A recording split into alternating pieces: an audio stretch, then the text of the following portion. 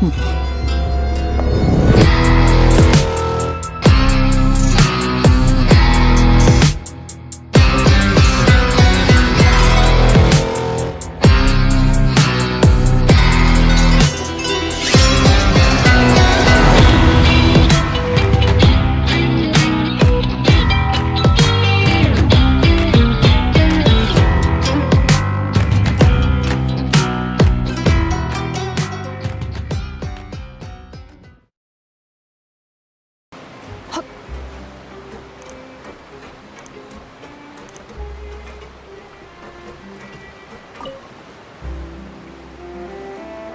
me to. When does it head out?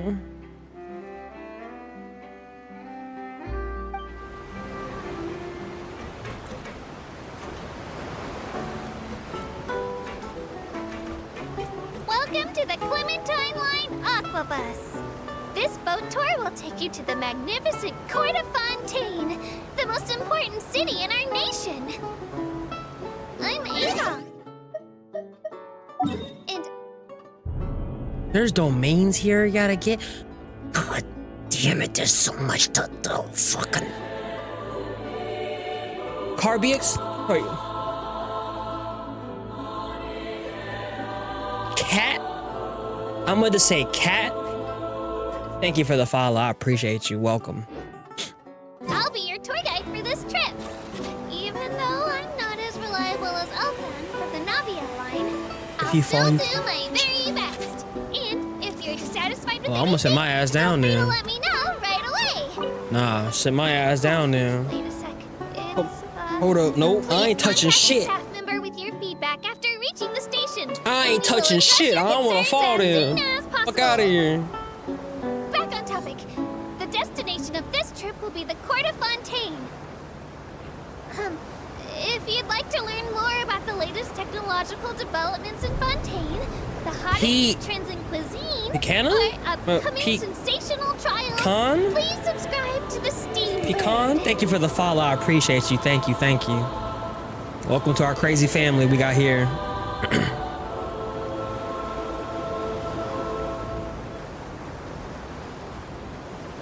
We took at the sites. Tamio? Okay. Say welcome, Gunners.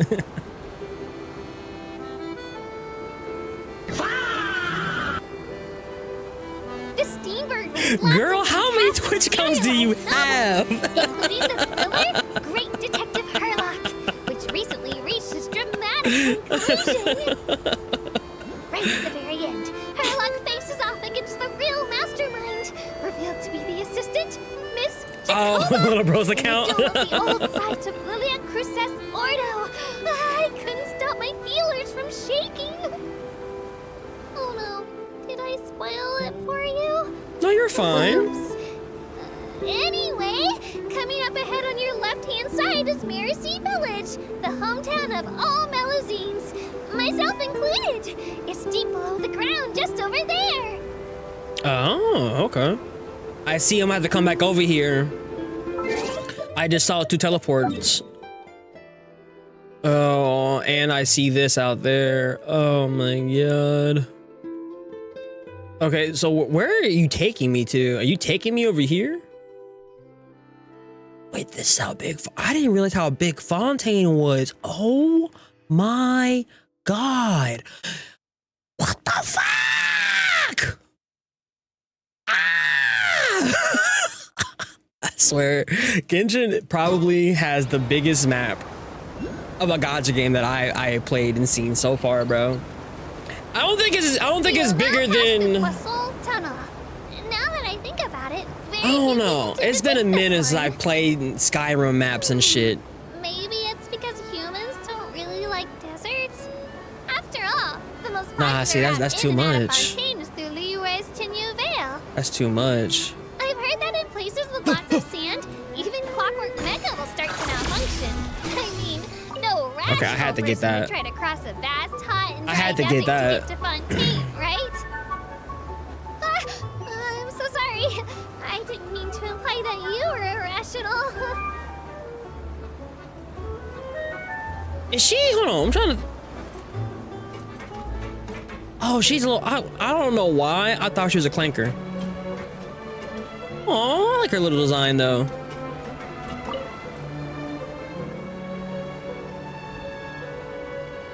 What you said. For me, Sumeru was the biggest and hardest to clear. Oh yeah. I'm not saying it's bigger than Sumeru, but I underestimated how big Fontaine was. I honestly thought Fontaine was the smallest part. My ignorance. I thought Fontaine looked like the smallest part of the map, but I was wrong. Okay, that city looks gorgeous. Looking ahead on your right-hand side, you'll see Aranias, where the Opera Epiclese is located. Do you see that really tall structure? I once asked Elfin, what's that big old thing? She said, no clue. What's the use of learning the meaning of things? If you But anyway, Elfin is a if you use his pronoun when addressing, super friendly you melody. will have your head. If you Oh have a wow. chance, you really should take the Navia line and listen to her tour. It's law. Mm. Behind me is the destination of our tour. No. The magnificent court of Fontaine. Please take all of your personal belongings with you when you disembark. You, she, or her? Ah, okay.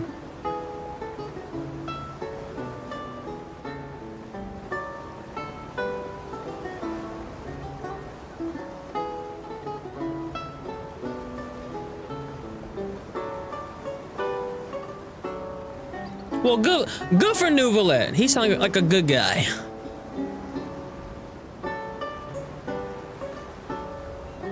Oh, I got you. Oh no, I almost forgot. I got you. Well, aboard the aquabus. Please keep your head, hands, and other body parts, as well as your canes, swords, cameras, and other personal items inside the boat at all times. The aquabus operator bears no responsibility whatsoever for any injury or loss incurred as a result of disobeying the rules. Maybe it's a bit late for the disclaimer. Anyway, I'm happy you've had an incident-free journey today, and it was my pleasure to serve as your tour guide for this trip. Thank you, Avil. I appreciate you.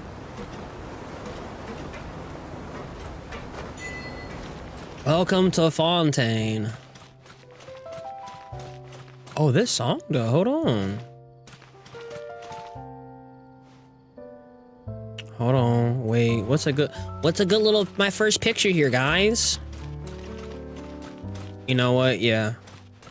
Let's take a picture of the bus. Can I do this? No, I need to add that, the little camera thing right there if you can. That would be nice. Nope. She's not angle right. There you go. Actually, no, this is fine. This is fine. This'll work. This shall work. And then have her do a pose. Yeah. Smiling. Smiling faces sometimes. We don't need the personal info in there. I'm gonna take this picture. IUI. And then Alt F1. Boom. And just for this. Yeah. Alright. I'm sure I'll find. Welcome to the court of Fontaine. Please watch your step. I was trying to investigate that, that's all.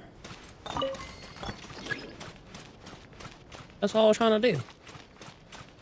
Well, there's multiple. You're gonna get your nuts and bolts wet. Stop.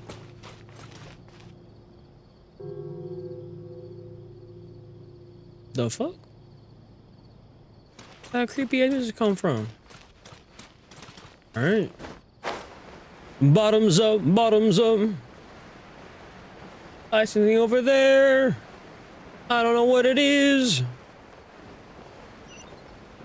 Yeah.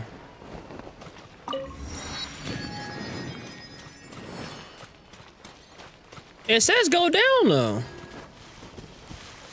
It says lower.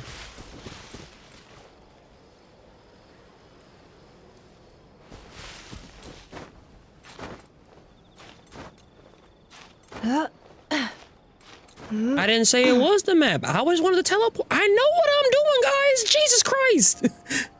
I always wanted the teleporter. I just wanted it. I don't got shit here.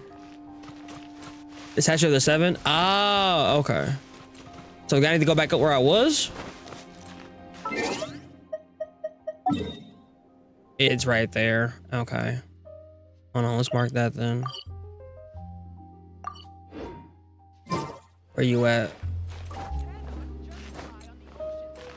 I kind of probably just fucked myself, didn't I?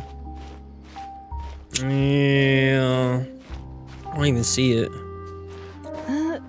And I don't have the stamina to get up there. Hell nah. Hell nah. Where the fuck the elevator at?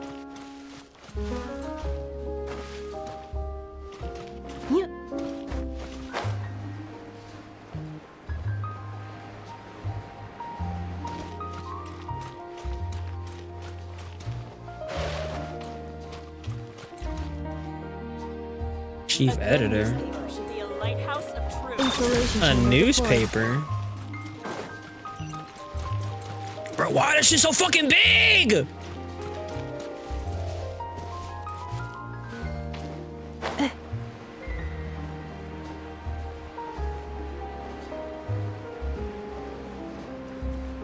I don't like no fucking elevator.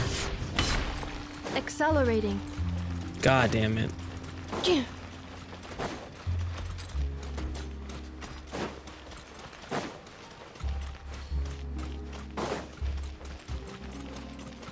Brother.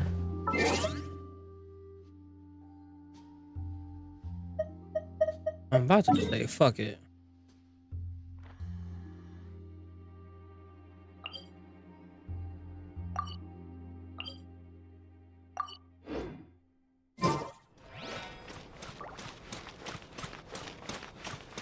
Cause brother. Accelerating. Oh, actually, I see. You know what? And I can't climb that either.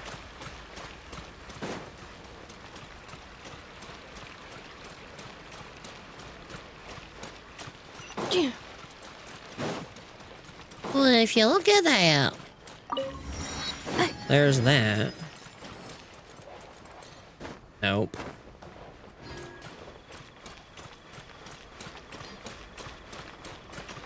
Accelerating.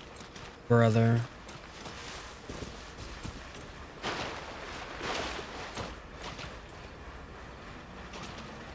What the fuck? Why are y'all walls so damn big?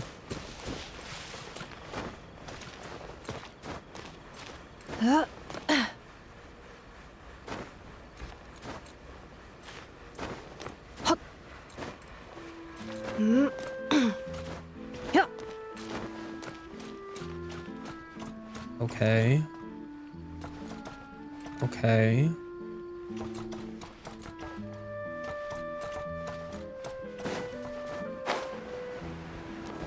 All right, don't use your stamina.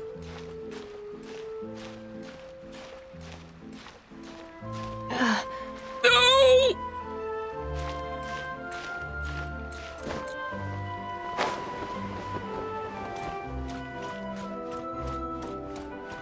Okay, wait, maybe that way.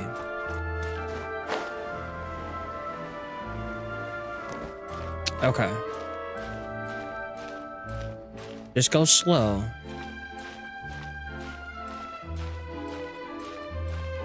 And then go over to the left once we get past that little ridge.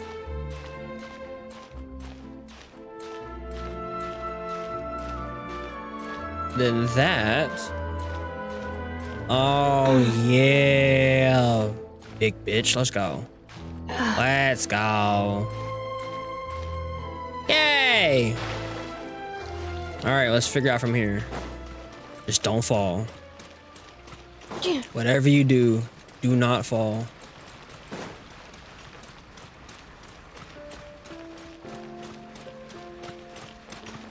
That's a steep climb.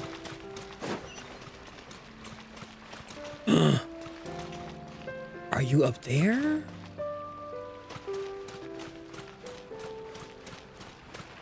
Oh.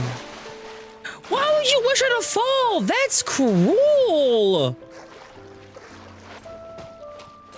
Okay, hold on. Let's analyze.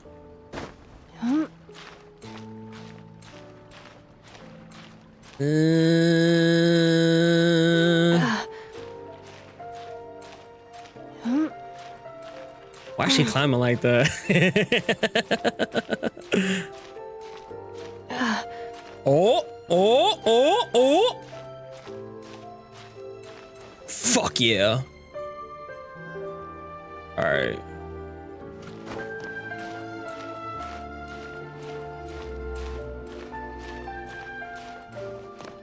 Oh, hell yeah. You saying that? I know where the fuck it is. Do I know this fucking map? Y'all just take the elevator. Go to the south. I don't know where the fuck that shit is. The fuck? And it's a delay. I don't know where the fuck that shit is. I don't know where the hell south is. I don't got a compass.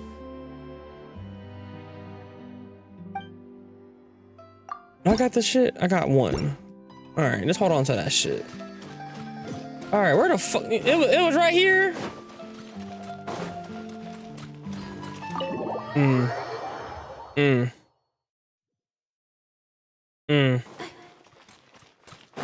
No, that's a hall.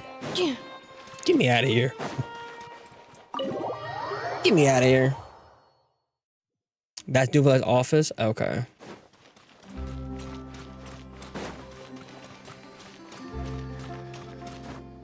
All right.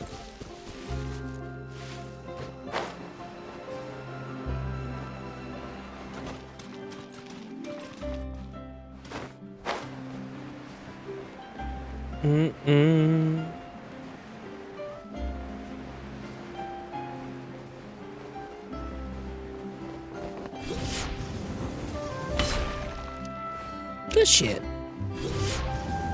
Good shit. This is our current abode.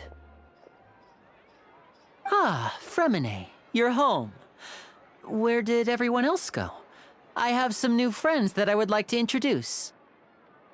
Oh, they all just went out a moment ago. Why he sound so sad? I see. Everyone is getting busier now that Father will be returning soon. I suppose that can't be helped. Is Arlecchino here? Allow me to introduce you to my little brother, Fremine. He is a phenomenal diver. Oh. Hello. I was wondering I was gonna meet Arlecchino. Nice to meet you. Paimon is Paimon, and this is the Traveler. Oh, you sound very proud to have a diver as a brother, Linny. Sure. Linny, could you come here for a moment? What's wrong? What is it, Fremine? Do you have something to tell me? That's alright, you go on ahead. You seem busy.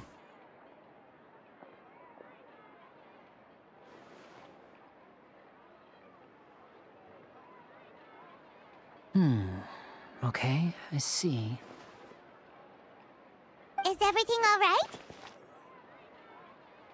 Oh, it's nothing. We were just discussing a little housework. Sorry for the interruption. That don't seem like just housework. Before I forget, the Traveler and I collected more materials to make magic pockets. Were you able to get any, Fremine? Yes, I went diving and gathered lots of materials. I was about to give them to you. That's our Fremine, always quick with the underwater work. All right, I'll take these to the workshop.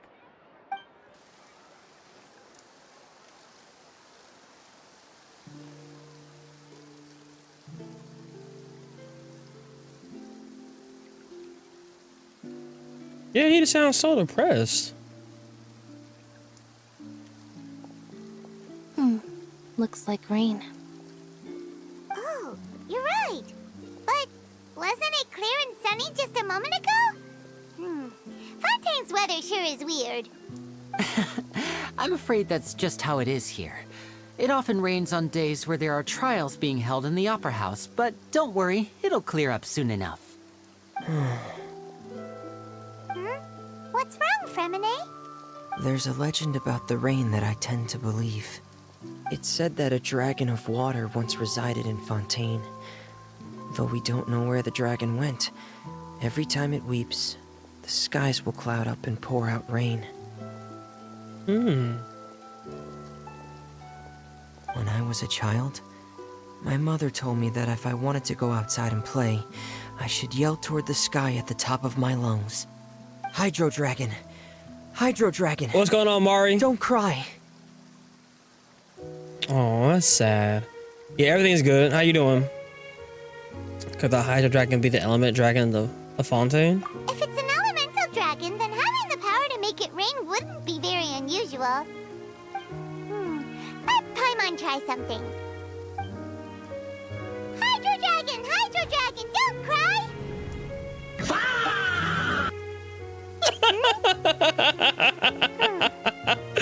Oh, she Doesn't tried. seem to be of any use. It is just a legend after all. She tried. You know, you might be a more popular magician if you understood the concept of romanticism. Or could at least play along. Sorry, it might be because we've never met the Hydro Dragon. Perhaps it can't be comforted by the words of strangers. I like Lynette. The rain stops. Okay. It rained for longer than I suspected. Oh, it's already getting late. Was there something you needed to do, Linny? Yeah, some preparations for the show at the Opera House. I need to find a way to catch the last aquabus of the day. On the day of the performance, just ride the aquabus to the island of Araneus. I'll have Lynette meet you at the fountain in front of the Opera House. See you at the performance then. Oh, are you leaving now? What is it, Fremine? I'm in a hurry. Oh, I get it. You feel nervous delivering the materials for the magic pockets, is that it? Perhaps we could trouble the Traveler to help us take these materials to the Beaumont workshop and deliver them to the owner there? I'm afraid that Fremine can be quite introverted, and the boss there tends to be pretty talkative. Fremine has always been a little afraid of her. No, I get that. I get Don't worry, that. we're on the case. As a fellow introvert Sorry that for the is inconvenience. outroverted I'm when I quite need useless to, when it I comes to understand. such tasks. I'll think of a way to make it up to you. Oh, no need. This will be a walk in the park for us. And that's literally what I do in every region. All right, where the fuck is this on the map? Oh, I can just go over here. No. Thank you. Hell yeah. Oh yeah.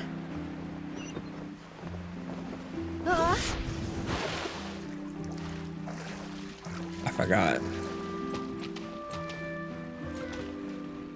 Introvert with an extrovert is a crazy couple.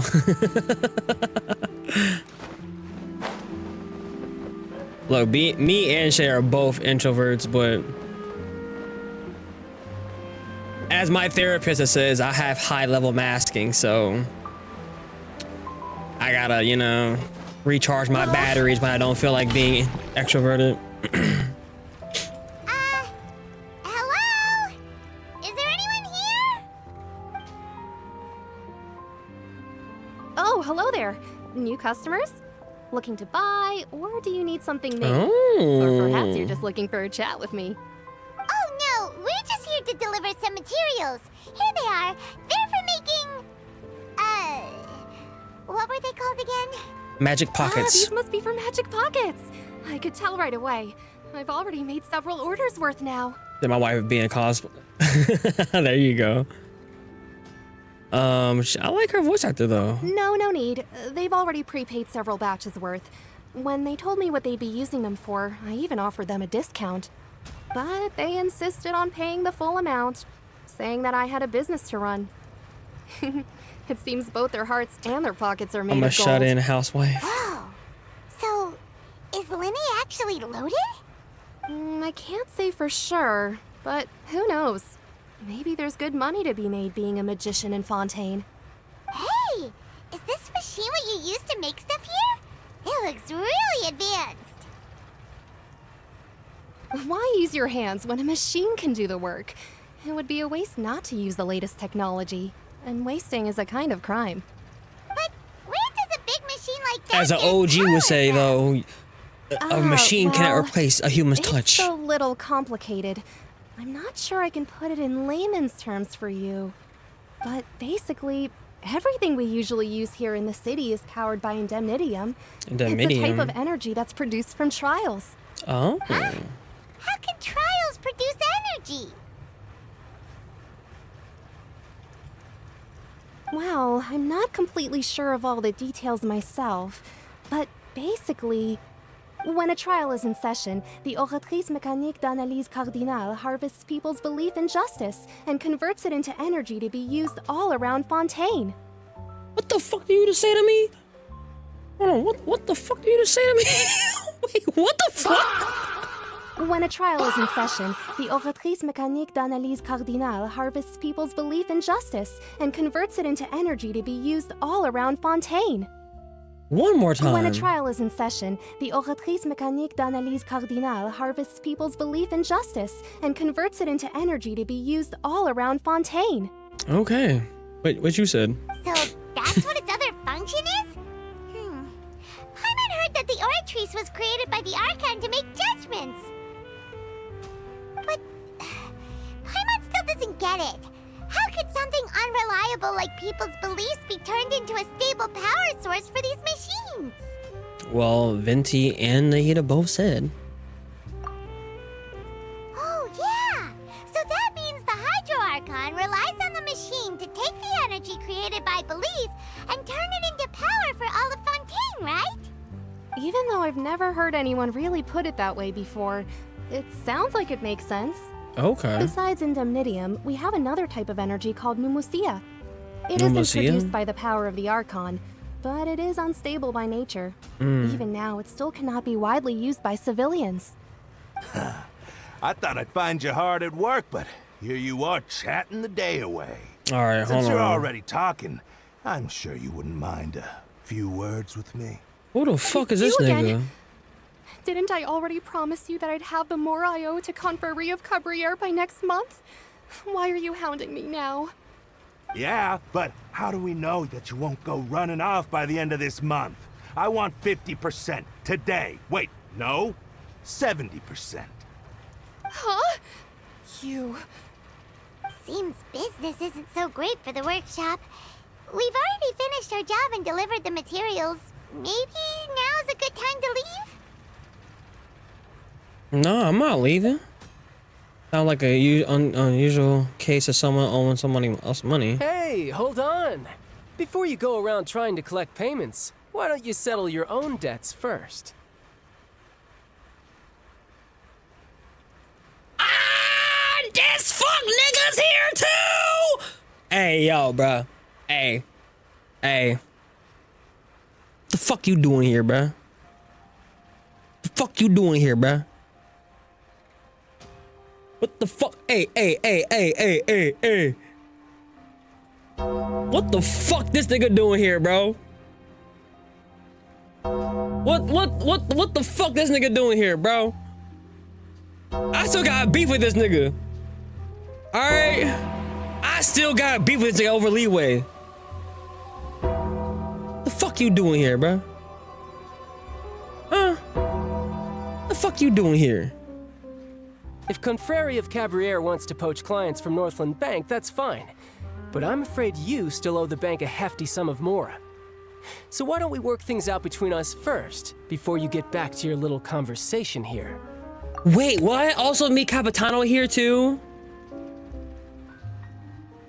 Or is that in Nalin? You're from Northland Bank.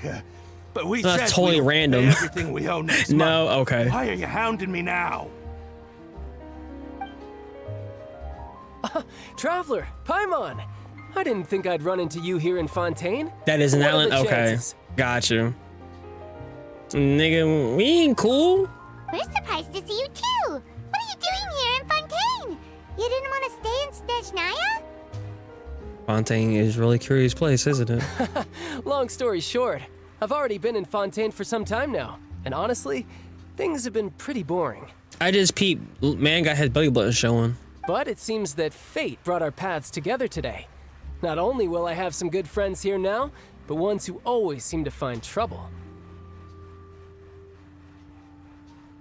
Either way you look at it, it seems things are going to get a lot more interesting now.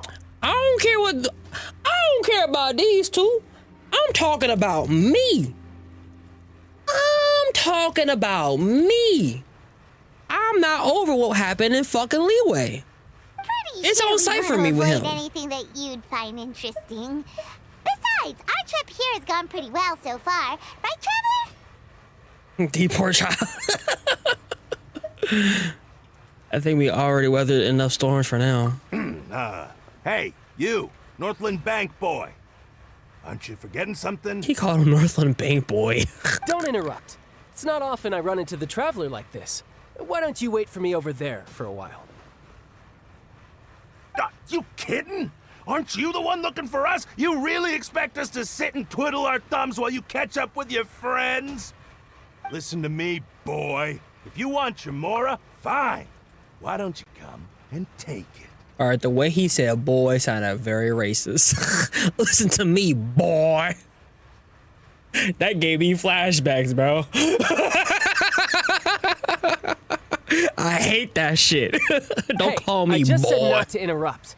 Oh, by the way, Traveler, the last time I took Tonya and Tusser ice fishing, Tusser said, Hey! That's way over the line! All right, boys, let's see who has to pay up now! can you at least let me finish one sentence? Fine. Though the bank told me not to get rough with our clients. You're the ones who started it. This is an act of self-defense.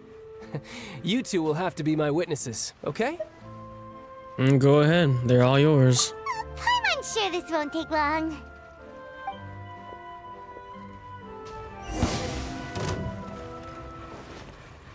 Oh, I'm playing Ash Child? You can run, but you can't hide. Bring it on.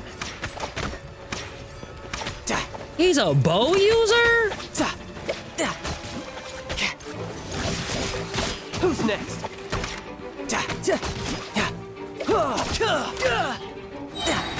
Riptide. You're mine. Okay. What's your deal, Brad? How are you so strong if you're just a staffer from Snezhnaya's Northland Bank? Wait, don't tell me you're... Oh, now you notice. It's a little late, don't you think? Just make sure you understand that you don't mess with Northland Bank. Got it?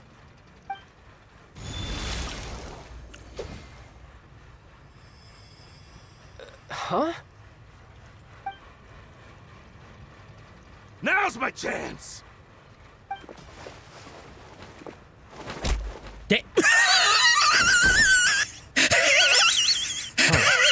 That was weird.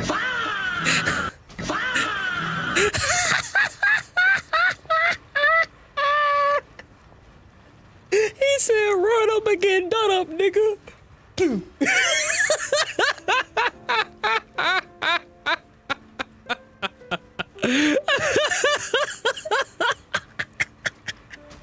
All right. You got some brownie points from me then.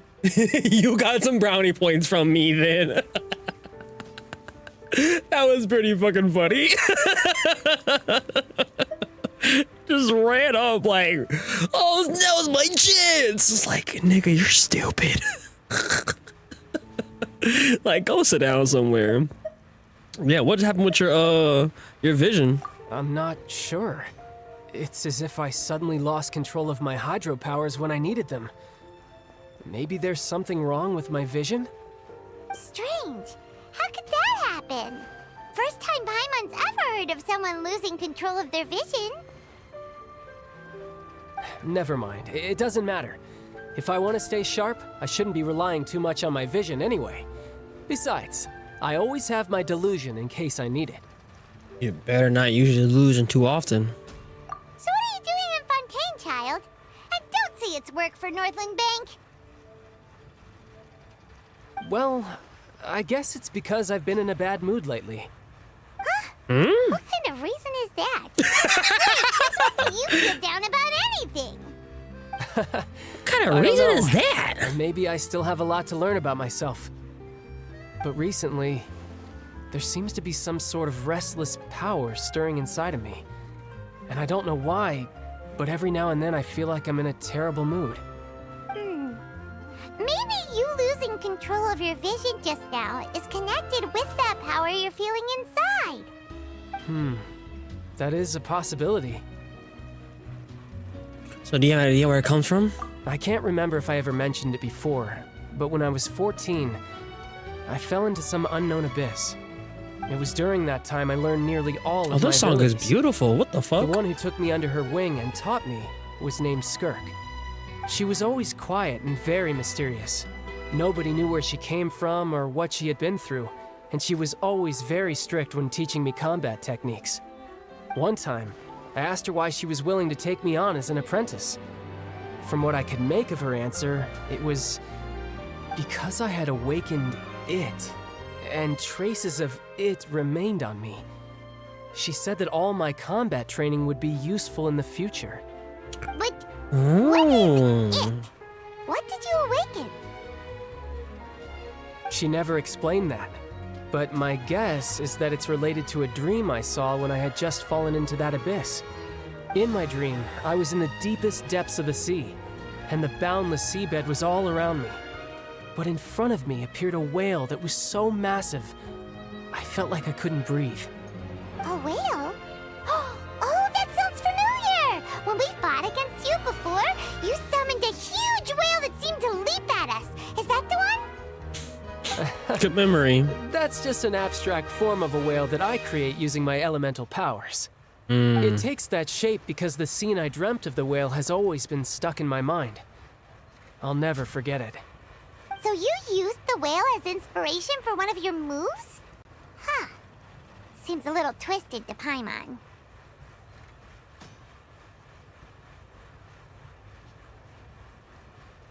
She stayed cooking niggas, bro. She stayed trying to cook niggas. It's very possible that... So why don't you just go ask your master? Maybe she knows the answer. You make it sound so easy. Ever since the incident I experienced there, I've never stopped searching for Master Skirk and that unknown abyss. Skirk! But it's been years now, and I've still found nothing.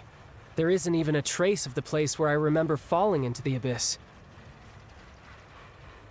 Oh, it sounds like some kind of ghost story. Yeah, I'm out of leads at this point, but there's nothing more I can do. It seems that strange encounters in this world tend to be elusive like that. Oh, seems the time really flies when I'm talking with you. I just remembered I have somewhere else I need to be, so I should get going. What? More work for the Northland Bank? And no, it's more of a personal appointment. Lately, I've been sparring with some of Fontaine's official champion duelists whenever I'm feeling bored. Official champion duelists? You mean it's their job to duel? Yep, in Fontaine, before a criminal goes to court, they're given one chance to defend their honor by requesting a duel with an official champion duelist. The champion duelists are all powerful fighters selected from among the nation's best. And the duel itself is a no-holds-barred fight with no specified stopping point. So engaging in such a duel is regarded as a symbol of defending your honor. If a criminal manages to win the duel, they'll be acquitted. But if they lose, they'll have no choice but to stand trial. And the worst case scenario is that you're simply killed in the duel. Though it's rumored that Fontaine has a death penalty, from what I can tell, no one has ever been officially sentenced to death. So really, the only people who opt to duel are those who have suffered a grave injustice in being accused, or those who greatly value their honor. Otherwise, why gamble with your life? So, do many people actually get out of their trials by winning the duel? Apparently, it's exceedingly rare for anyone to actually win. Really? Fontaine probably enacted this system as a way to show that the nation respects the honor of its citizens. Besides, none of the champion duelists are to be trifled with, which is exactly why I was itching to face them as soon as I got to Fontaine. Apparently, the one I'm meeting today, Clorinde, is the strongest of the champion duelists. I had been asking her for some time before she finally agreed to face me today. Well, that's child for ya. Paimon feels like we heard that name somewhere before. When we met the Hydra Archon. Oh, before I forget, I want you to have this. Huh? Your vision? You're seriously just giving it away? I'm just worried that it could become uncontrollable again. I'd be pretty upset if it got in the way of my duel, so I think I'll be better off without it for now. Besides, I just need you to hold on to it for a short while. I'll come retrieve it when I have some time later. Paimon knows what you're up to. You just want an excuse to come talk to us again, don't you? Whatever gave you that idea? I'll be in touch later. Why she side-eye him like that, bro? Bro. That sneaky guy. He said he's been feeling down lately, but he seemed the same as ever to Paimon. Bro, she side-eye him like that dog meme, bro. Like...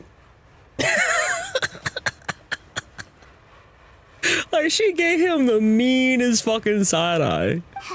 Well, since we don't have much to do for now, we might as well walk around and see the city before Lenny's performance. Don't we got a trial here soon, though? The Paimon leadership walk around the court of Fontaine. Wow! Who could have seen that coming? The reporter who was barely around for most of the story was the murderer all along! Girl, it's rude to spoil the mystery for everyone else. Sorry. Paimon was just surprised, that's all. Whew. Paimon never saw that twist coming. The murder mystery novels here are amazing. Never thought I'd see the day when Paimon will enjoy reading. The whodunits here in Fontaine are a lot different than the light novels you see from Yai Publishing House. Both have their merits, but Paimon thinks this style of novels are more, well, novel. It's so exciting to reach the moment when the mystery is uncovered, especially in the one Paimon was just reading. You should buy a copy and read it too. You already spoiled who she murders, though. Oh, sorry about that. Paimon will be more careful next time. Hey, shouldn't we be heading to the Opera House to see Linny's performance soon? It's almost time for the show to start, so we should get going. I mean, don't we got court here soon, too? Linny said that the Opera House is on Aranias, so let's go ride the aquabus.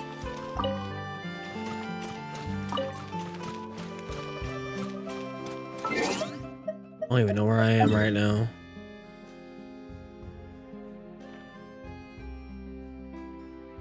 Well. Oh. That probably... Wait, can I take it here?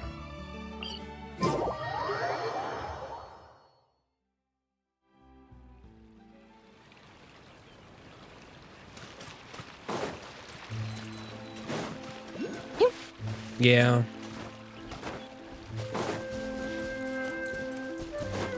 Nah. I'm doing it my way. What the fuck is that?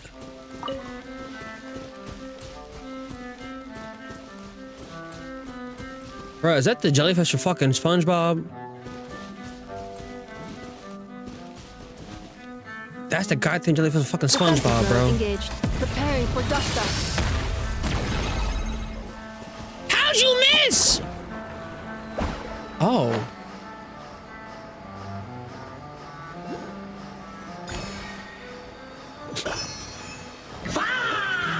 I thought I had to gear up for a fight.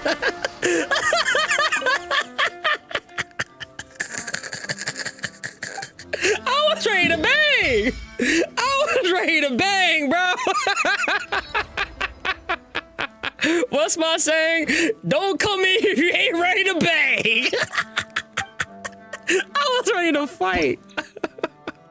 That's funny. Oh man. I mean, I don't know. How did I know? He looked very suspicious. He looked very suspicious there. You know, like I didn't know. Oh, you're underneath. Okay. You're approaching so carefully. I was. It's like, no. Once initiated. Like, it's just standing there, menacingly. Ew, a chest.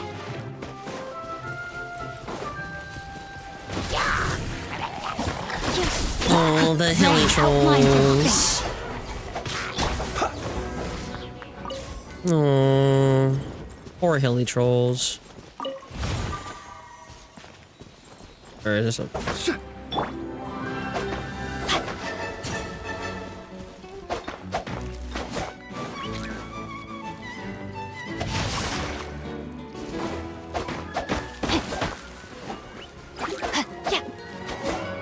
What the fuck? Where the fuck did that nigga just go? Where'd he just go?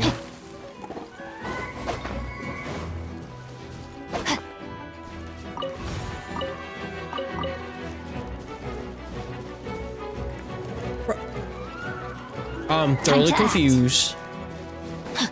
I'm thoroughly confused. What?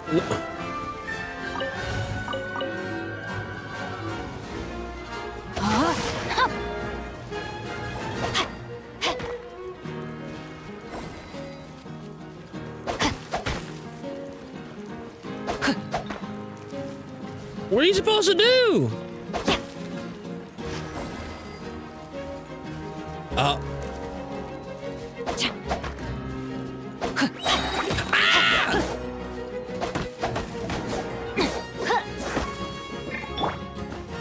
Observe. Close your eyes.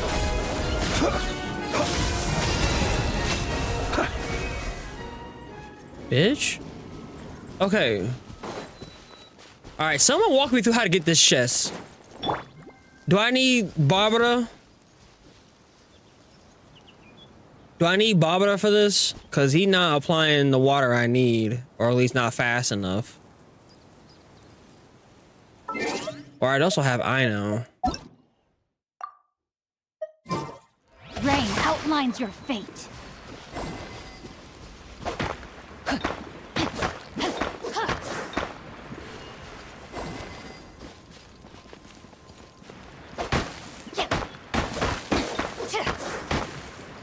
Should be water nearby. Time to act. The dirt craters. So is there another one nearby then? I did all those three.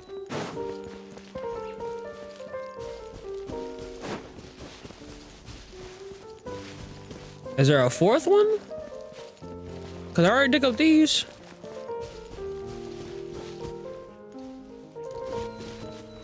There's a fourth one next to the tree. Oh. Let me weave you a verse.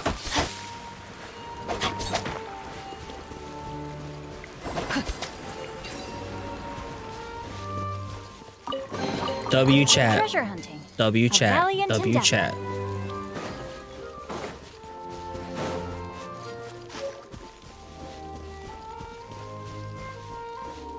Oh, it's a lot of these over here, huh? Well, don't mind if I do.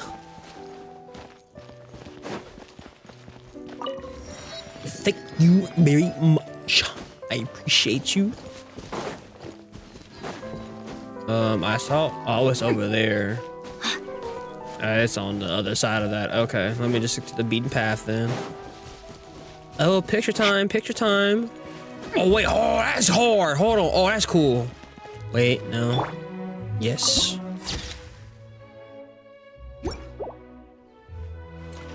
Now that is a good looking background for a picture. Okay. And actually, I'll take one with llama. Yeah, my babies. My babies. Oh. Nah, it's that pose. That poses. Yeah. All right, then I'm gonna zoom in on the camera. Oh, the background. Stop. I want to catch in the background. I wanted to catch on the background with the water fountain. Aww. All right, fine. You know what? That's cool. IDY.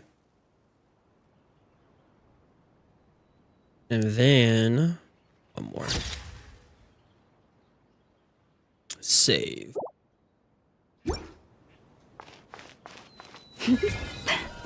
I can't wait to see how this turns out. Gooning is all I think about. From the moment I wake up in the morning to the moment I fall asleep. I'm gonna just pause until this is over. What's going on, Kurumi? This isn't just about gooning, Mom. It's my reason for living. The timing that was crazy. If I got a job today, that my life Like, what would mean nothing to nothing? Your life is sad. Oh, it moves to the music? And you're chopped with no hus, but you want to go back? Why? I mean, that's I gotta say. So, I what like do you that. think you'll do? How I are you like gonna that. spend That's your kind of life? cool. I'm not sure, but I do know. I'm gonna good every minute of it.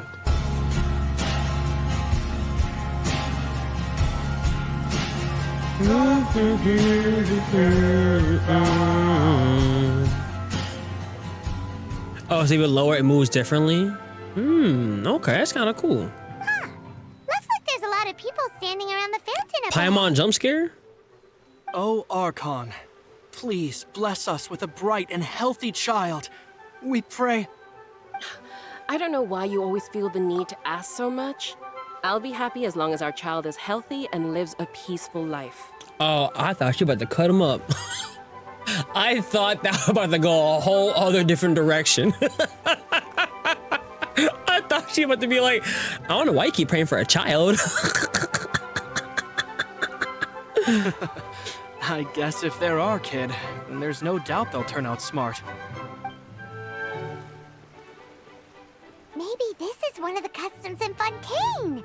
There sure are a lot of couples here. Vache. Huh? What's wrong? Is the god trying to talk to me? Vache. Vache. You hear something, Paimon? No, Paimon didn't say anything. Are you hearing things? Who voiced that just now? Welcome to the Fountain of Lucine. All the water flowing through Fontaine converges here. It's customary for newlyweds to come here and wish for children. Lynette! You scared Paimon! When did you get here? Lenny asked me to wait here for you, remember? Right. I seem to hear a faint voice just now. What do you mean? There are a lot of people here right now. The voice is coming from the fountain. Hey, you're not trying to scare Paimon, are you? Besides, it's the middle of the day. It's not the time for eerie things. I see. I might be able to tell you something that could help explain the voice you heard. In fact, you might not be imagining things at all. I suspect that what you heard is a result of your hypersensitivity to the hydro element. Others in my family have had similar experiences. It's because of his sensitivity to the hydro element? But what would hearing a voice have to do with elemental power? When do you cry, Paimon? Wait, what? What does that have to do with anything? He said, bitch, what? What you talking about? Just answer me. When do you cry?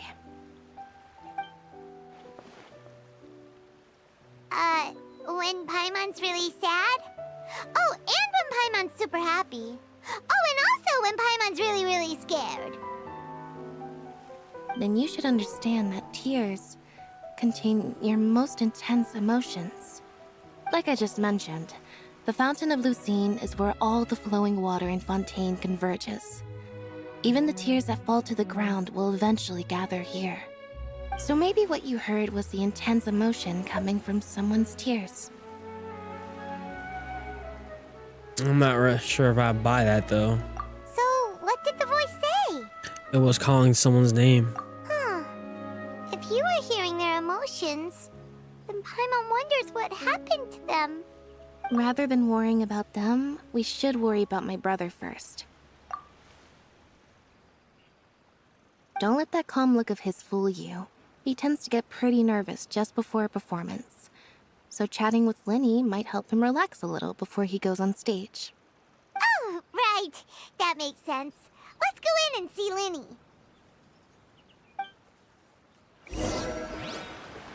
I wonder where humans come from.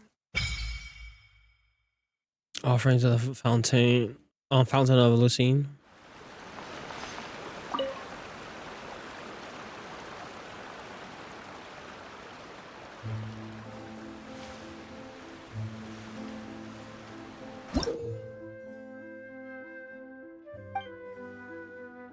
Oh, I got some sigils here. I need 30 of them. Got it. Gotcha.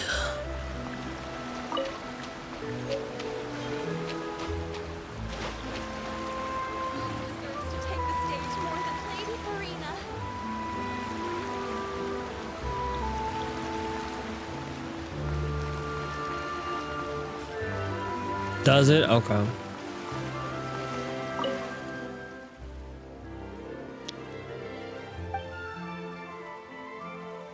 Okay, this is a bulletin board.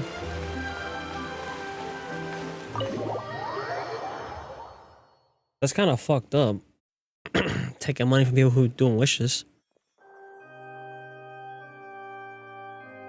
Ah, Traveler This and music. Paimon. Good to see you. I knew you two would come. Are you kidding? We wouldn't miss it for the world. We've been looking forward to it. I can tell, judging by how early you've arrived. But you're actually right on time.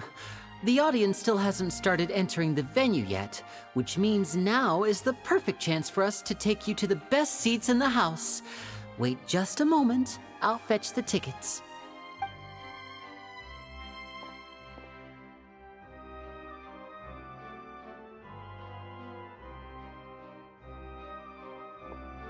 The Opera House has assigned seating, so you always have to make reservations. I've already reserved your seats, and here are your tickets. Well, thank you, sir.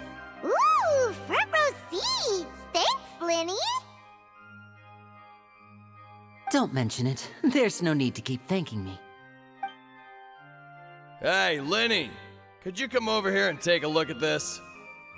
Oh, I'll be right there. Seems there's an issue with the stage props over there. That's Cal, my assistant, calling me. I'll go lend him a hand. You best get busy.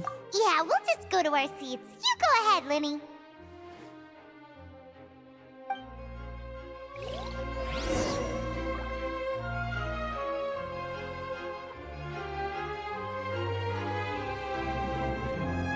Okay, hold on. Hold on.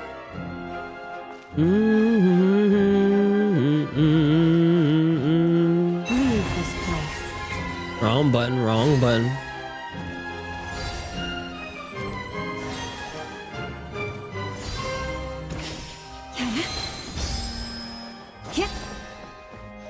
Nouvelette. I saw him. Oh, these should be our seats. Come on, Hello, let's princess. I hear you're feeling a bit under the weather.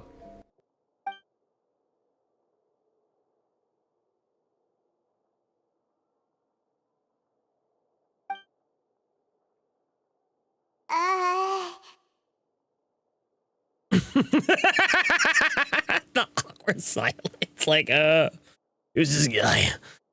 Who the fuck is that? Why is she making that awkward looking face? Hey, traveler. Maybe we should strike up a conversation with the person next to us. Since we're sitting together and the rest of the place is practically empty still, it's kinda awkward if we don't say anything.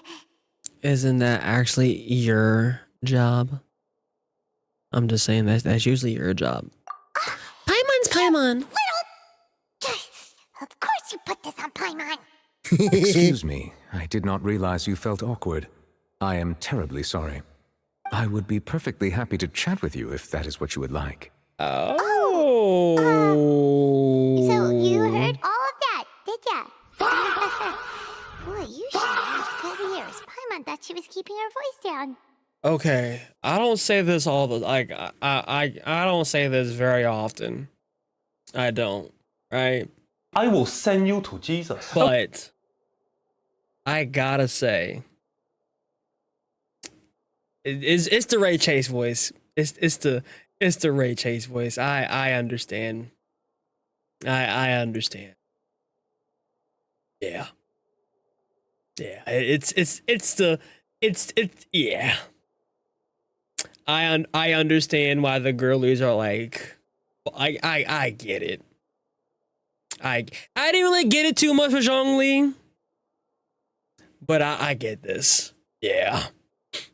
Yeah. I totally understand, and I'm with you. Okay, just allow me to be part of the fandom of the Nouvelle, fan club.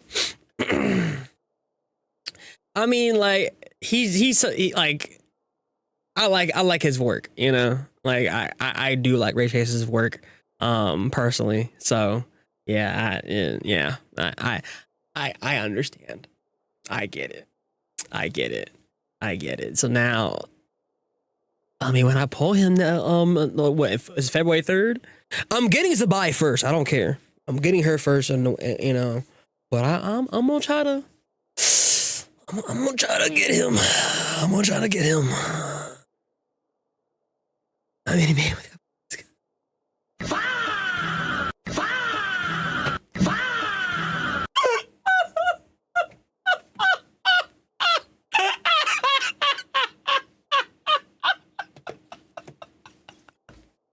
Okay. I wasn't going that far, but I understand. Oh my God. Cookie, you too? Oh no. You even got Cookie talking dirty now. Oh shit. But I get it though. That's not it, Paimon's. Sorry. I get it. Paimon's the one who was being rude, talking under her breath like that. So let's talk. But what should we talk about?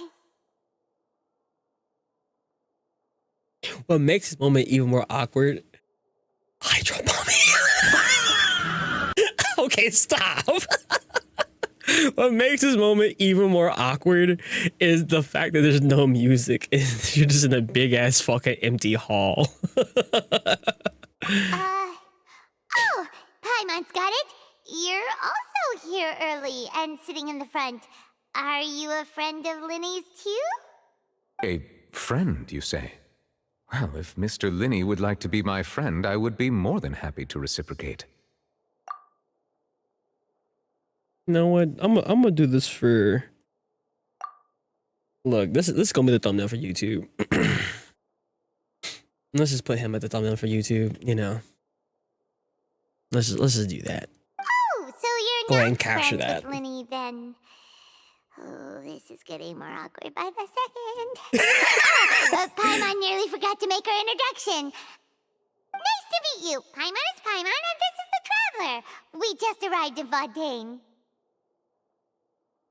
There you go. It is an honor to meet you two. I have heard of your deeds across Tevat. See, and he as called required them by proper deeds. etiquette, I will also introduce myself. I am... Oh, Monsieur Nervillet. What an honor it is to have you here to see my show. Why did he say that with the fucking R? Hold on, wait. Repeat that for me? Oh, Monsieur Nervillet, what an honor it is to have you here to see my show. Oh, Monsieur Nervillet, what an honor it is to have you here to see my show. No, not the Monsieur. It's the, how he's saying Nouvelette. Oh, Monsieur Nervillet, what an honor it is to have you here to see my show. Like he's saying R, but I don't see an R there. So I was like confused, but I get it. It's a French name. I get it. It's a French name. I would just like, like where's the R? They didn't have the pronunciation. Oh, he's saying it wrong. Oh, and they didn't correct him. They didn't correct him or had him redo that line. Like, buddy, hey, Lenny, love the work, man. Love the work. But you're adding a letter there that's not there. You know, like something. Okay, I thought I was going crazy. Like, where's the R at in his fucking name? Oh, Monsieur. Got you. All right, Mr. Linney. I should say it is in fact an honor for me to see your performance in person.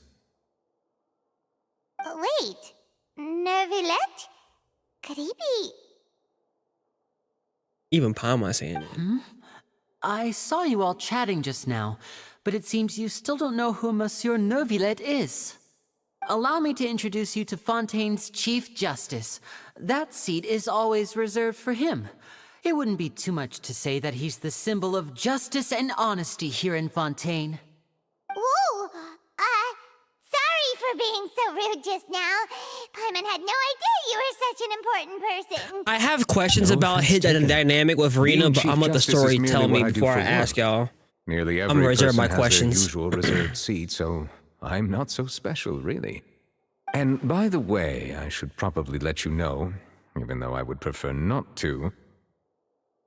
There's someone sitting up there in the VIP seats that has been striking a pose for quite a while now. I believe she is trying to give you a most elegant and impressive first impression. No. So I think you should take notice of her sooner rather than later. It was Otherwise not. She may become flustered. It was not of our first meeting. She actually was quite rude to me. Huh? Oh, it's Farina, the Hydro Archon. Huh. She sure has a smug and satisfied look on her face. Guess she has no idea that you saw right through her act. I'm honest, I love you. Very good. That is for the best. No need to pay her any more attention. We may now enjoy the show. Huh? So is this what things are like between the Chief Justice and the Hydro Archon? Okay. All right, please wait just a moment longer. I've pretty much finished my preparations, and the performance will start as soon as the audience has made their way to their seats. To be headed by him on now? No! Leave my cousin alone. Yay! The show's finally about to start! Paimon can hardly wait! I mean, he didn't correct her. I've never seen a real live magic show before! He didn't correct her, so I mean, I guess he didn't see a problem with it. They're dimming the lights! The show must be starting! Girl, stop talking in the theater. Be quiet. Sorry. Yeah. Stay quiet. Do we need a sign that says, "Hey, please turn off your cell phones and your Paimons, please"? Please turn off your cell phones and your devices and your Paimons, please. Like, just yapping. Welcome, one and all, to the Opera Epiclese. I am the star of today's show, Linny.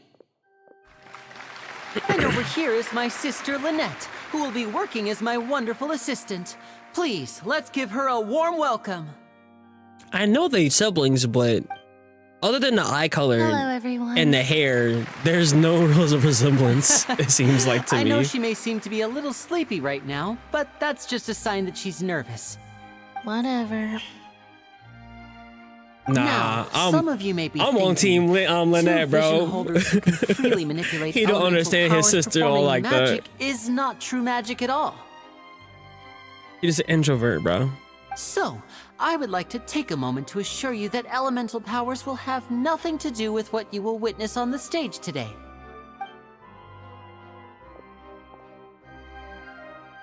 Like, she looks so Both out of Lynette it. and myself have removed our visions for the show.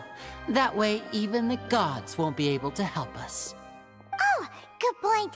That's what makes the show real magic.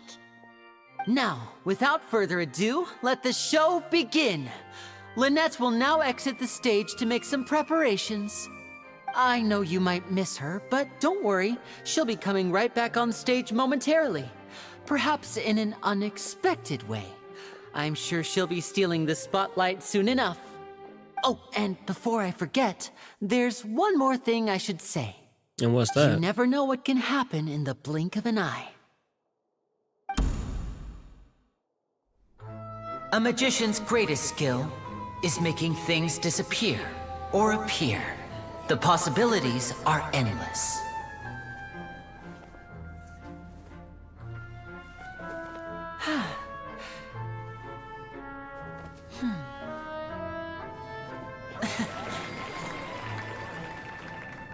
Huh? He's like playing cards.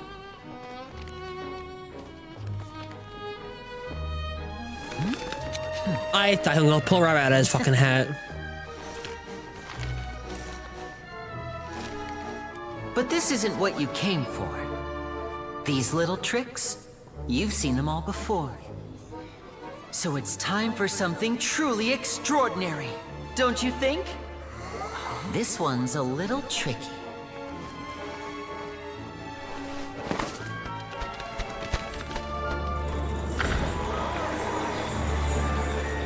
Using this water tank, I shall make my sister vanish completely, right before your very eyes. Okay.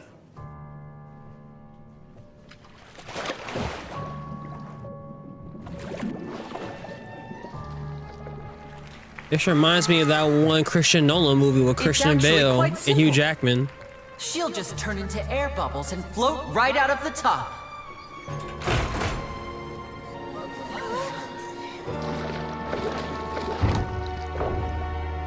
Oh no! I told them to check all the props carefully. With the lid on, even air can't escape. An amateur magician would be getting very nervous right around now. Luckily, Okay, he was playing it's into me the on act. stage, so let Okay. me show you what a true virtuoso can do.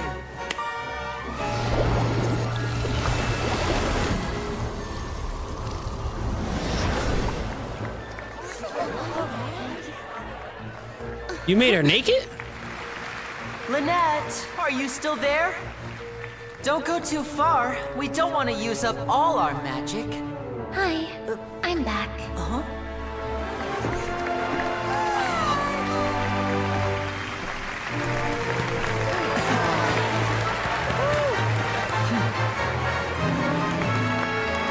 That was some yee magic there.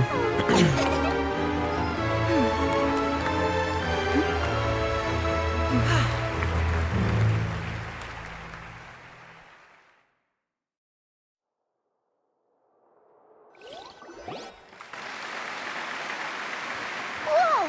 What in the world just happened? How did he do that? Harlan didn't see him do anything.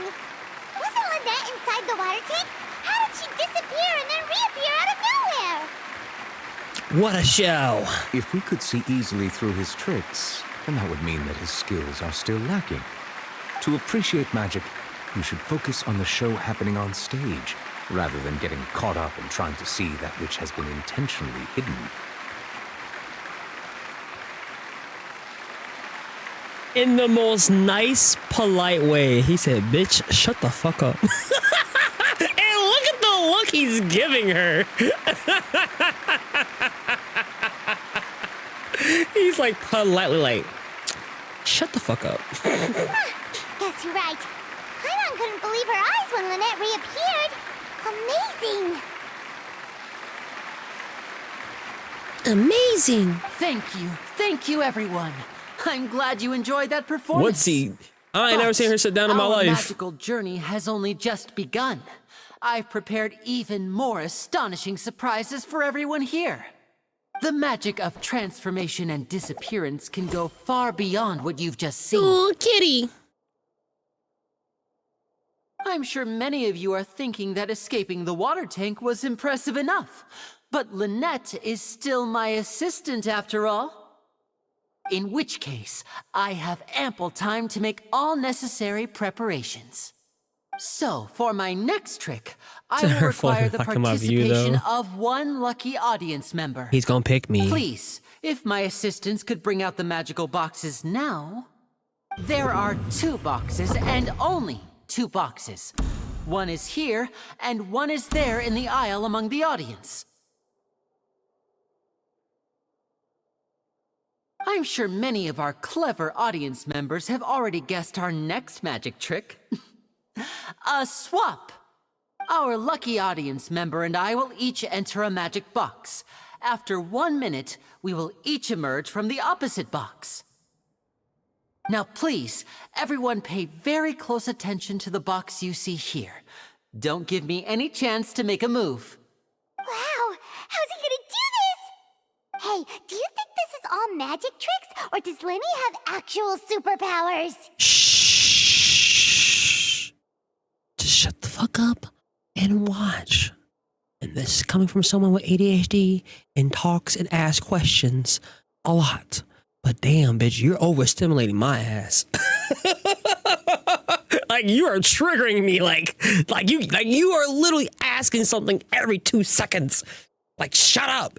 And it's like, it's one thing to ask questions. Like when I ask that questions, I end up being right. Like with that flashback quest and everything, you know, like when you're asking questions like, you know, that are thought provoking, whatever, you know, that's one thing. But bitch, you just yapping.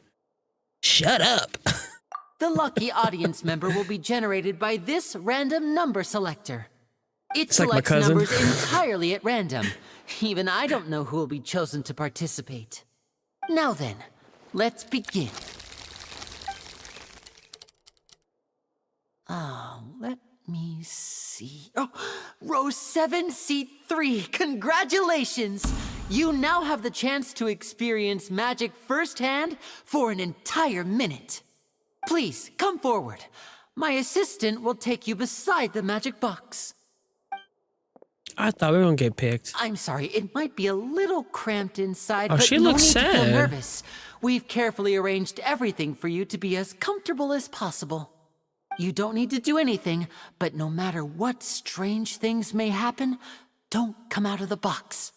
If the magic is interrupted, who knows where you might end up? You might even find yourself in the Fortress of Meropide. Oh, okay. She looks scared. All right. Before I enter the magic box, there is one more thing I need to ask the audience to do. Could you all give me a countdown? Like this. 60. This is some Chris Angel shit, bro. 58. Just keep counting down. You can go a little faster or slower if you like. I won't be able to see anything in the pitch black box, so I'll be relying on your voices to know when time is up. Oh, and no tricks now. If you quickly count from 60 in just 30 seconds, then I'll be in a tough spot. Ooh! Paimon kinda wants to count faster after hearing him say that!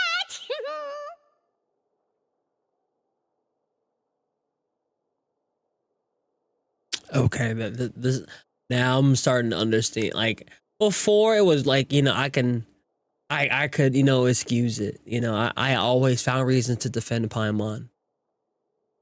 But this bitch is just, she just like, oh, shut the fuck up.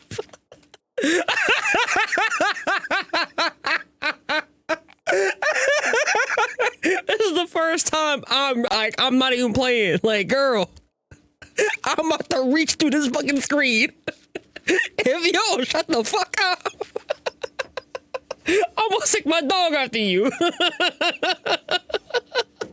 Hold on, buddy. Hold on, buddy. I got you. I got you. Okay. I got you. What, you gotta go pee? Oh my God. Get out of my mouth. I told you, we don't do that. Told you, we don't do kissing in the mouth like that, bruh. I kiss you.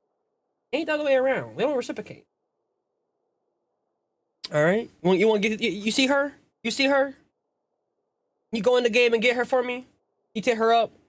That's a chew toy. You see that? Nigga. Come on. All right. All right. Can I finish this cutscene and we'll go outside? Okay. All right. Let me finish this cutscene and we'll go outside. I got you. We're almost. I'll be right back. This nigga yelling at me.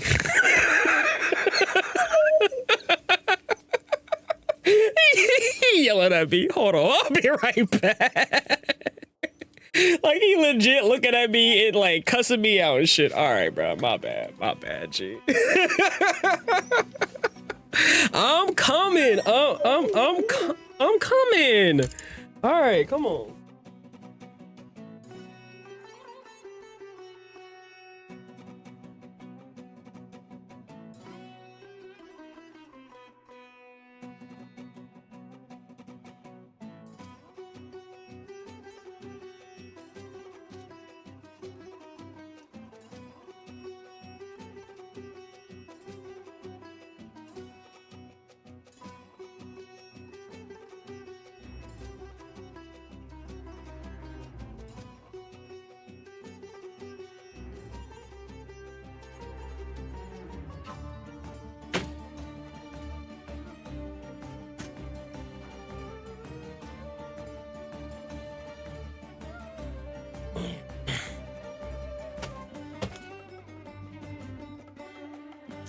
Man. I mean, he usually will communicate, but that's like the first time. That's the first time that nigga said no. I say, usually when I ask him that question, like when after I do something, can I, you know, and he'll like, all right, he'll just lay down. But no, that nigga, he started barking at me. Oh my God. Cause me and him like dead ass communicate. Like, you know how they say dogs can understand you? He fully understands me. Like that's my twin. Him and me are we like this as far as communication. But that he ain't never did that.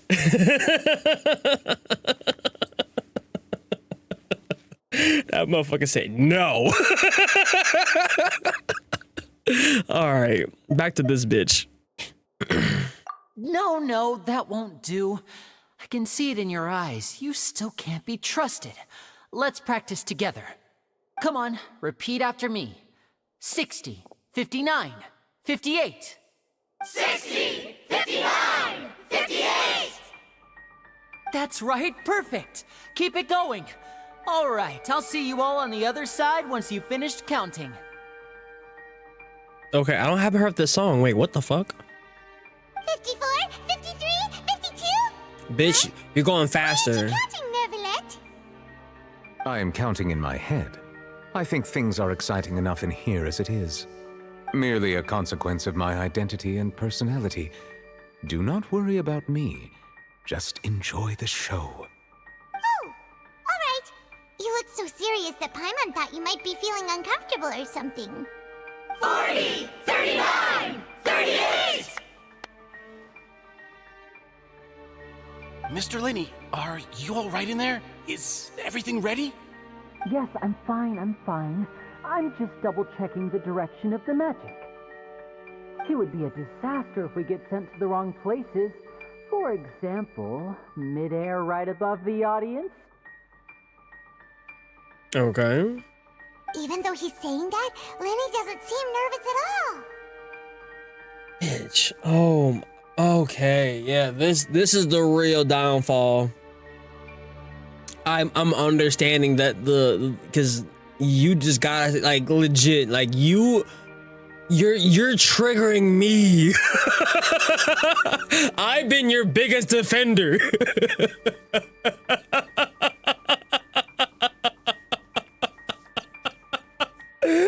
my god! Like, please! Shut up! I think it's part of the show. What was that noise? Did you hear it too? Did it come from the stage? Or maybe just divert our attention? Not sure.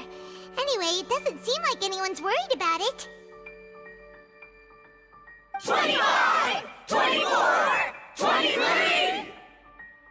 What's wrong, Mr. Linney? I can still hear you moving in there. I seem to have accidentally knocked over a decoration. I'm trying to fix it, but it's pitch black in here. I can't tell left from right. Never mind the decorations. There's no time for that. The show is what's important. No, that's unacceptable. I want my show to be perfect. Don't worry, we still have 20 seconds. Hear them counting? 19! 18! 17! It seems things aren't quite going as planned. I apologize, everyone. What? It feels like you're all starting to count faster, but that's all right. I know it can be tiring to do such a long countdown. 10 seconds and change is still plenty of time. 10! Almost there now. Whew. Swapping two people is harder work than you might think. Even a master magician like me can't guarantee I'll get it right the first time. Hey, wait! Is this the back one? I can't tell. They both look the same inside. Huh? No, that's not it. I'll try again. 7! Hey, slow down! Honestly! 5! 4! 3! Whoops! That doesn't count! 0!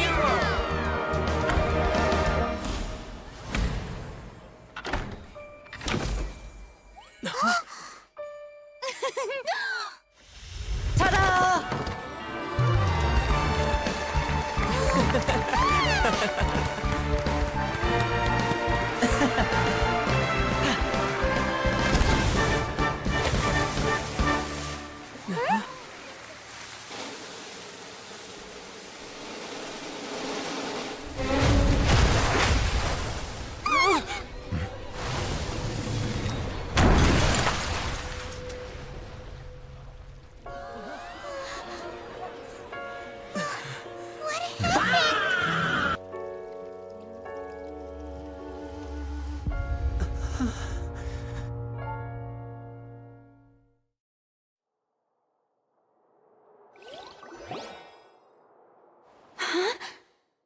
Is this part of the show?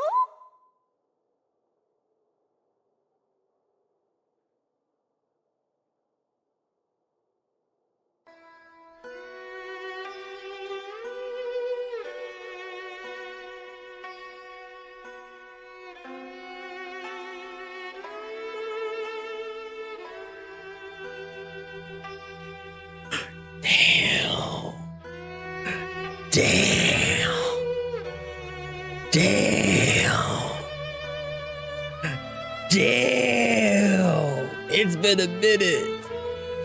We seen a brutal death in a game like this.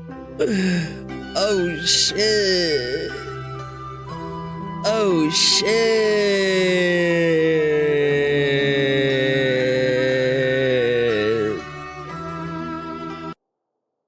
And that poor girl. Oh, that poor girl. Oh, damn. Well, I like to say smack. Okay, what? Hey, yo. Mr. Lenny, you're going to use magic to fix the stage now, right? What happened? Oh no. Maybe this isn't part of the show. The girl was still in that box, right?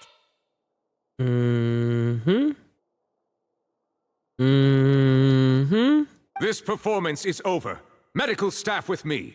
Guards, secure the scene and detain all the performers. Seal the exits. No one is allowed in or out at this time. Oh, don't tell me anybody's gonna get put on trial. It wasn't Lenny's fault. That wasn't Lenny's fault. Oh no, you can't do that. Oh. Yes, that's right.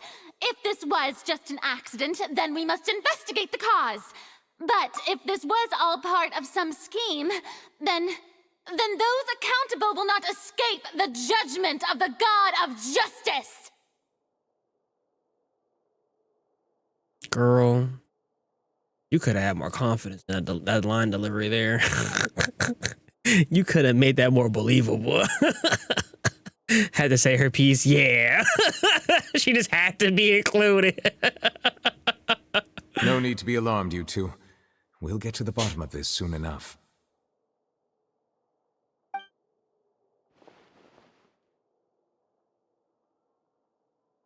Unfortunately, the person who is in the magic box has been pronounced dead. His name was Cowell, one of the assistants in Linny's magic troupe.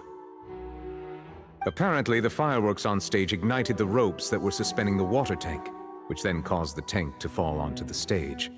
As of now, we are still not sure why we found Cowell in the box, rather than the guest from the audience. And after an initial search of the area, the guards have confirmed that the girl is nowhere to be found.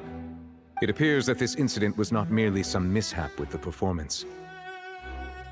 And there are many indications that it is connected with the case of the serial disappearances of young women. The serial disappearances case? That's the case that Charlotte mentioned before. And then pull it off like this.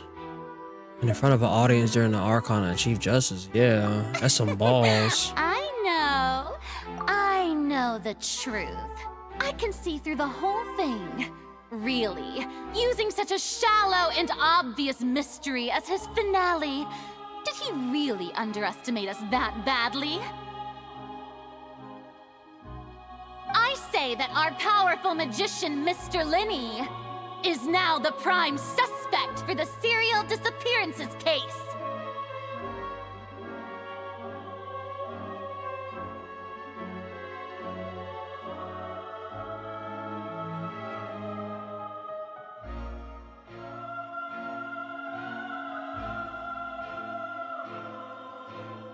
I'm trying to give her a chance, bro. I'm trying to give her a chance, bro. But that's strike two, bitch. That's strike two. First was with me, you called me a criminal. And now you blaming my man Lenny, my first friend in this area? Nah, I can't allow that. Huh? Why me? This whole thing was an accident. No. This all occurred during your magic show, did it not? The missing girl disappeared after being chosen, did she not? The deceased is one of your assistants, is he not? Girl, please be so fucking for real. Please. Please. Now that I think about it, that whole speech about magicians making things disappear was nothing more than a provocation, a bald-faced challenge. That can't be right. How can Lenny do this? He was in the box on the stage the entire time. We could even hear his voice. Besides, before the show, he told us that he would like to catch the criminal behind the disappearances. He couldn't possibly mean catching himself. And Travel, what the fuck? Why are these my options? He's a suspect as most. It's hard to believe all happened during the show. I guess I'm going with this one, but what the fuck? Save discussion for a later time, please. Lady Farina, may I assume that your comments just now constitute an accusation against Mr. Linny and his associates, and that you are pressing charges? Nouvellette, please don't let her do this. Huh? I just think that I think it might be a little early to talk about formally pressing charges. Yeah, so then why the fuck you talking? I'm gonna let her ride out. I'm not gonna do how I usually do and prematurely crash out. I'm gonna let her. Cause deep down inside, I can tell there's more to her character, and it's all just a mask, you know, like from one neurodivergent to another. Okay, I can see when you're putting on a mask and, you know, trying to hide shit. So I'm gonna allow you some grace. Okay, I'm gonna allow you some grace. You know, I'm gonna give you benefit of the doubt. I'm not gonna crash out how I want to. But girl. Exactly! Like, the way he delivered that line is like... So, are you saying the oppression charges, really? Like, he just sounds so disappointed. But what Lady Farina said just now makes perfect sense. Looks like she's gonna personally deliver justice. And now her fickle-ass, dumbass fans. Oh my god. A kidnapping and murder carried out under the cover of a magic show. Lady Farina said it all. God damn it. I mean, of course, my dear people. But what excites me even more than the obvious truth before our eyes is the opponent I'll be facing. All right, Connor, have a good rest of your night, man. That's right. I mean you, traveler. You'll support Lenny, won't you? After all, he was the one who helped you the first time we met. I trust Lenny. Then there's no problem at all. You know, the traveler and I already had a duel the first time we met.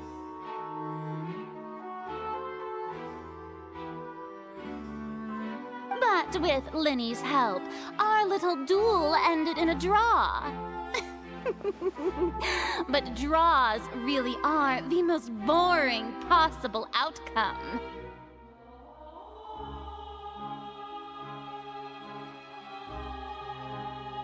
You know, the writer did a good job of making me feel some type of way. The music is goated right now, but I'm also just annoyed with her. So, no more draws.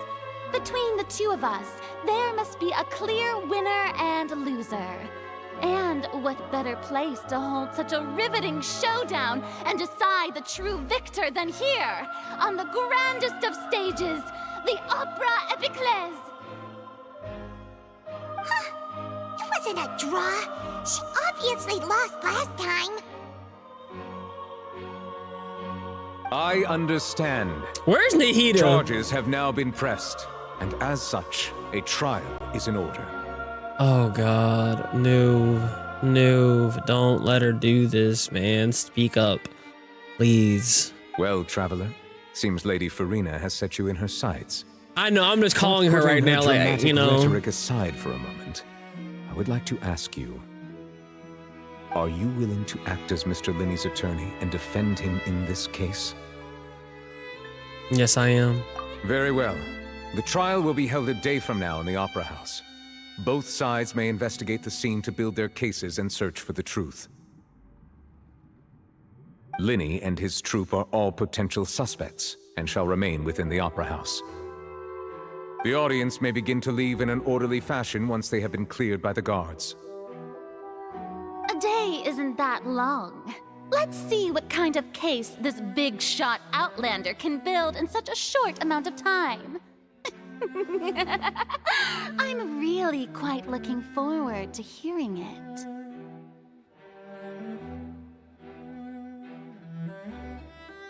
I'm just side-eyeing her. I'm sorry. Like this, I'm just like, you know, that kid in the that kid in the early 2010s, a meme, like he holding a fucking juice box or milk carton. He like, bro, that's me right now. The VA doing her job. The VA is doing an excellent job. The line delivery, everything, you know, is great. I'm just like,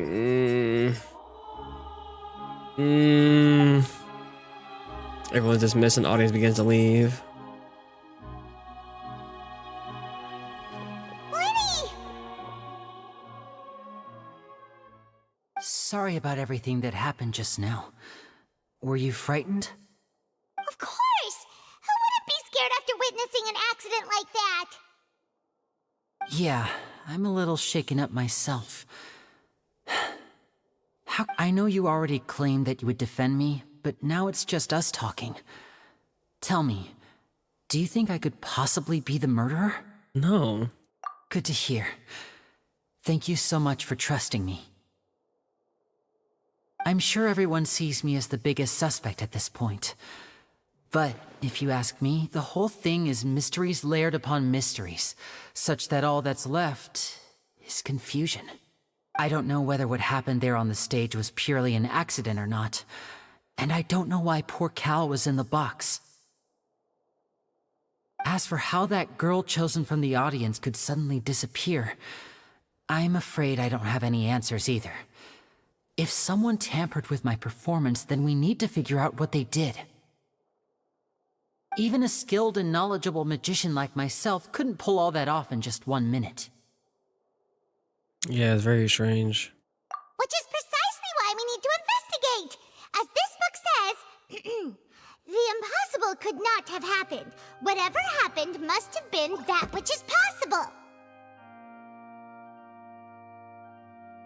Bro, hold on, bro. Hold on, bro. Hold on. What the fuck is this?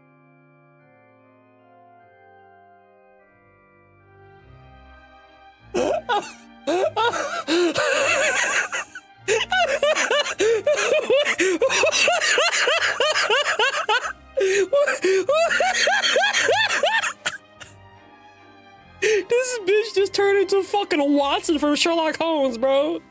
Oh my god, this bitch is now Watson to my Sherlock Holmes. I can't, bro. I literally cannot with this bitch. Oh my goodness. If you open the Paimon menu during this time, it was really? Paimon bought them when we were reading at the bookshop in the city earlier. Pretty cool, huh? Don't worry, Paimon used her own savings to buy them. It wasn't from our travel funds. We have travel funds? And what do you mean we? I do all the work around here, bitch. You just float and talk. I think they look cute on you, Paimon. Don't encourage her. Don't encourage her. Don't encourage her.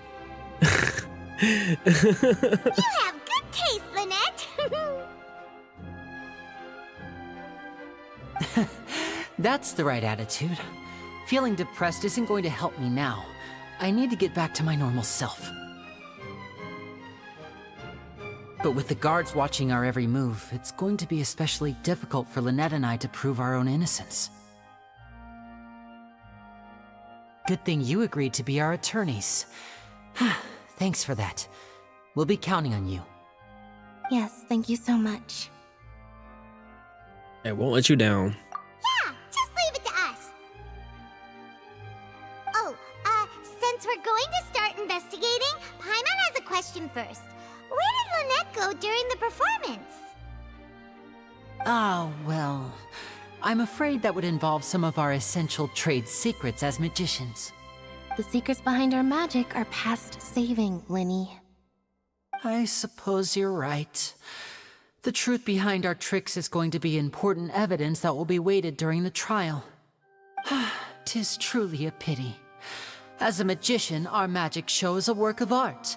We've poured countless hours and spared no effort in perfecting it. But if revealing our secrets will help you uncover the truth behind what happened, then it will be well worth it. We should go somewhere else if we're going to discuss our magic tricks. We'll go speak with the guards, and in the meantime, you can go investigate the stage and the seating areas. Alright, let's go have a look while the investigation teams are still here.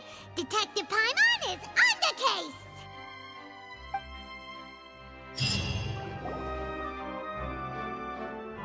Hello, officer. How's the investigation going? I can't open a meeting. I'm in dialogue. You must be the traveler that Lady Farina mentioned. Listen, I'll be perfectly honest with you. I'd avoid getting mixed up in this whirlpool of a mess if I were you. Huh? What do you mean? Come with me and you'll see. The deceased is one of Linny's assistants, named Cal. Even though he hadn't joined the troupe long, he was hardworking and everyone generally liked him. The assistants are usually in charge of setting up and inspecting the props, as well as assisting with the show and keeping the crowd engaged. As you probably saw when you were in the audience, the water tank suddenly fell and smashed the box with Cowl inside it. But why was he inside? This is the real mystery. We've already searched the scene and were unable to find any traces of the girl. However, if you look carefully, the box was positioned directly under the water tank. The ropes holding the tank were then burned by the pyrotechnics on stage, causing them to snap. All these factors lining up so perfectly makes it hard to see this as a mere accident. If anything, the more logical explanation is that the whole incident was intentionally planned, and Linny is the most likely person to have access to all these areas. Of course. He doesn't have a motive. Right. Are you both good friends of his? Well, you can't say we're good friends, but we've known each other for a little while. So in just a short time, he was not only able to win your trust, but even convince you to act as his attorneys. I know there's no such thing as magic. The real trick of a magician is holding the audience in the palm of their hand. I've seen a lot of cases, and I can tell you that people are the least reliable kind of evidence. But that's always, yeah, that ain't always true though. Right, and people are right. Sorry, I tend to be pretty straightforward. Just know that I'm warning you for your own good. No, you sound prejudiced as fuck. You already, like, you're not even being unbiased. You are just playing into the Archon's hand, you fanboy. Anyway, you may investigate the scene of the crime yourselves if you're curious. Who knows, maybe you'll be able to come up with some new evidence. You can use characters to confirm your current evidence and clue collection. Oh. Use a perception skill.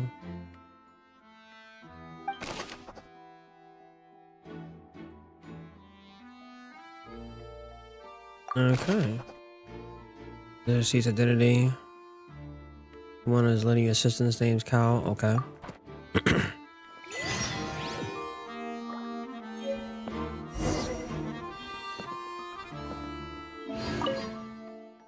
White box. Okay.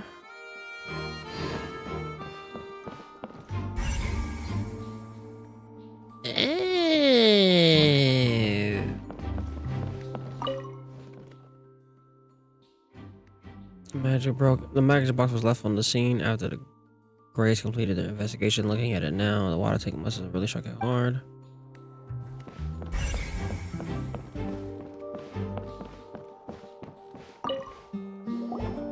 So this is the rope that broke and caused the water tank to fall.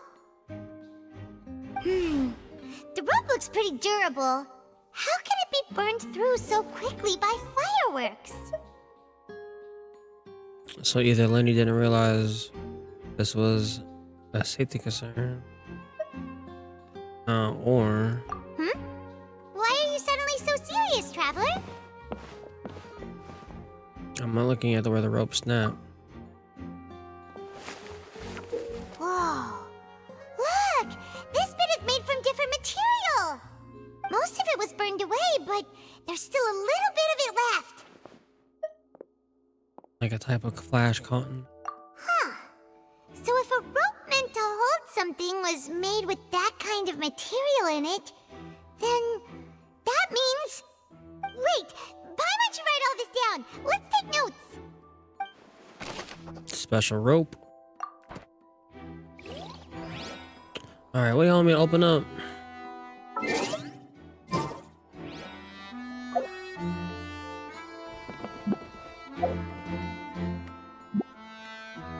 I gotta use mouse and keyboard.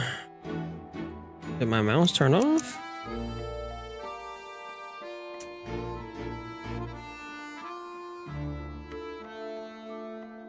Why ain't my mouse?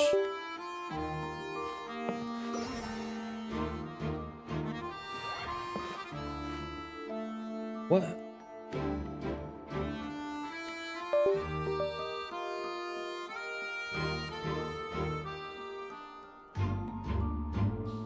Bro, what? Why is my mouse not working?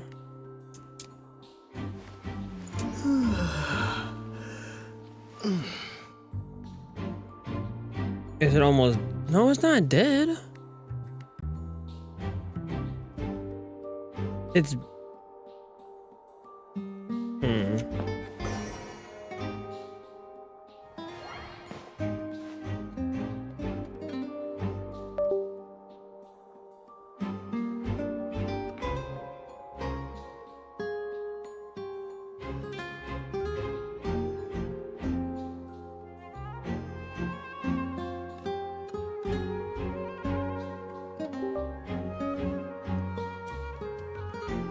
There we go. That port was messing up. I don't know why I was doing that.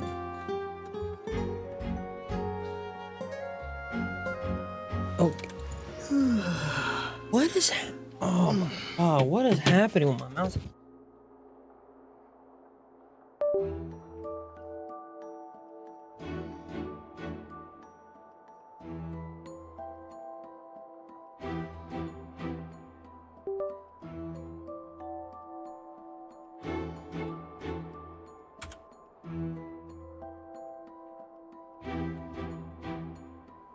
Am I like locked into just only using whatever? No, it's not hot or nothing. I don't know how to reach that fucking menu up there on controller.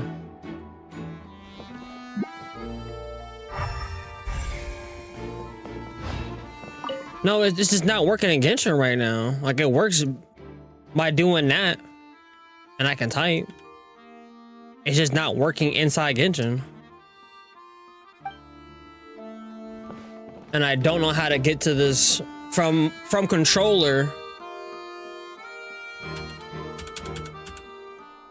Yeah. Like I said, guys, it's not working in Genshin. I'm hitting it. I done hit the whole entire keyboard, but it works if I hit, you know, that. And I can type. It's just not working in Genshin. I'm hitting escape too, yeah. Control Alt Delete. Yeah, see, it is working and registering. It's just not working inside Genshin. And I don't know what the controller bind is to get up there to access that menu.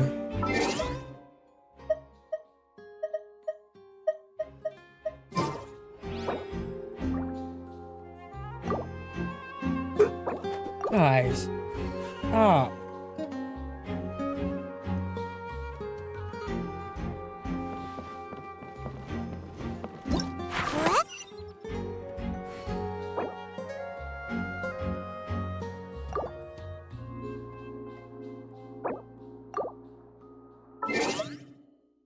Oh, that. I thought y'all meant something else. Okay, right there, the glasses are on. Okay. Just say the pause menu. You said Paimon menu. I thought you meant something else. You can't be introducing new terms to me. I'm literal as fuck. You have an autistic streamer.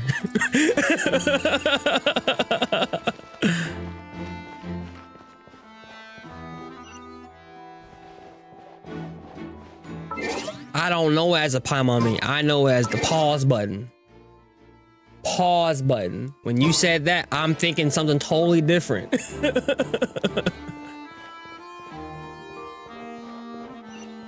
Oh, well, that makes more sense. Is it outside? Wait. No, we're not done. Okay, they're talking to them. So something over here, maybe? Ah, okay. I see that you're investigating the area. Well, it just so happens that I'm interested too. If you find any new and interesting leads, be sure to share them with me, alright? We don't have too many thoughts yet. Then why don't I tell you my hypothesis first? The way I see it.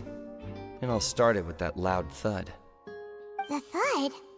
Oh, you mean the sound that happened during the countdown? Yes, exactly. It wasn't terribly loud, but I suspect that most people heard it. It's just that everyone was awaiting the results of Lenny's trick with bated breath, so no one paid it much mind. But now that the incident has happened, the thud has become an important clue. That makes sense. So, what do you make of it? I'm of the opinion that it may have been the sound of Lenny's accomplice, Lynette perhaps, jumping atop the water tank or something like that. Y'all niggas have horrible deduction skills, bro. Oh my god, you're no fucking Batman. What the fuck? And when the pyrotechnics went off, she cut the rope, sending the water tank crashing down. But wasn't the noise we heard too loud for that? Perhaps the balance wasn't right, leading to a particularly rough landing. Then wouldn't the water tank have started to swing a bit in that case? Oh, that's true. I suppose I must reconsider. How about you just let me do the fucking investigation and you shut the fuck up, alright? How about that? How about you let me, L, aka Aether, aka Sasuke, do the investigation here, okay? Bitch nigga. That does remind Paimon though. What was with that sound?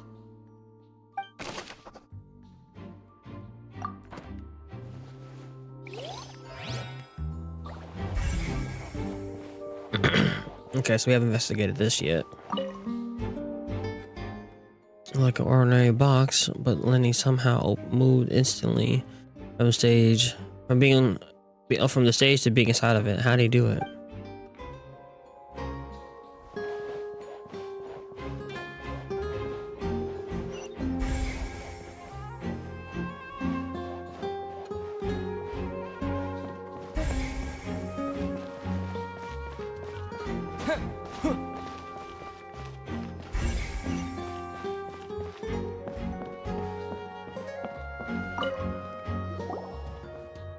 The investigation team has some new findings. Turns out there's an issue with the random number selector after all. See, I told you. What if the machine picked some big guy's seat? You think the murderer would have still made his move then? Sorry to interrupt, but we're helping Lenny and Lynette with their side of the investigation. What were you saying about the number selector? There's something wrong with it? You're trying to help them? That'll be a tall order. Nigga. Anybody ask you your fucking sidebar comments, bitch? Answer the fucking question. Lenny used the machine to pick a random member of the audience during his performance, right? The lucky girl that later disappeared. Well, we thought there might be a serious problem with the machine, so we had it taken away for further inspection. It turns out that the seat number it picked wasn't random at all. The machine picks that same number every time. I'm sure you already know that you have to make a reservation in advance to get a seat, regardless of whether it's a trial or some performance. In other words, Lenny knew who would be sitting where from the very beginning. That much checks out. Lenny reserved our seats for us too. Bet you see why I was saying it'd be tough to make a case for Lenny. Traveler crash out. Let me speak for Even you. though it's bad for Lenny's case, Paimon had better write it down.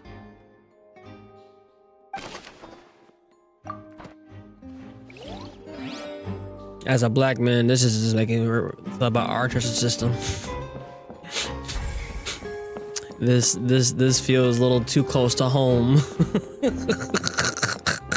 I ain't trying to always bring up racist shit, but this feels oddly familiar. I'm just saying, it feels oddly familiar. What are you investigating? Oh, this location has also been cordoned off because the Magic Troop members are currently considered prime suspects. The investigation team is still collecting evidence. The seats were all booked in advance, so we were able to deduce the missing woman's identity by checking the guest list. Yeah, that's why Sumeru is my favorite, because I can relate to that shit. Sure, it's not like this is confidential information. We will publish it later anyway when we petition the public to help us find the missing person. Her name is Halsey. She's a painter from Fontaine who's made a bit of a name for herself. Yeah, remember I called that shit out and someone from YouTube chat was trying to argue with me. I'm like, why? Like, how can you refute this? How can you refute the blatant racism? But then tell me, oh, I'm black. The motherfucker, you should understand why they fucking racist then. Apparently, she wasn't a regular at the Opera House, but she'd been feeling some pressure with her work lately, which made her decide to come see the magic show. Exactly. That's why I was so confused. Like she was trying to like argue with me. I'm like, how can we refute how they're moving? How like the academia was definitely racist. Like, come on. You did, boy. You did warn me. The Magic Troop members all claim not to know her. We have looked into her social connections. It seems that she has no personal grievances or conflicts of interest with the suspects. Simply put, she wasn't related to the Magic Troop at all, which matches the features of the previous serial disappearances. Were the victims of previous cases also chosen at random? That's how it seems to us. After this cutscene, chat, we have a reaction to do. They were all do. young women of around the same age range. There really weren't any other connections between them. Okay then. Thanks for letting us know. No need to be so formal. If you do happen to see the missing girl, please be sure to contact us. It is of utmost importance that we get to the bottom of these disappearances.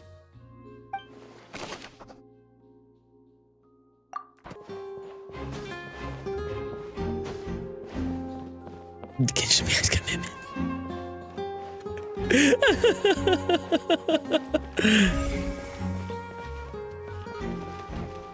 What's up, Molly? Whoever the murderer. Oh. Whoever the murderer. Why would it be him? Gosh, no wonder the serial disappearances never got solved. We all heard that noise, didn't we? We all heard that noise. Lenny's still talking to the guards. It seems he'll have a lot of explaining to do. I think someone will be assigned to monitor us later, but that's alright.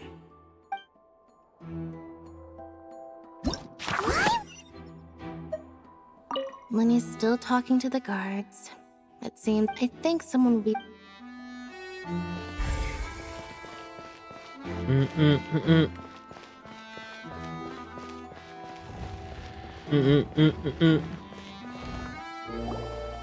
Hey, you! Yes, both of you! Over here! I've been keeping an eye on you for a while now. I remember her from the demos and stuff. Oh, okay. That's right. If I'm not mistaken, you're also among those who wish to cut down the thorns and pursue the truth. No? And by the looks of it, you're not from Fontaine. Fontaine's Mafia. I don't know more about that one, but who are you? You call her Taylor Swift? Have you never heard of the Spina di Rosula? From mediating disputes and providing protection to solving Is it conundrums. Navia? You name it. Navia? Spina di Rosula does it. And I, Navia, have the Navia, honor okay. of being its renowned president. Okay. I did remember saying she was a cutie. Rules, call me boss. I'm Silver, her attendant. Pleased to meet you. And I'm Melus. Demoiselle's various daily needs and affairs Melus. under my purview. Under my purview. Boss. Demoiselle? What gives with the names? Well, I I'm the second generation president. Malus and the others are still used to my previous title. My apologies, demoiselle. Should you prefer, boss, I will endeavor to use that instead. No, no need. You don't have to call me boss. Just Navia is fine. Gotcha, Navia. If you say so. Navia. Not that we're members of Spina di Rasula anyway. All merely trifling details. Never mind. Now, back to the situation at hand. So you want to investigation as well? That's right. I've always kept an eye on the serial disappearance cases. My interest stems from a matter back from my father's time. Judging from the look of things, I find Linny an unlikely mastermind. Thank you. We think so too. Somebody with a fucking brain. Although New Valette seemed like he was on our side. Intuition, naturally. My unparalleled intuition. Okay. Farina sure was quick to point the finger at Linny without any decisive evidence whatsoever, wasn't she? But that's not uncommon for her. If you remember, the justice had to interrupt her and ask if she was pressing charges just to keep her from getting carried away. Anyway, a trial begins the moment someone levels charges. And, of course, there was no way Farina was going to back down in that situation. Sounds more like you just don't trust the Hydro Archon. I mean, Paimon, can you blame her? She literally called me a criminal. Like, she literally called me a fucking criminal. Well, what's your opinion? I must admit that she can be interesting at times, but liking her doesn't mean that I'll blindly agree with her. Well, when you put it like that. All right, I've answered your question. Now, it's time you answer mine. And what's that, honey? Wait a minute, did that answer count? Well, I say it does. But don't worry, you won't hear any pointless questions from me. In your opinion, do you think it's right to treat a trial like it's an opera? Hell no. That should be obvious. Well? What do you mean not always? No, never. Like what? It's a trial. We're fighting for our lives here. He can go to prison. Be put to death. No. And why would that be? Yeah, something serious that shouldn't be treated like an entertainment. See, Silver and Malus? I told you they'd be different. Most astute of you, demoiselle. I too think that the traveler's response was most excellent. No matter how wonderful the script or how fervent the audience's expectations may be, the trials that go on stage here must be based in fact. And if that can be done, boss, then... All right, that's quite enough, Malus. Anyway, I like your answer. You passed with flying colors. Now, I need to make some preparations, following which our joint investigation shall commence. You two shall be my assistants. Wait! Since when did we become assistants? Oh, well, I can be the assistant, sure. Or your companion, if you like. I'm really not that fussy. That's more like it. I think you're missing the point, Paimon. Far be it from me to brag, but I believe that Demoiselle's intuition will be instrumental in uncovering the truth. You wish to save a friend from false accusations, and we wish to unravel the disappearances. In this sense, our goals are aligned. That's good to know. You have a point. You're quite the talker, aren't you, mister? And what about you over there? Why are you looking at me when you're talking to him? I have one question. How are y'all shades staying up on your fucking nose without the arms, bro?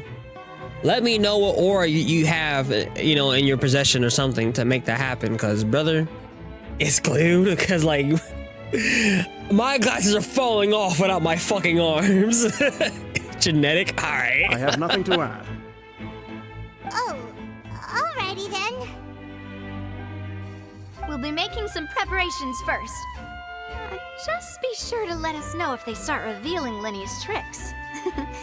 Thanks! Mm-hmm.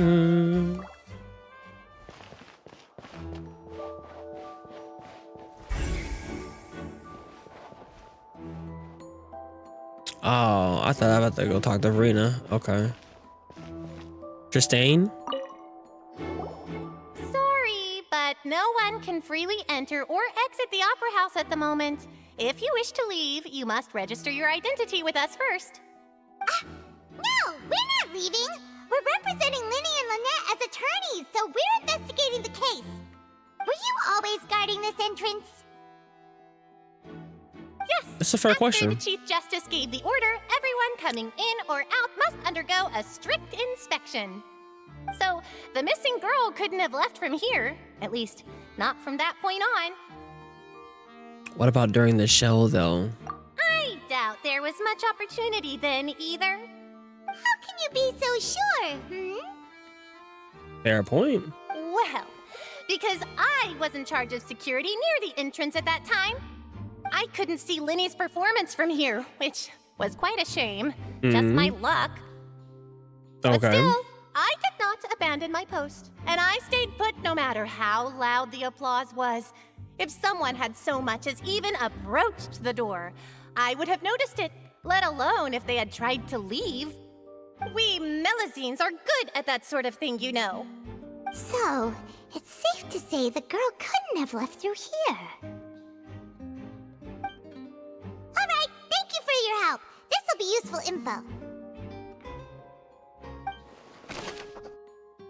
Okay. Looks closer to the ground after all. Everything of note here at the performance venue. I'm calling Nouvelette on you. Discussion with the guards is going. I'm calling Nouvelette on you. Ooh, things are getting interesting, huh? We're about to see how magic is made. Nah, I'm calling Nouvelette on you. That was foul. That was foul. I was expecting it.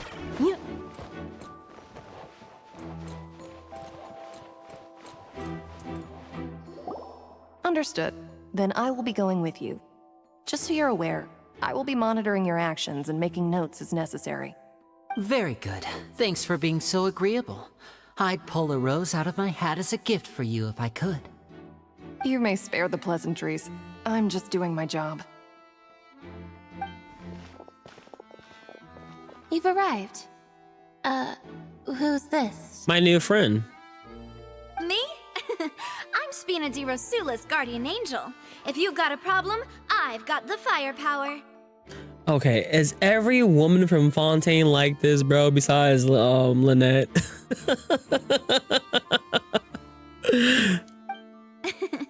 Sorry, I got a little carried away there. Call me Navia. I'm a partner of theirs, and we'll be helping investigate this whole situation. And these are my companions. Would you mind if they join as well? Fine by me. Oh, new helpers? I would be most grateful. Well, let's just say we're tagging along. It's not every day you get to see the secrets behind magic performed on such a large scale. I appreciate your kind interest. Come with me. We'll be heading below stage. Okay, that's the main important thing. Honestly. Below stage? Yes, a world of secrets is hidden beneath this magic box, prepared specifically for this Zhao, thank you for the trick. follow. We appreciate But you. before I reveal Thank everything, you. you should have a look first. Welcome to our Notice crazy anything family strange here.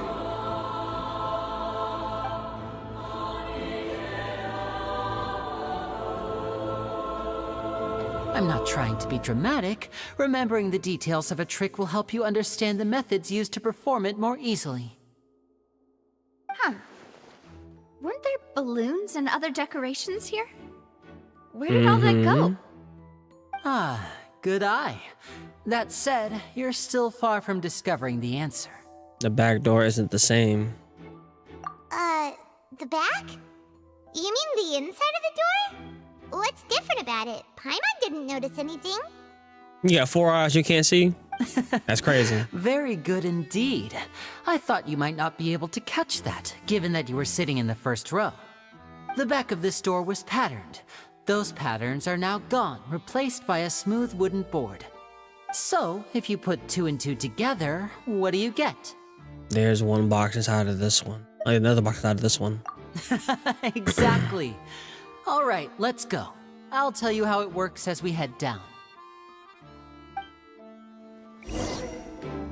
Nah, I gave her the old Black Mama line. Passageway under the magic box. Kazumi, you know how many times my mama has told me, you got 4 eyes, you can't see shit? It's like, damn, Mom, like, you know I'm vision impaired. And especially for like things far away, you know, but my mom used to, like, my mom was one of those parents, and as part of disciplining me, she would cook my ass, bro. My mom would cook me. My mom was my best friend. Like, I love her to death, you know. She had me when she was young, so we both grew up together type shit, you know, but man, my mom used to cook my shit. She did not hold back at all. By age 5, I heard every cuss word you could think of in like formation, everything. Aki. No. Mr. Boy, you just want some loving. You're fine. Yeah, I love you too, Bubba. And the passage linked to the 2 boxes together. I knew you'd figure out most of it as soon as you saw this place. The 2 magic boxes are positioned right above the 2 entrances of the tunnel. It does, yeah, about my character real quick. Flatbed trolley? The box with the lucky audience member in it would be shuttled over to the other side using the trolley. I was right. He did do some prestige shit, bro. If you've never seen that movie called The Prestige, I highly recommend it. Highly recommend it. It's by directed by Christopher Nolan, and it has Christian Bale, the Batman, the one from the 2000s Batman, and Hugh Jackman.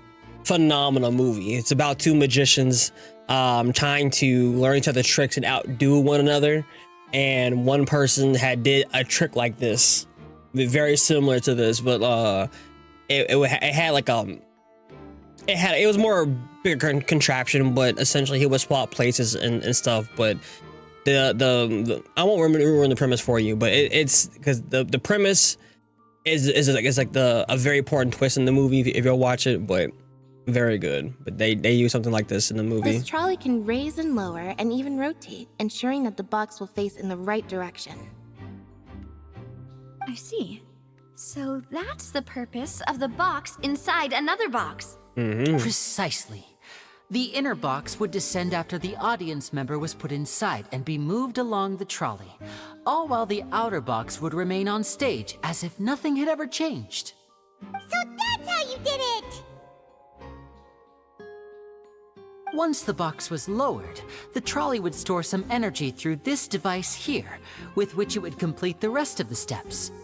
The audience member would only be able to feel some slight movements in the dark, and by the time she walked out, she would already be back on stage.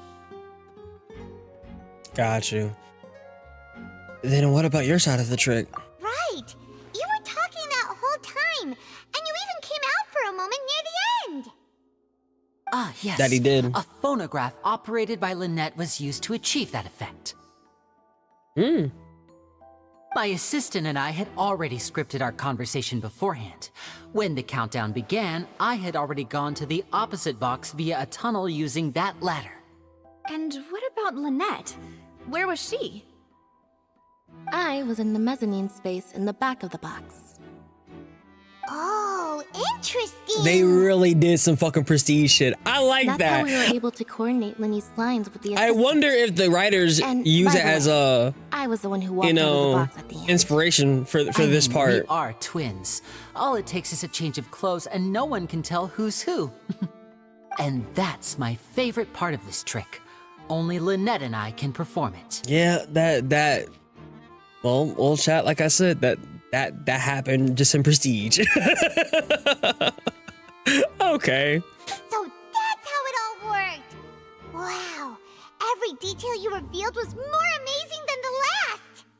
I can tell a lot. Wait, yeah, I can tell a lot of thought was put into this. Lynette would briefly walk out of the box and then go back in, jumping into the tunnel and escaping before the box on the trolley could finish ascending. And then I walk out of the other box in the audience area, and the trick would be complete. The operative word here being would. But as you saw, Cal was in the box, not our audience member. She, on the other hand, mysteriously vanished. We really don't know how that happened. If not for that interlude, this would have been an astonishing trick. I probably never would have figured out how you pulled it off. And yet, to think that someone was able to use this magic trick to commit a crime. Could we have a look around? I think we can come up with some more leads. This is the scene of the crime, so Linny and Lynette are not permitted to stay here. I'll escort them back up. Yes, of course. No need to be so strict now. I won't disappear into thin air, you know. Thanks, everyone. We're counting on you. I'm on the case. We got a lot of evidence here. We have a lot of evidence here. All right, evidence number 1. A ladder is required in order to return to the magic door above. That's the lever. Oh, yep.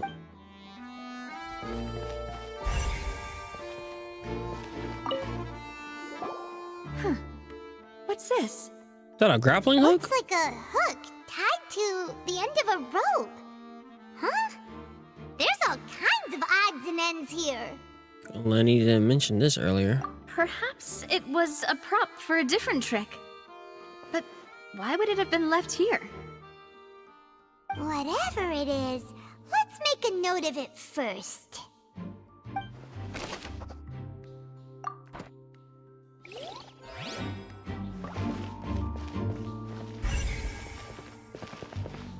So far, I feel like all the women in Fontaine are dramatic, but she's not as dramatic, and she's a cutie. I liked her when off appearance. I liked her when I saw her demo. Of which, why would there be water here? Maybe it was for a trick. Oh, Paimon knows! It's one of those tricks where you pour water into a jug and then flip the jug over only for the water to disappear. She's a Geo, so she's down to earth.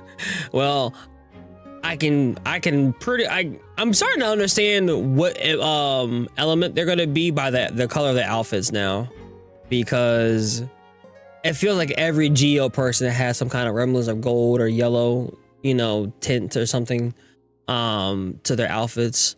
Although Noelle does not. Noelle kind of breaks that mold. She's like has like a crimson and silver-ish looking outfit on, unless I'm missing something on her outfit. Yeah, Geo mostly brown and yellow, yeah. But Noelle does not fit that though. Huh. Did the trolley knock it down while moving? Carlotta. Charlotte is red but cry out. Really? Okay. Oh no, you said there's a broken vase, did it? No, I don't think so. That can't be. The trolley moves along tracks from Oh, her start to finish. VA is married to Boo Hill? Oh, At okay, that's this cool. distance.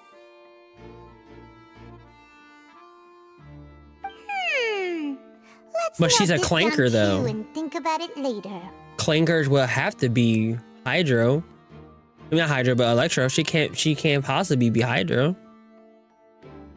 And she has a little purple in there. A little bit, yeah. It's never guaranteed they'll come from.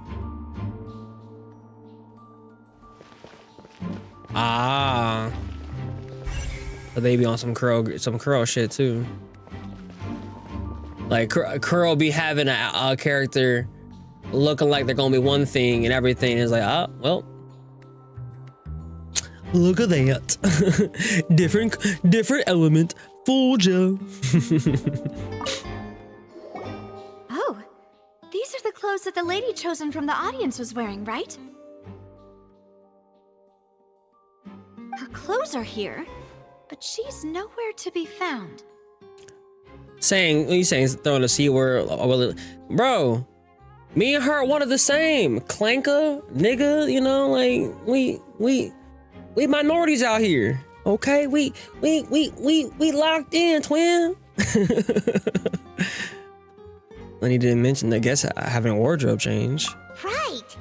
And do you really need to do that if you're kidnapping them? Bro, what the fuck's over her glasses? The fuck's over her glasses? The fuck's over her glasses? Ugh, this is so confusing. Paimon doesn't want to be a detective anymore. Yeah, she's from Northland, not Nodcry, technically.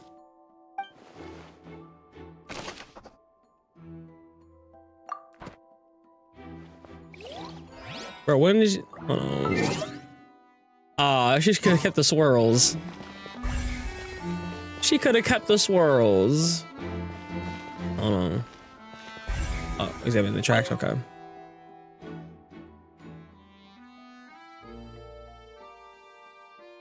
High precision is required to complete this magic show, and tracks are perfectly making the trolley stay in the designated course.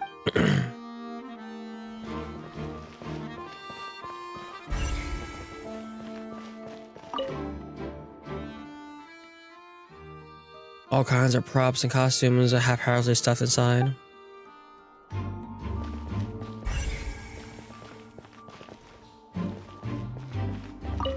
Oh, there's a vent. What is this place? Uh-oh, there's a vent. Among Us. Who vented, bro? Who vented? It seems someone could fit through here. Huh. Could this have been the suspect's escape route? Alone, perhaps. But if they had to pull another person with them, the space would be too narrow. But there are no other ways in or out of here. Other than those that go through the magic boxes. And Lenny and Lynette were in the 2 magic boxes, yeah. Oh, you're right! Let Paimon write that down.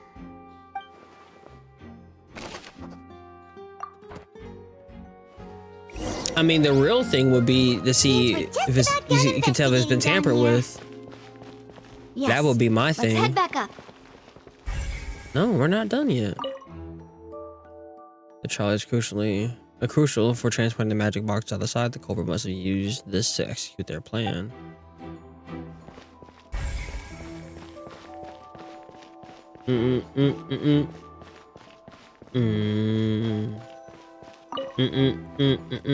My bad. I meant to hit the other one.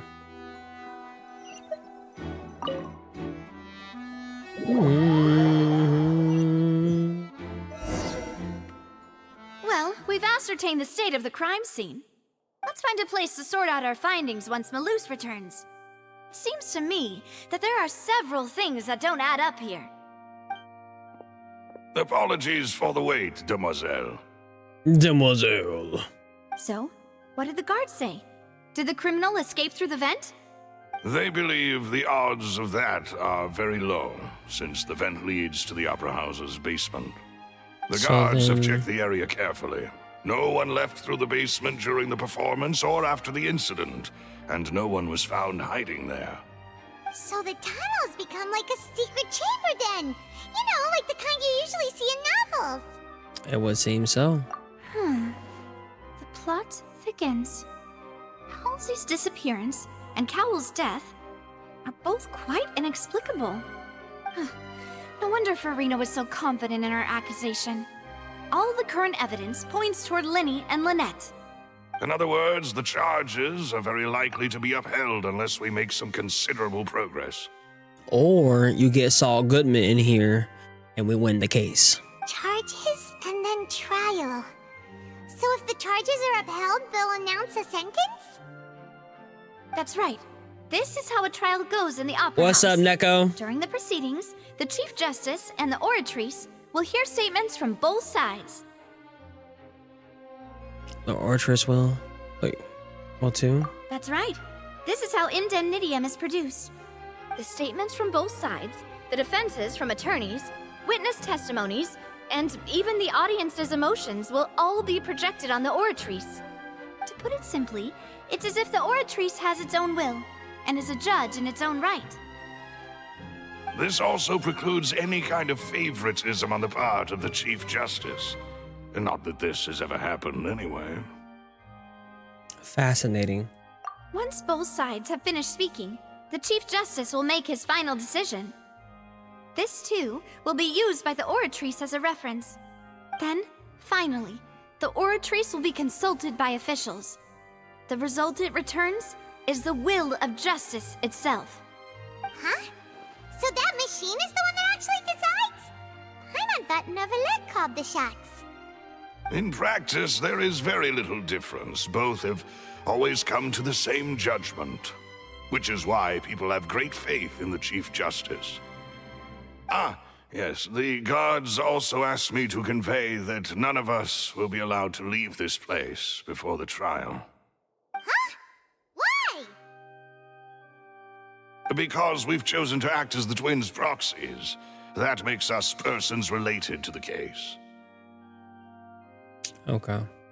They're concerned that we might be colluding with outside parties, or that we might find outside help to disrupt the case.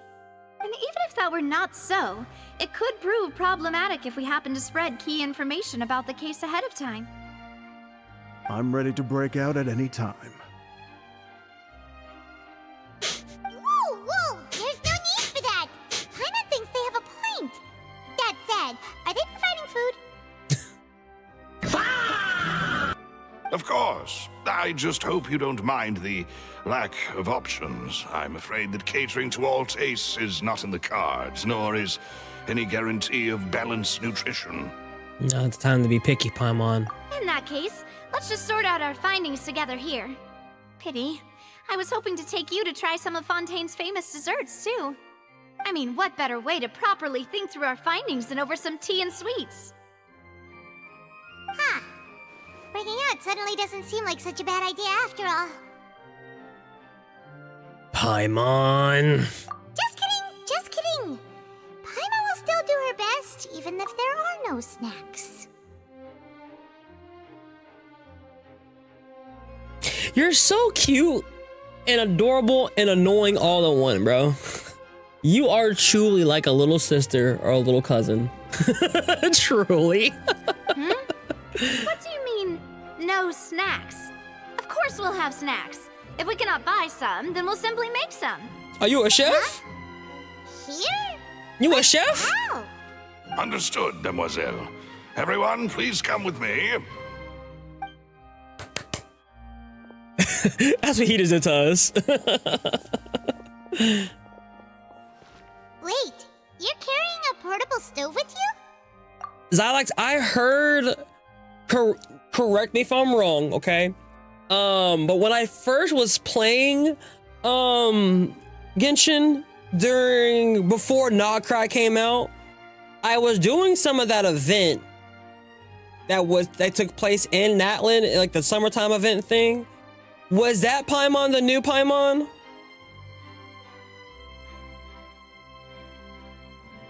That was okay. So then, yeah, I have heard her, but I don't. It's been a minute since I did that shit, so I don't really remember, to be honest. But I did do that to get the some polls, cause chat was telling me to do that. It wasn't spoiler. Yeah, we did the whole entire thing. The new Paimon kind of sounds like 1.0 Paimon. Yeah. Excuse me. That's why, like, when chat was saying, had me doing it at the time, Some of them, I can't remember the names, but some of them were like, they sound familiar, like, they sound similar. How that story, I thought that was pretty good. Who was it, Chishka or Chashka? The girl with the fucking gun and shit. You ride on her fucking gun, and that was pretty cool. The music, I was loving the music there the most.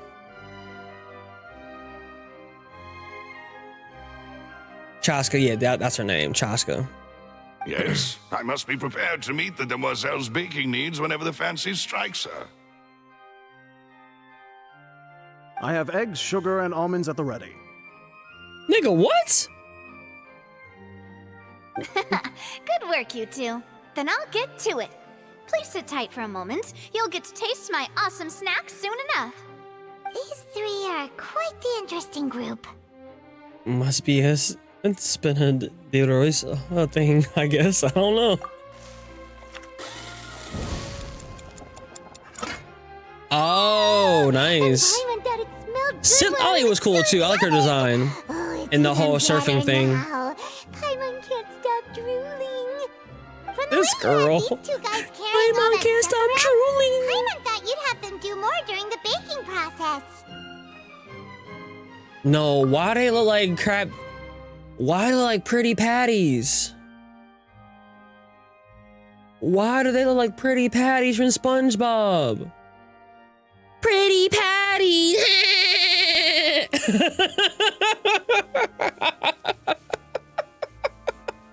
I'm such a fucking old ass millennial, bro. I remember that episode when it came out with the pretty patties. You never seen the Krabby Patties, but SpongeBob made them different colors? The pretty patties. Yes. Hold on. You've never seen that, Cookie? See, there. Okay, we got some Disney shit now. That was a good impression. Look. I wanted to be a voice actor early in my life, okay? I used to do a lot of impressions, okay? But you ended up doing the entire thing by My wife hates impressions. Like, even when comedians do it, so I don't do them as much. I was applauding. And I was giving encouraging smiles. These two niggas. Paimon was just thinking. Aren't you worried about getting your fancy dress dirty, beating egg whites and baking like this? Well, I don't think it's carved in stone anywhere that fancy ladies can only read books, sip tea, ride horses, and play the piano. I just really enjoy making snacks. Don't underestimate beating egg whites, by the way. It's a real arm workout. You also need to beat them to just the right consistency, or your macarons will crack. Anyway, give these a try, fresh out of the oven. Did someone say There's beat? 3 for each of us. Only 3? Well, eating too many sweet treats might send all that sugar to your head. Or give me a bit You wouldn't toothache. be able to think clearly about the case on a sugar rush, would you? Tea is ready to be served as well. This is Demoiselle's favorite, strong black tea with a floral fragrance that clears the mind and lifts the spirit. Well, I want to take a break as well. I've been working No hard. need for concern. I'm merely doing as I should. Whoever's the old man is All right then. W voice actor. Down to business. As Paimon mentioned previously, the tunnel seems to be something of a secret chamber. However, we can assume that Linny and Lynette were not alone within it. Some criminal also occupied its sealed confines. The magician twins could have committed the crimes, of course, but they lack any logical motive. Wait, hold on. Could it be one of their assistants?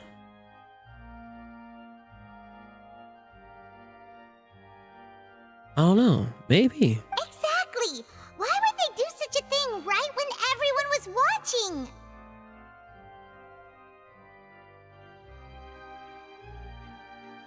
We're left with 2 other people, the missing girl and the undeceased. The flower vase and the thud we heard during the performance could indicate some altercation between Halsey and the criminal in the tunnel, resulting in the shattering of the vase, the discarding of her clothes, and her abduction. Perhaps the criminal thought that since she was chosen from the crowd, she would be too easy to identify if she was still wearing the same clothes. But my thing is, though, that dress that was on the ground was not what she had on, no? That dress that we found, look, hold on.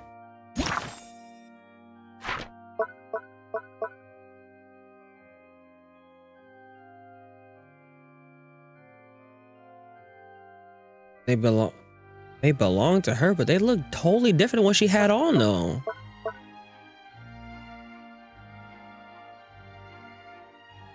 Was her outfit purple? Was I just too caught up in the music and Paimon yapping too much?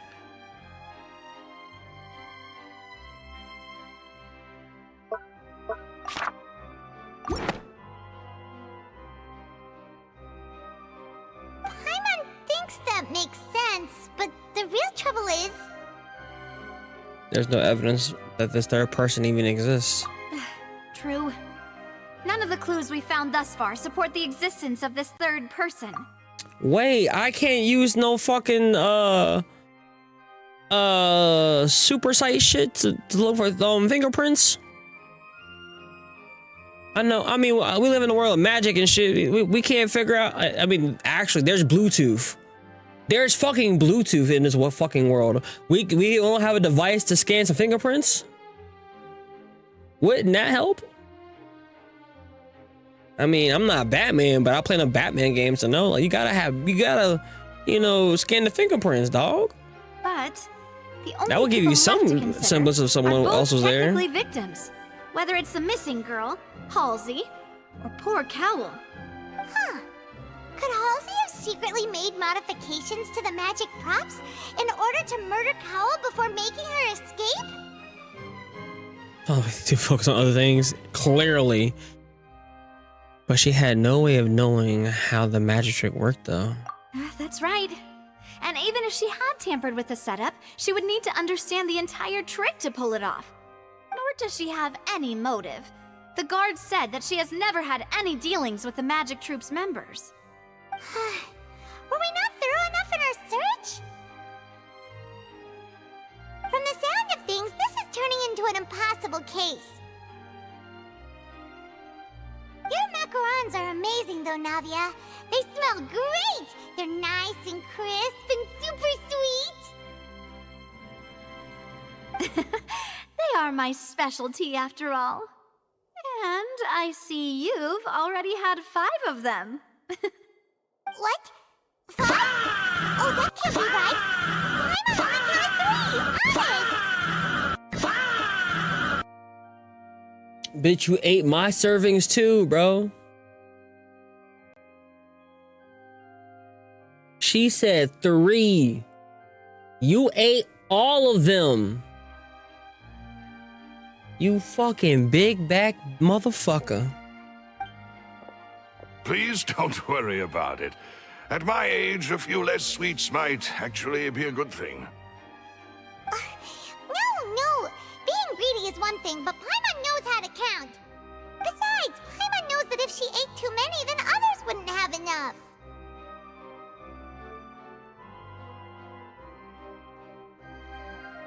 Wait.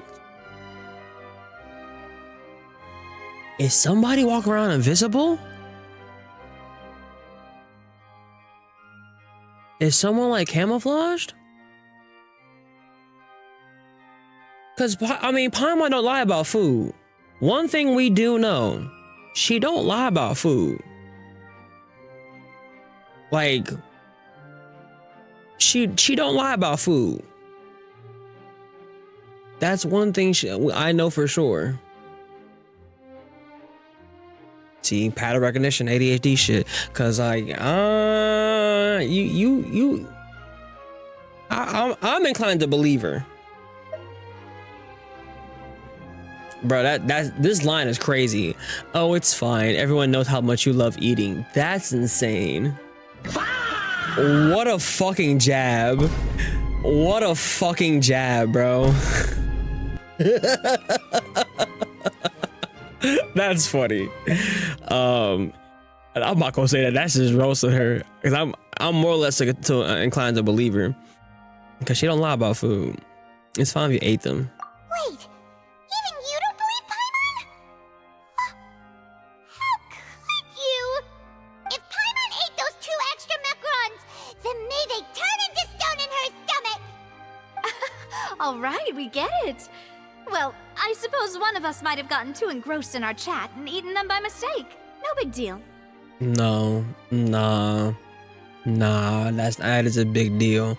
I watched too much anime, too many murder mysteries, and too many fucking things that's gonna come back up later, somehow, some way. Cause nah, I don't. As Caleb McLaughlin from Stranger Things, Lucas has said, I don't believe in coincidences.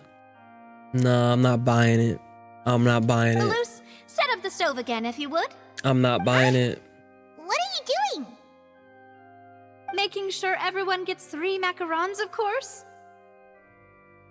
Oh, I don't need to do that.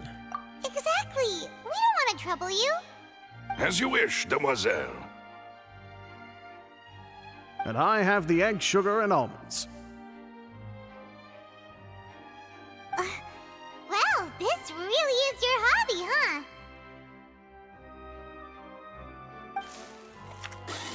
Nah, I don't believe it. I don't believe it. Well, that's it for snack time.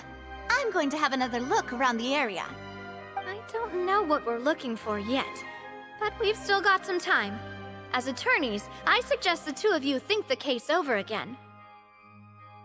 It would be awkward if you got all tongue-tied on stage during the trial. During the trial, am I gonna have to do the same thing I did in Sumeru, put the clues together and come to my own conclusion? Alright, thanks for your help, and for the snacks. Okay. It was nothing. A small task for the Spina di Rosula. Silver, Malus, it's time to go. I'll be back if I find anything new. What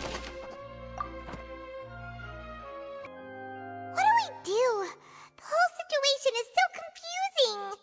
I do have some of my own thoughts here. Good plan. Impossible things don't just happen. We'll get to the truth one way or another. Just relax. Even if everyone else suspects Lenny and Lynette, at least we will be supporting them from the stands. Besides, I doubt Farina understands any more about what happened than we do. Thanks, Navia. Well, we'll be going then. Best of luck to you.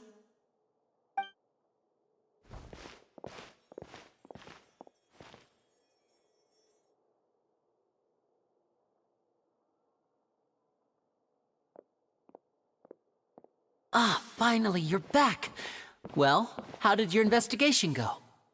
To be honest, you might be disappointed. No. We're already very grateful that you were willing to help. Well now, don't you all look disappointed. Don't tell me that your investigation came up empty-handed.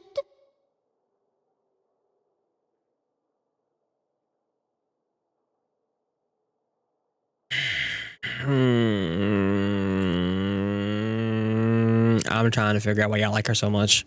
I'm giving her a chance. I'm giving her a chance. I'm giving her a chance.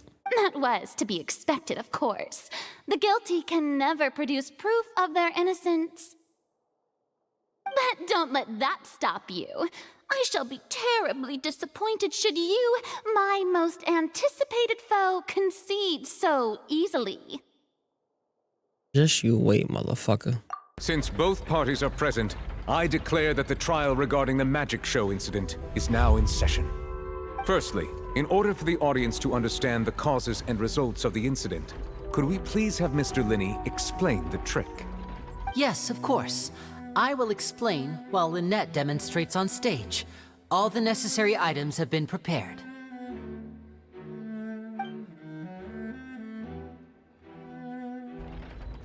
Thank you, Mr. Linney. In that case, I take your statement to be that you ran to and remained hidden within the magic box in the audience stands once the trick began, and thus could not have committed the crime. Is this correct?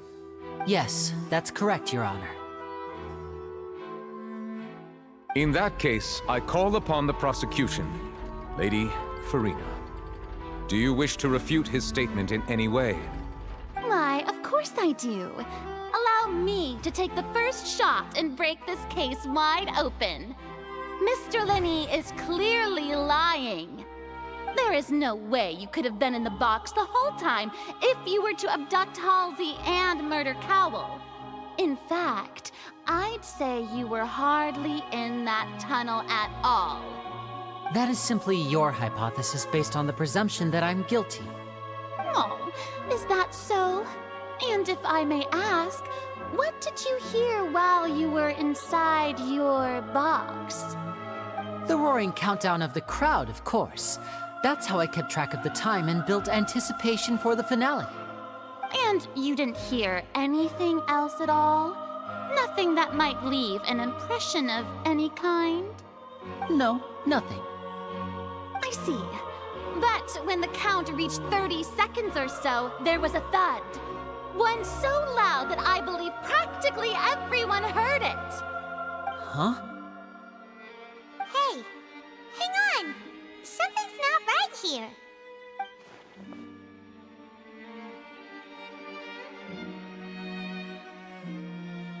Yeah, how could he not? Yeah, I'm sure he could have heard a noise that loud from inside the box. I was right by the box, and I definitely heard the thud. Look at those scales. Could those mean... They proper represent the oratory stands on the trial. Well then, ladies and gentlemen, allow me to use the words of the magician himself. You never know what can happen in the blink of an eye. Indeed, it seems his alibi can also collapse in the blink of an eye. Of course, I have armed myself to do far more than smash your alibi. Confidence cannot go unfounded, and my foundations are rock solid. Tell me, aren't you and Lynette actually from the House of the Hearth? The House of the Hearth? There for Tui? No wonder they did something like this. So the serial disappearances were the Fatui's doing. Now it all makes sense.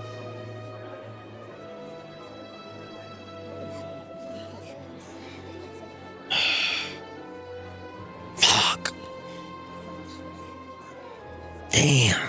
He's a goddamn Russians. I've got a feeling that what happened on stage probably wasn't just an accident. Okay, that's irrelevant. Our identities have nothing to do with what happened. Indeed. Then perhaps you could tell us everything that happened during that 1 minute. Your first priority is to prove yourself innocent after all. I'm sure there is little that needs to be kept secret now. Unless your script already has holes in it. The Outlander is speechless. My, oh my, don't they look flabbergasted? Now comes the infighting and discord, I suppose. This was almost too easy. Good thing I made all those preparations. Seems the all-nighter I pulled last night is really paying off. Hey, Lenny, why didn't you tell us this before? Nigga, we're losing water here. Hey, traveler, can you like do your job as a lawyer? You know, I mean, you could. Where's the objection? You know, I watched every episode of Law and Order, nigga. What are we doing here? We're losing the public perception right now. And any of it, and that are for Tui. Order! Order! Mr. Linney, allow me to re-establish the facts. Lady Farina has raised 2 points. First, when the thud was heard in the Opera House, you were neither in the box nor the tunnel. Second, you and Ms. Lynette are both members of the House of the Hearth. Are these claims true? There's no doubt a magician's ability to con others, given how Lenny has concealed his identity. This could have all been a setup beforehand.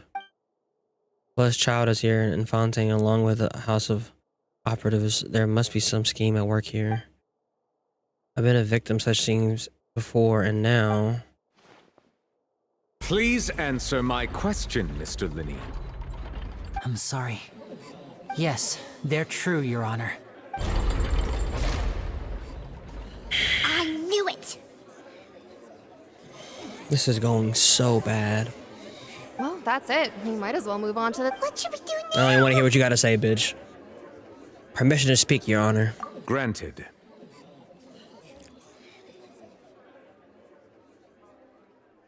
My client withheld some key information. In that case, what is your request? I request a brief adjournment. There are things that must be discussed. Is that really necessary? They're already as good as guilty. The defendant deceived their own attorneys. What is there left to discuss? Order! Order, I say! Your request is reasonable, and we shall adjourn. This trial will reconvene in 1 hour. So you would stick to Mr. Linney's defense even after knowing what you do now? You certainly have more professionalism than I thought. I swear. I'm gonna just say it. I don't like you. I don't like you. I'm gonna just say it. I don't like you. I don't like you at all. I was trying to hold it in. I don't like you. I'm just sorry. I'm sorry. I don't like you. Even if you do have a sad backstory, that does not excuse how you're acting right now. I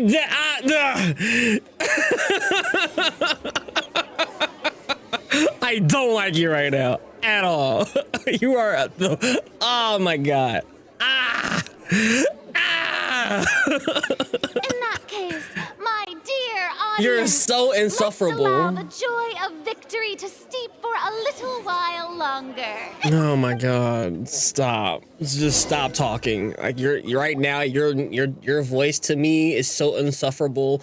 It's nailed on the chalkboard, and I just oh my god. Because I'm trying not to just... This is awkward. I didn't think the Hydro Archon would dig all that up. I'm trying to give her grace, you know, because I clearly can see there's something deeper to her character. I don't even know, but I can feel within my bones. So I've been trying to give her some grace here. But right now, you have not earned my grace. No, like... Right now, I don't like you. And even if I do, like, see the deeper things to your character, I'm gonna just say this right now. The first half does not, like, you can't erase that. For me. This is my first impression. I'm gonna always have that first impression of you. Sorry, like it or love it, you know? So, I'm always gonna be looking at you side-eye, even if you have, you know, a come to Jesus moment or like something that kind of drastically is supposed to change, you know, how we look at you. But nah, I'm still looking at you side eye, motherfucker. Like, nah, I'm sorry. Like you can say you see, but this is like in real life. Like if you acted this way in real life and I've then found out, you know, like this, you know, okay, I'm sorry, but. Yeah, I'm sorry. Like watching Stranger Things season 2 and watching Billy be a fucking racist asshole to Lucas, you know, and then I found out that, you know, spoiler alert, you know, 3, 2, 1, the motherfucker gets, you know, I don't feel bad. But like knowing his backstory, you know, I was like, okay, your dad's a prick and an asshole to you. That doesn't excuse you for being racist. You know, so like,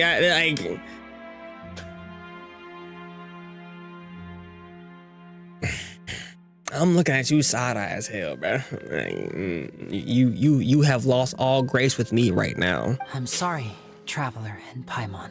I don't even care that you lied. I don't even care. Yeah. It's fine.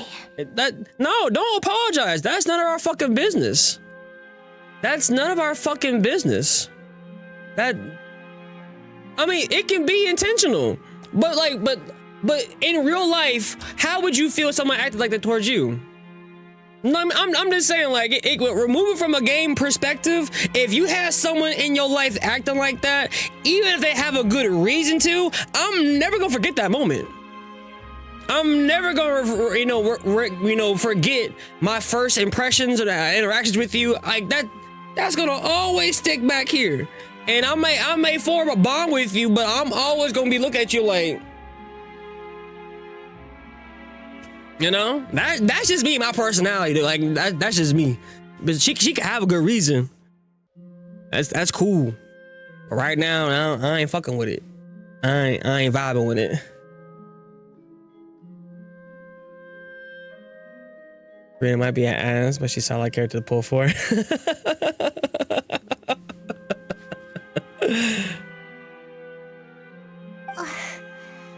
doesn't know where to start.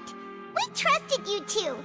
No, I like Fatui. Regardless, we may have history with the Fatui and everything, but that has nothing to do with your innocence or not.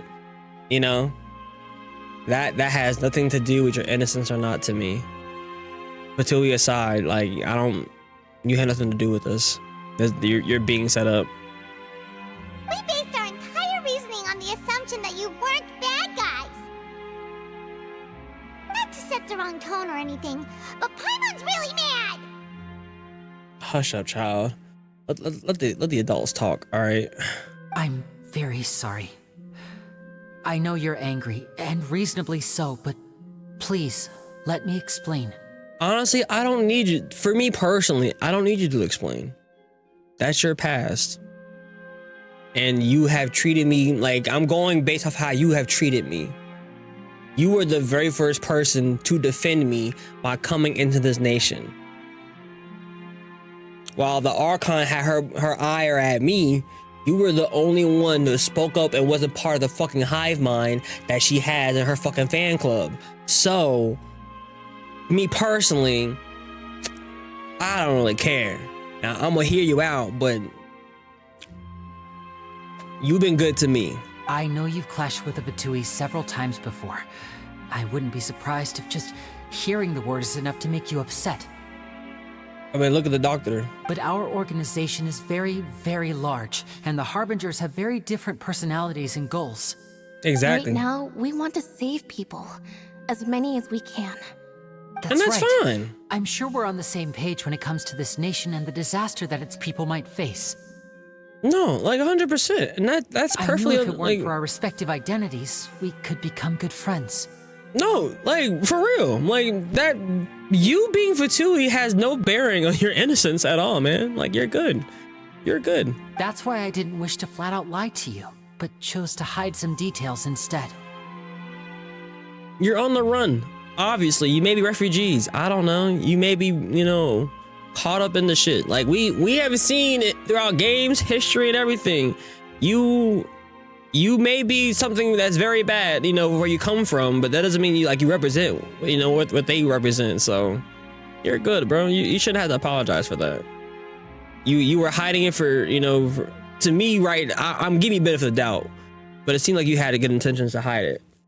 Cause you don't have to open up to your past to everybody. It's none of their fucking business. The truth is very important, but being completely transparent about everything would see us spending more effort than we need to.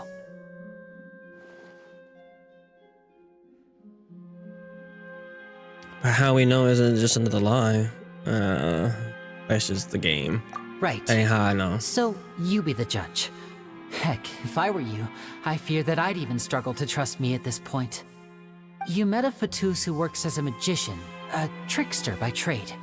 All by coincidence, too. But still, I'm asking you to trust me.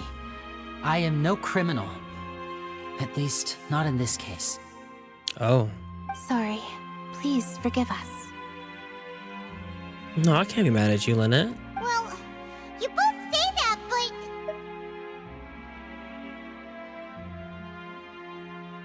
Right. Let's hear your answer first, and no lies now! Of course. I'll answer any question you ask. We've been trying to find out how the Oratrice operates. We want to know why it has a consciousness. Why can it deliver sentences accurately? During our investigations, we learned that the machine's core is beneath it. From that moment on, Lynette and I have been designing this box swap trick with the objective of getting close to the core. Is that why you needed a whole minute? That's right. In truth, the audience would take about 75 seconds to count down from 60, while I would only need 15 to get to the opposite box. So, after jumping into the tunnel, I accessed the Opera House basement via the vent, and went to investigate the room in which the core is stored.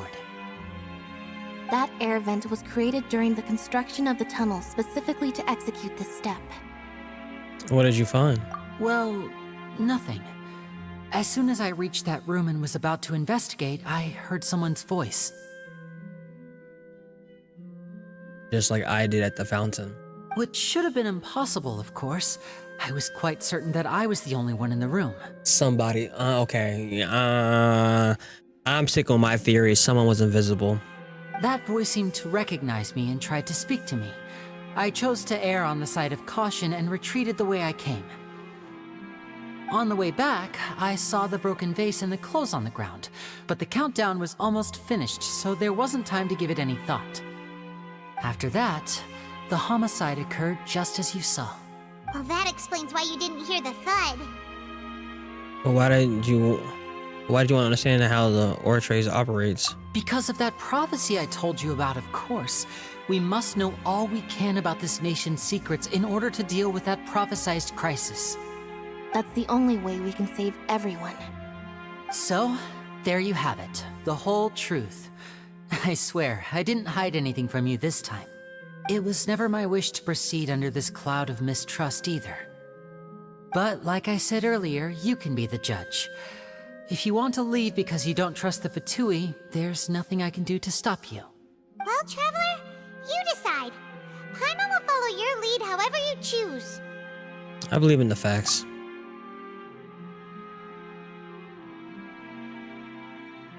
I will defend you from these charges. Okay, thank you. Thanks for giving us a chance. The current problem is that the scales are tipped pretty badly against you two. If we want to refute the Hydro Archon's accusations, we're gonna need a seriously watertight defense. No, we just haven't had a chance to speak. We have what we need. Huh? The adornment almost is over. Let's go back. Oh, Paimon thinks she gets what you mean.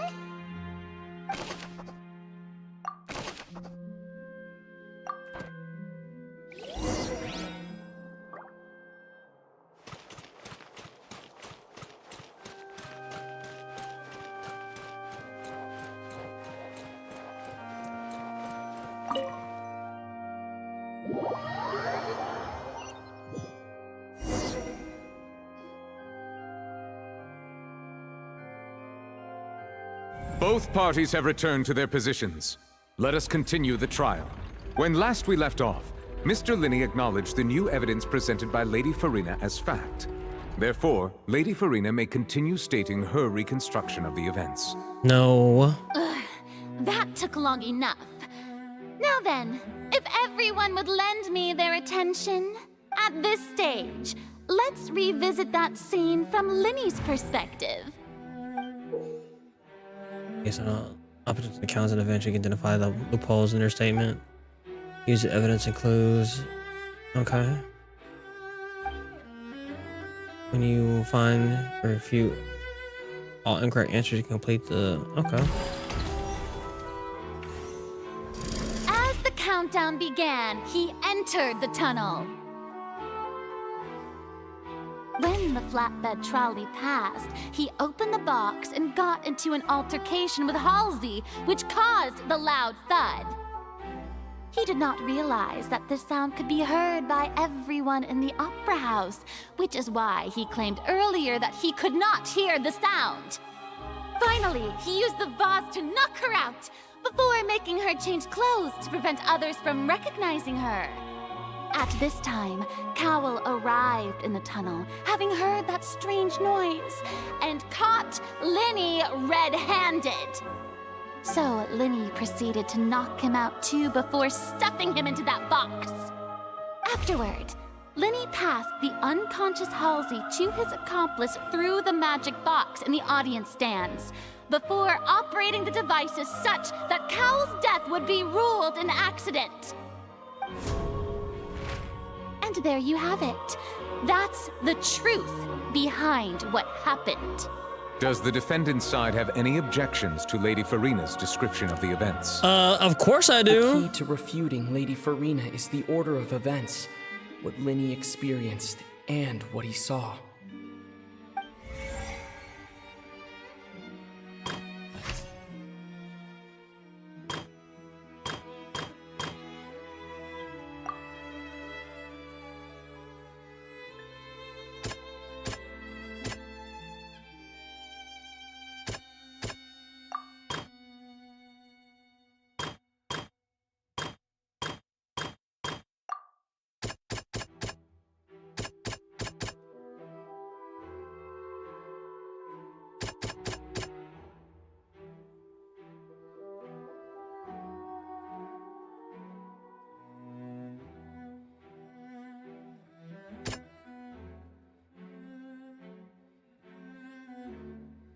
Don't want to let the Oberhauser show incident happen. Only those who had their identities cleared. No. When he claims to have heard a mysterious voice within the chamber. No. Okay. Seems this won't produce a particularly effective rebuttal.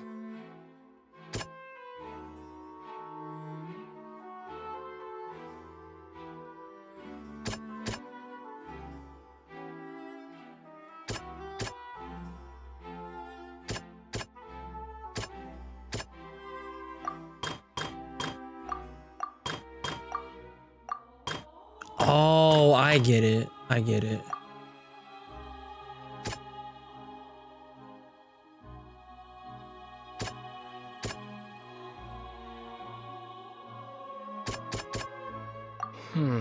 Seems this... So that one, no.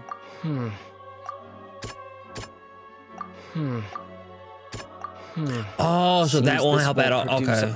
I get it. Okay, no, I had it wrong. Okay, so no, I don't identify loopholes there. He entered the tunnel here. But she's saying the loud noise was from Lenny and Halsey's fight, but he claimed, yeah. According to Linny, there we go. He left via the vent after entering the tunnel. He couldn't have had that altercation with Halsey. Okay, that's one. Lenny knocked out Halsey using a vase to remove her clothes.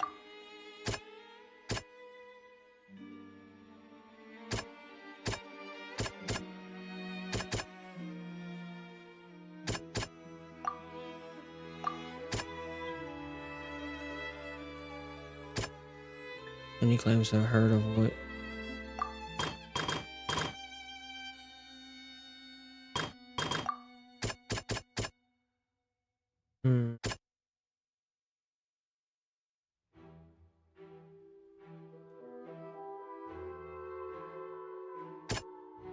Lenny claims to have heard. No.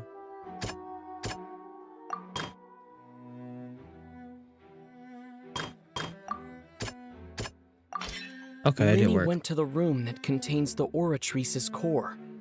This is the actual truth. Oh well, we're locked into Lenny, so he knocked him out with the vase, leading to the victim's death.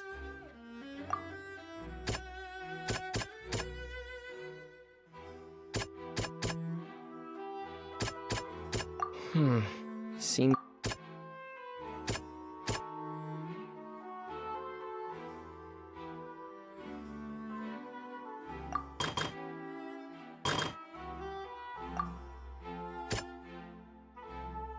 It was not that one. There we go. Lenny did not take part in the underground altercation. he only witnessed traces of the aftermath. Attention! Ace Detective Paimon has something to say! Of course, Paimon's talking for us. When the countdown started, Linny did indeed go into the tunnel. But he immediately used a vent to access the Opera House basement, which is where the underground core of the Oratrice is stored. Once he reached that area, he heard a voice in what should have been an empty room. Since he felt something was amiss, he returned immediately. The crime scene had already developed by the time he reached the tunnel again, and in order to complete the magic trick, he did not remain there for any length of time. Finally, he reached the surface, and that was when the accident happened from his point of view. Therefore, he's innocent. Okay, balance is restored now. Okay, there we go. There we go. Balance is restored.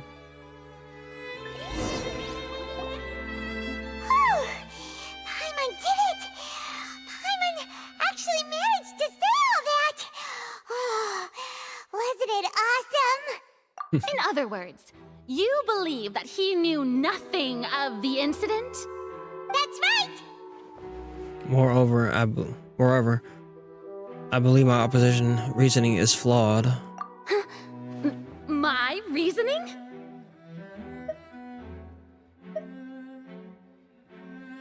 The onstage equipment was clearly tampered with within a perimeter, within a premeditated fashion. If that's the case, then if Carol hadn't entered the tunnel, who was the entire setup meant to kill?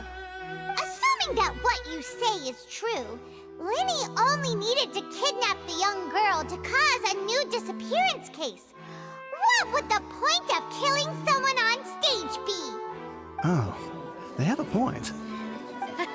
That's right, you tell them! And that's why they're partners of mine. They've managed to turn things around. There we go. Well, your denial is very strident, I'll give you that. But what proof do you have to back your claims? How you refuted Linny's alibi initially. Of course I do. If he had been in the magic box the whole time, how could he have not heard that sound? Why do you ask? You're saying that he wasn't?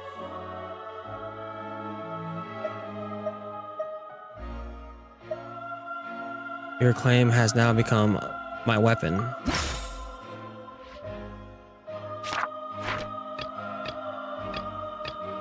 Oh.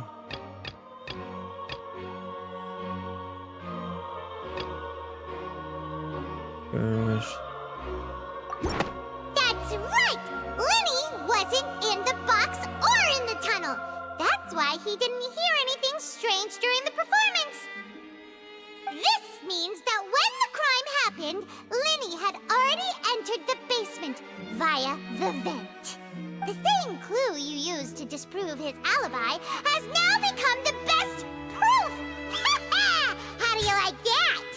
You know what? You tell it, Paimon! This is when you use your annoying shit against another annoying bitch! Let's go! Alright! To think you'd use such logic. Well then, if it wasn't Linny who committed the crimes, then who was it?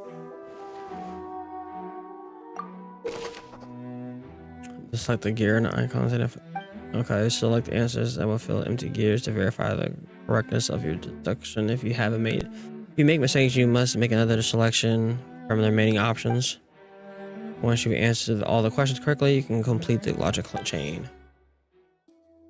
The guard's investigation report indicates the fireworks released near the end of the show ignited and burned through the rope suspending the water tank above the stage. This caused the water tank to fall and kill Caldwell and the box below. If Linny is no longer under suspicion, only other members of the troupe would have been able to tamper with the props. Lenny gave a detailed account on how the trick was supposed to work by using a box inside of a box, and the idea was the box containing an audience member be transferred across via a tunnel underneath, and Lenny himself would also use the tunnel to get to the other side. Having changed her outfit, Lynette and her assistant will have take charge of all of the stage interactions. The clothes belonging to Halsey, the lady who went missing, were found in the tunnel. The reason this remains unknown.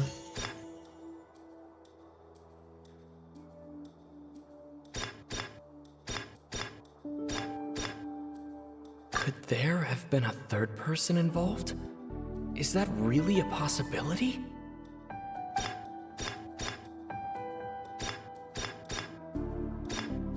The deceased's name is Cowell, Lenny's assistant. He would have been able to tamper with the equipment.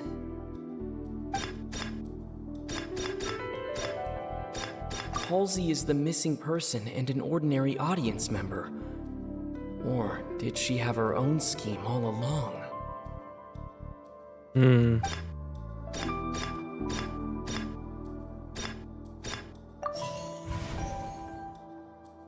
Why'd you make me do that one then? The deceased's name is Cowell, Lenny's assistant. Could there have been a third person involved?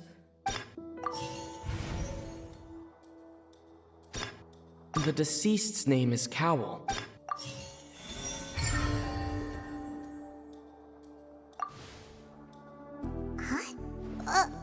That can't be right. Are you serious?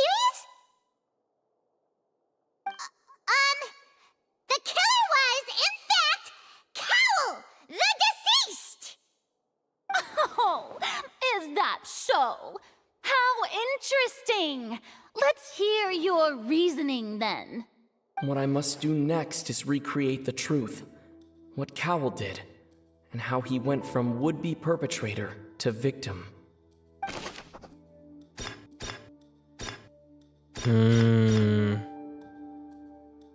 No one entered or left the opera house through its entrances. So where would the criminal have wanted to take Halsey?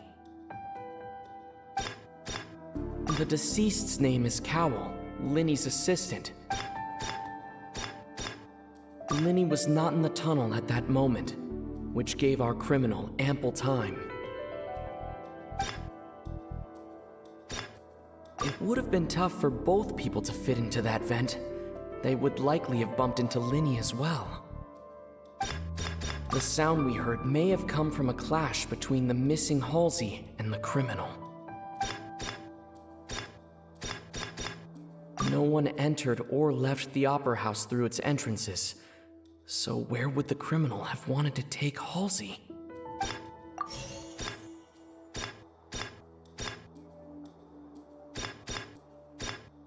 Halsey's clothing was in the tunnel, so there must have been some fear that she would attract attention.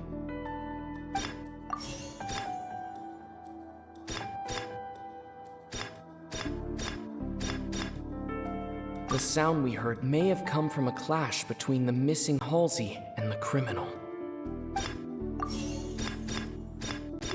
I can't go back and change those, can I? Those would be incorrect.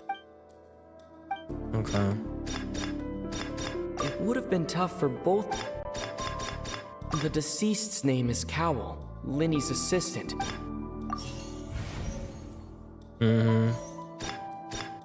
Yeah, I figured. It would have been tough for both people to fit into that vent. They would likely have bumped into Lenny as well. Lenny was not in the tunnel at that moment, which gave our criminal ample time.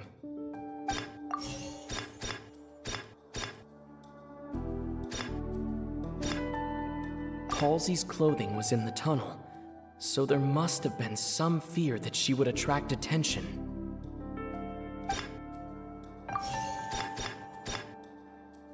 No one entered or left the opera house through its entrances. Damn. Okay, was that one right though? Hold on. I like the gear.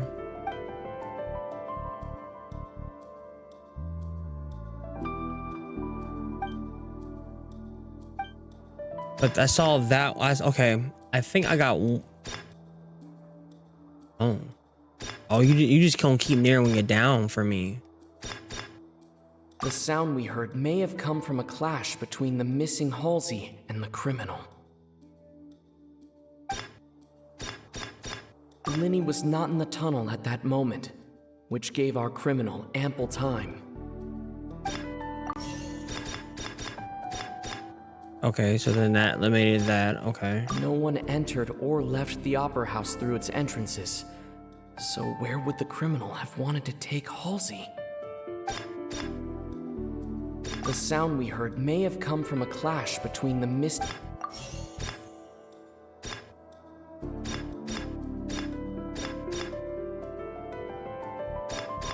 Linny was not in the tunnel at that moment. The deceased's name is Cowell, Linny's assistant.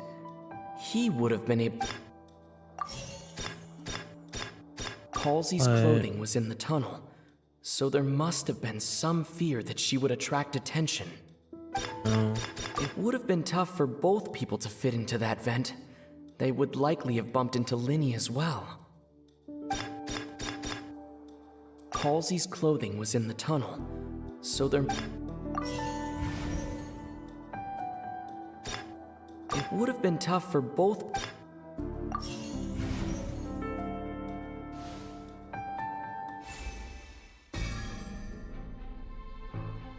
No.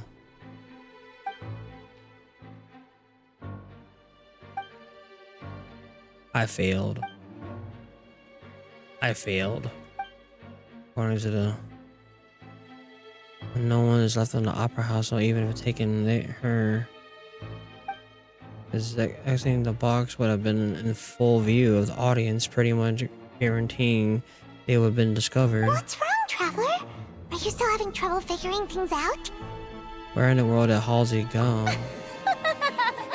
I see how it is. So this was all just a bluff. And here I thought you had something to show for it. But it seems you're still far from the... Look, since we're at a dead end, why not consider a different track?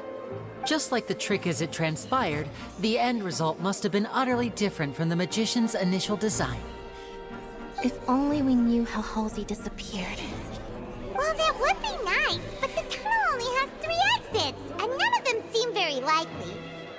And it's not like this is a magic trick where you can just make a real live person disappear. You know, like you did from that water tank, Lynette. Escape from them. Wait, could it have been in the water? Excuse my interruption, dear opponents. But do you not see that the crowd is growing impatient?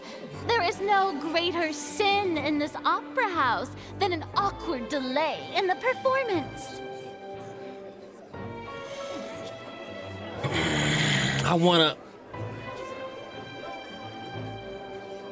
I just wanna...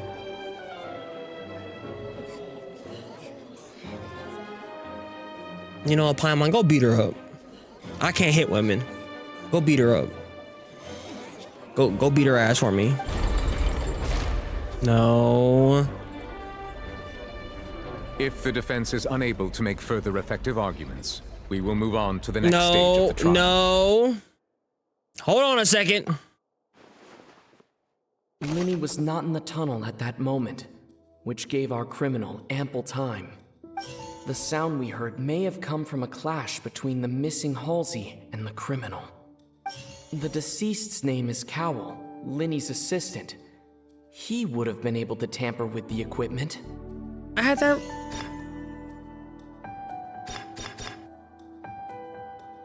The vase was not broken by chance. It was used to cover important evidence. The water. There we go. The water was a missing piece. Oh, Paimon gets it! It all comes together if Halsey disappeared instead of being kidnapped. Lynette escaped from the water tank, vanishing gradually and leaving only clothes behind. If there's a similar method where a person could be transformed into water... Just a moment, please. I do hope you know how preposterous you sound at the moment.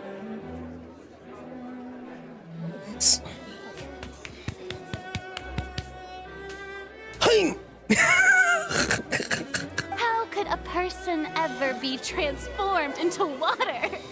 This is reality we're talking about here, not some magic trick. I request that we examine Kawa's personal effects. Must we really? I should think that of anyone. Your friend Linny already knows this truth very well. Magic tricks are ultimately just illusions and misdirection. But Halsey's disappearance is very real. We're talking about two completely different things. Bitch, shut your fucking mouth. Even so, I trust the Traveler's judgment. The truth must be out there somewhere. Perhaps some new line of reasoning may open if we try to gather all the focal points that don't make sense. Since Cal was the deceased, we haven't placed much attention on him. But given that we aren't making much progress with the case, it wouldn't hurt to have a look at his belongings, would it? People really do come up with all sorts of harebrained schemes when at the end of their rope. The way I hate her right now, your jeez. suggestion that we broaden the I scope don't like of her our investigation is at nothing all. but a tactic for stalling the trial. Nevertheless, I believe that this is a reasonable request on the part of an attorney. Since the trial does indeed appear to be at an impasse, I believe that additional evidence may help us make more progress. Guards, please step into the lounge and examine the personal effects of the deceased Cowell.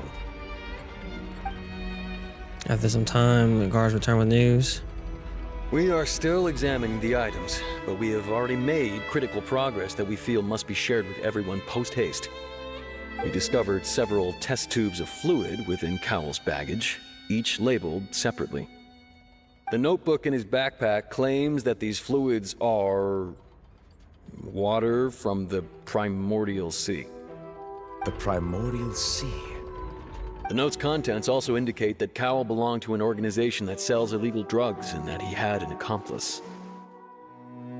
Boom, bitch! Boom, bitch!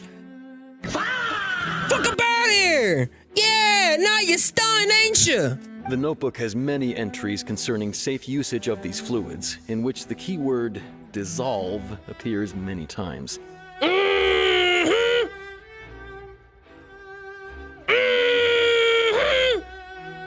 Fuck up out here, motherfucker. One of these tubes was labeled Opera Epiclese, along with yesterday's date. It is empty.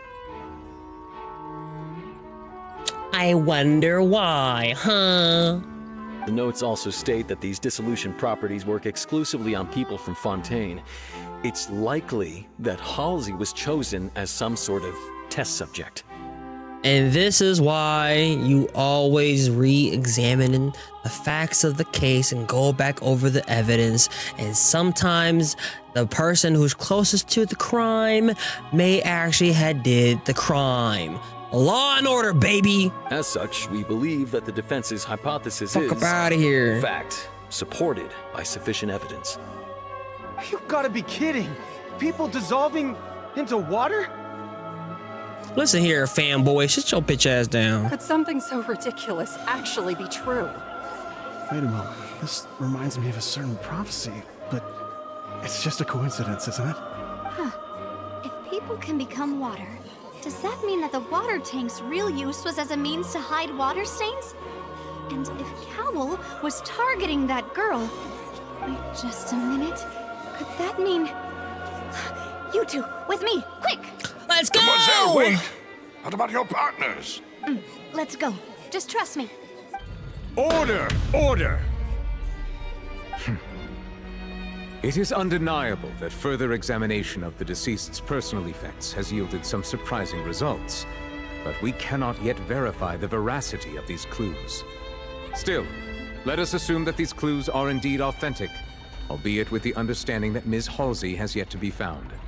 Guards, please continue examining the items along these lines. Mr. Linney, it appears your hypothesis is supported by the evidence, so please continue speaking. Of course. Thank you, Your Honor.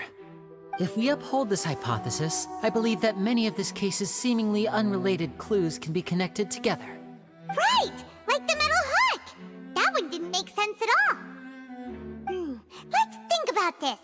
Cowell's methods must have something to do with that water from the primordial sea. Mm-hmm.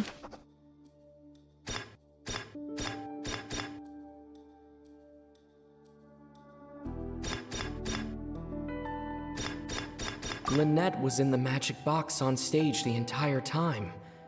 Did she have something to do with this? Why would that even be an option? I remember there was something else within the inner layer of that box. The deceased's name is Cowell, Linny's assistant. Yeah, put him first. Now it seems like the hook rope was not meant for another magic trick, but was instead some form of triggering mechanism. Yeah, that seems the more likely thing to do. What about this one? The rope that held the water tank up was lit by the fireworks and snapped. As such, the focus here is on the water. No, I have nothing to do with it. No, I got nothing to do with it. it. Water from the primordial sea should already have been prepped before Halsey entered the magic box. It's our new evidence lead. I remember there was something else within the inner layer of that box. No. The rope that held the water tank up was lit by the fireworks and snapped. As such, the focus here is on the water and not the tank.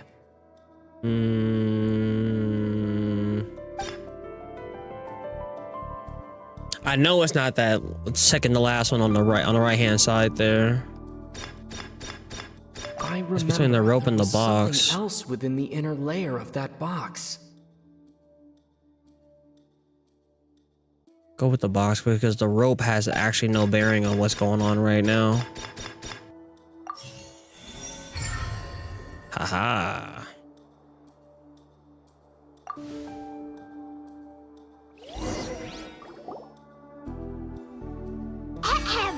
It's Ace Detective Paimon's time to shine again!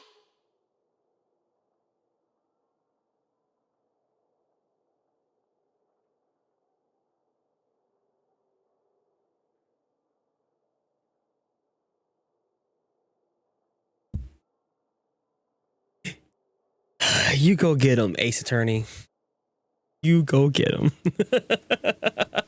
You know what she's like? She's like the assistant to the DA. You know, you got the district attorney, and then like she's our ADA. Go ahead. You know, what's that? Camille, or I think that's her name for Law and Order. It was like in the later seasons with my boy Jack. He had this one lady who was just hard nosed, like, and she was ready to get at their ass, bro. Go ahead, you do your thing. Do your thing, In the ADA. original plan, Cowell would tamper with the water tank rope and the number selector securing his target. When the magic box containing Halsey was lowered, the metal hook would retract gradually and pierce the balloon at the top of the box. When the balloon attached to the box popped, the water from the primordial seed inside it would pour down and dissolve Halsey. Afterward, Cowell would enter the tunnel and break the flower vase to conceal the water inside the tunnel, with the remaining evidence being covered up by the water tank on stage. But he encountered something unexpected in the tunnel, and wound up being fatally hit by the same water tank he meant to use to cover his tracks. Huh. That does make sense. That actually links together a lot of the more confusing pieces of evidence.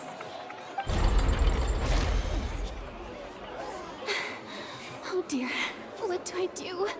Even I think they sound convincing now. Have I falsely accused an innocent person? What a humiliation. Yeah, Now, we should have it humiliated. seems like the only point of contention remaining is the exact circumstances that led to Cal's death. His notes mentioned he had an accomplice who could be related to the situation. Uh-oh. What new On will I that know? note, the guards have just contacted me indicating that they uncovered new evidence. I shall now invite him on stage to share it with us. Okay. Thank you, Your Honor. We were just inspecting the luggage of the other people involved in this case. And we found an identical sample of the water from the primordial sea among Linny's personal effects.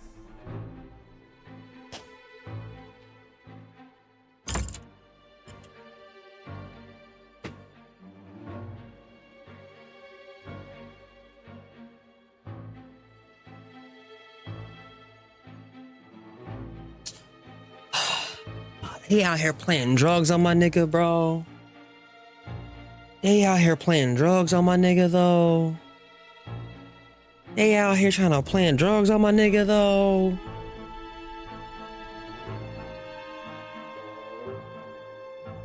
Oh, that's false evidence, Your Honor. Your Honor, hold on, wait. Your Honor. Your Honor. Your Honor, I object. I object. I object.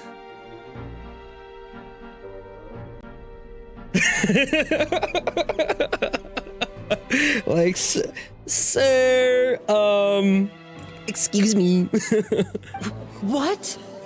That can't be. Oh, I see.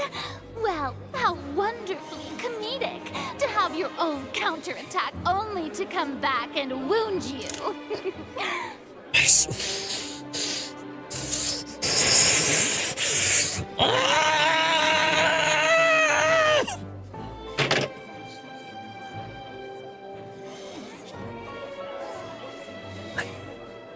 Oh my god, I don't. This motherfucker. Does this not clear all doubt? My dear citizens, my loyal audience, allow me to present my reasoning and bring this performance to a swift close. No! Stop talking! Linny did not need to take part in the dissolution of the young woman at all. Indeed, he did leave the scene via the vent.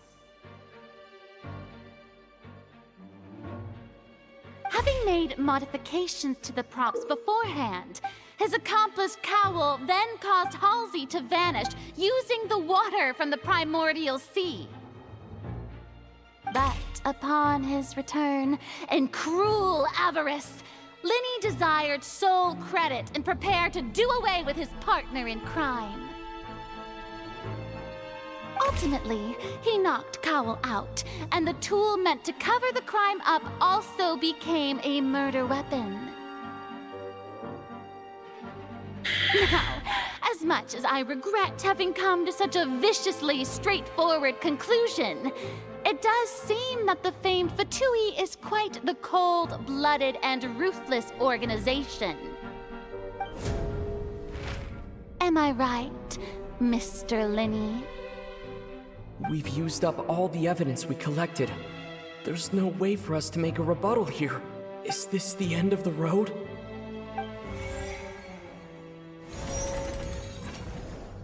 Oh no. I can't think of anything either. It doesn't look like there's any way around this. Seems using the water as new evidence was too good a move. Why did this have to happen now? I think we've all seen enough now, and we have ample witnesses to my flawless reasoning. Navia! Where are you? I believe this is indeed the finale. Now then, my good, noble Chief Justice, should we not, in your view, move... Excuse me, everyone, but I must interject. Miss, I must ask you not to shout and to respect the ongoing legal proceedings. Oh, come on. Don't be hasty. I have a good reason for interrupting, you know. Now, would anyone here like to take a little break from all this debate and see a little magic? I'll show you an amazing trick. One that can bring a young woman who has disappeared back in the flesh, right before your very eyes. What in the world is she saying? No offense, miss, but miracles like that are beyond my scope as a magician. Come on now, don't be silly. Magic is all about misdirection, isn't it? It often conceals the truth while presenting a fascinating illusion. But once everyone believes the illusion, can't magic reveal the truth to them once again? And wouldn't such a trick be the most marvelous finale to today's performance? Come on, Lenny and Lynette, give it another go. Don't worry, Spina di Rasula has made the necessary arrangements on your behalf. But as the magic makers and stars of the show, I think I should leave the final performance to you. I understand.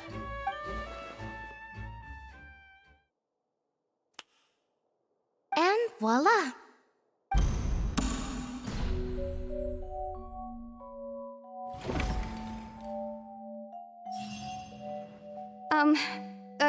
Sorry for the interruption. Wait, isn't that Halsey? So the whole thing about people dissolving wasn't true after all? To be clear, I'm only here because this person told me that if I testified, the merit of doing so would lessen my sentence. I was hiding outside this room listening to the proceedings because I was afraid that I would be the one put on trial.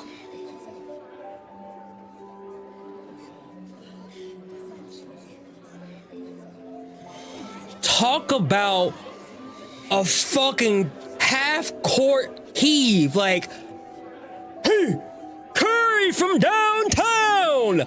Bang! I was not expecting that. Okay, I thought it was curtains for us. I ain't gonna even sit here and lie with you. I thought it was fucking curtains for us. I'm not gonna fucking lie. I'm not gonna lie. I thought it was over. I thought I had to put this song on. I thought we were cooked. I'm not gonna lie. I thought we were cooked. What a save. What a save. I was just feeling happy that no one had noticed me. And then before I knew it, she caught me. That'll teach you to underestimate us three. Where should I begin? I'm sorry. I'm the one who killed Cowell. I admit it. What? Why? Firstly, my name isn't Halsey. It's Lillian, and I'm originally from Mondstadt. Oh. You a foreigner, just like me. Very interesting, very twisted. I heard that Linny's show was gonna be a real thriller, but I missed the chance to buy a ticket, so I stole one.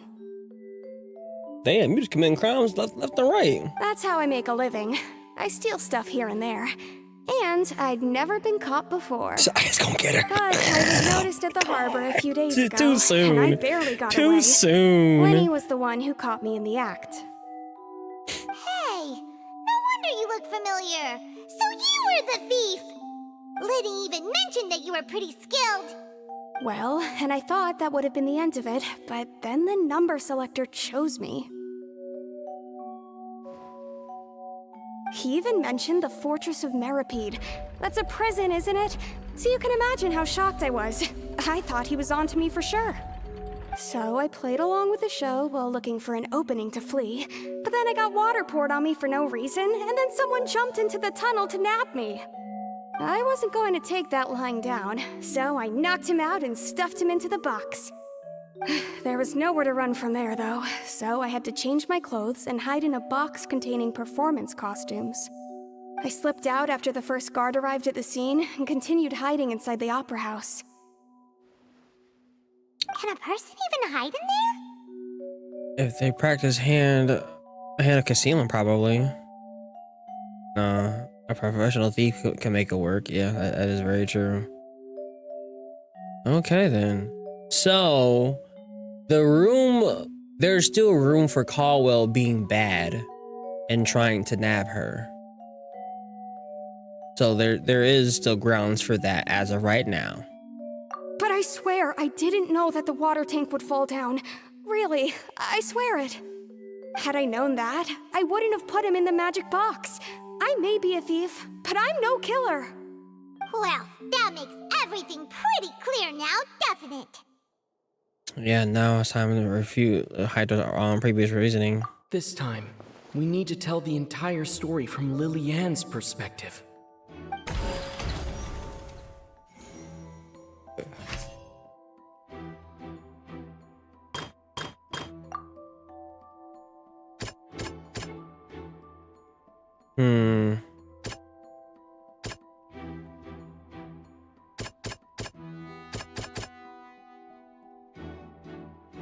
Device was used during Lenny's magic performance to choose.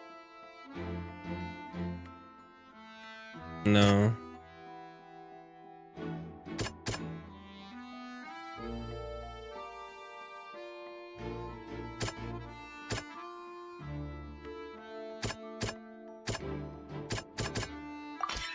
The strange sound wasn't from a fight. It was Lily-Ann's attempt to break out when she was frightened. Okay. Lily-Ann wanted all the credit. Oh, I'm sorry. Lily wanted all the credit and glory, and wanted to get rid of all his partners as Halsey. Okay, so we need to refute that. Okay.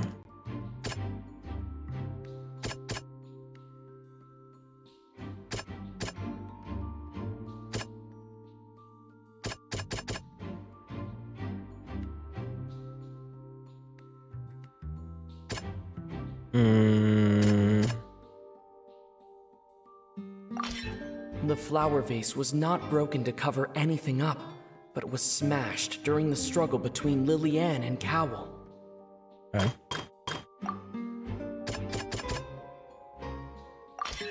Lily-Ann was On a afraid roll. that she would be recognized if I'm on she a left, roll. so she changed clothes and hid, biding her time. Just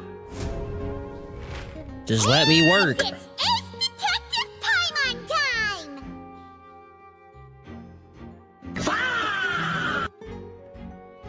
Having been selected out of the blue, Lily-Ann panicked.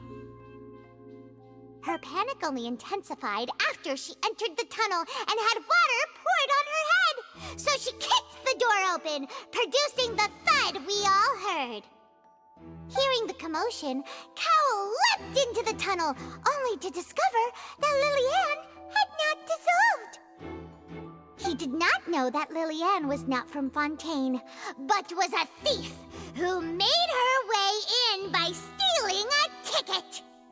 Mistakenly believing that the water from the primordial sea needed time to take effect, he tried to force Lily-Ann back into the box. The two broke the flower vase during the struggle, but Lily-Ann came out on top, knocking Cowell out and putting him in the box. With no way of escaping, she changed her clothes and hid in the costume trunk until the performance ended.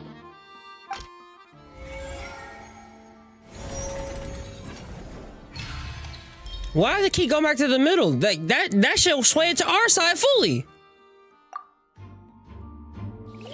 Rigged, I say! Rigged! She knew that she would have to go through guard inspection if she tried to leave afterward. So, she has been trapped in the Opera House these last 2 days.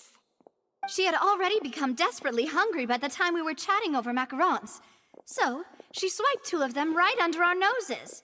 Talk about a sneaky thief. At this point, all the events that happened in the tunnel have now come to light. Okay. Alright then, my only question is, how the fuck did she steal the macaroons as they were talking face to face?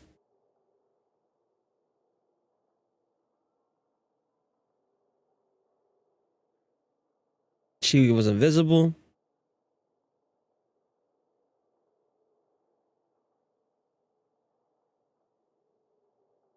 I'm saying, a professional thief. It's just skill. I give it to her. I'll give it to her. Ah, so that's the whole story. Bravo! Bravo! Now then, Lady Farina, do you wish to speak against the defense's statements? Yes, she's out by persona. Please answer the question, Lady Farina. Also, if I may add, the trial has not yet ended.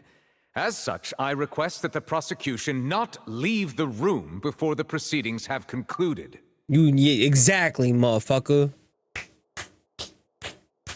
He says sitting. Hold on.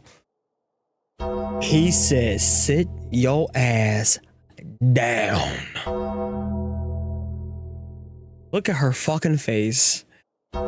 Says sit your monkey ass down, all right? You brought us all here. We're only here because of you. No, you can't run to the hills and tuck in your chest in your fucking legs, bro. Stand here and face the music. You want to be leveling charges, you gotta stand on your 10 toes. Gotta stand on business and admit you were wrong. Or I don't ever want to hear this conversation again about you leveling charges against anybody, son. That would be me if I knew Valette. What? Are you reading my mind now? Oh, God. No, I have no further arguments. I admit defeat. But really, could you at least have left me with some dignity? No. Look at that! No. She's like a deflated balloon now. No, we only in this bullshit because of you, bro. Face the music. You can't start some bullshit and then run. No.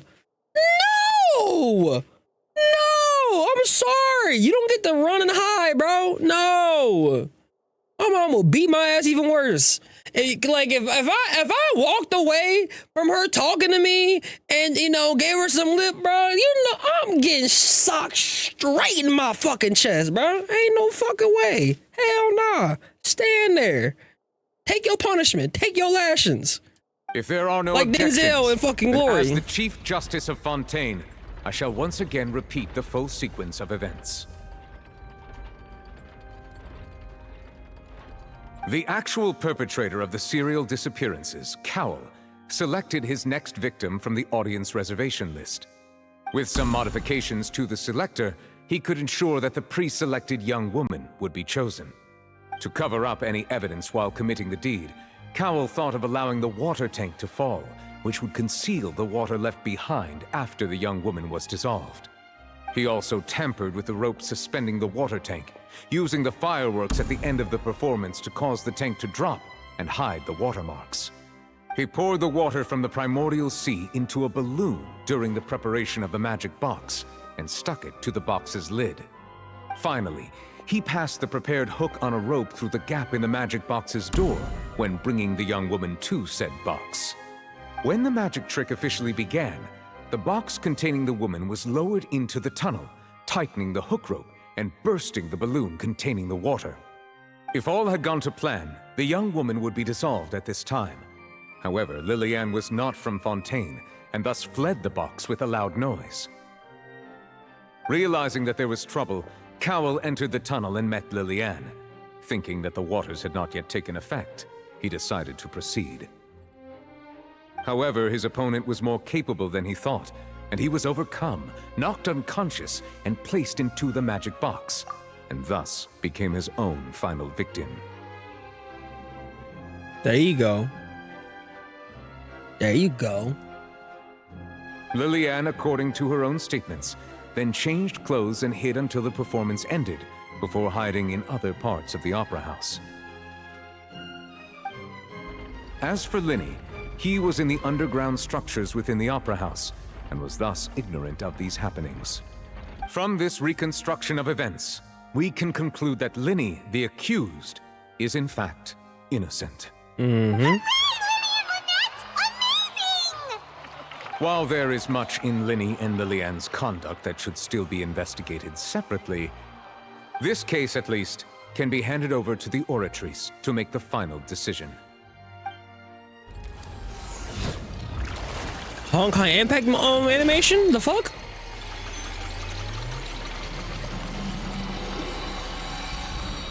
Oh, that's beautiful.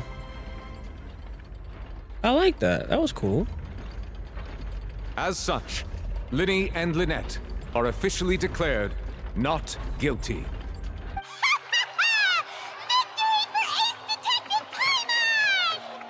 Great work, partners.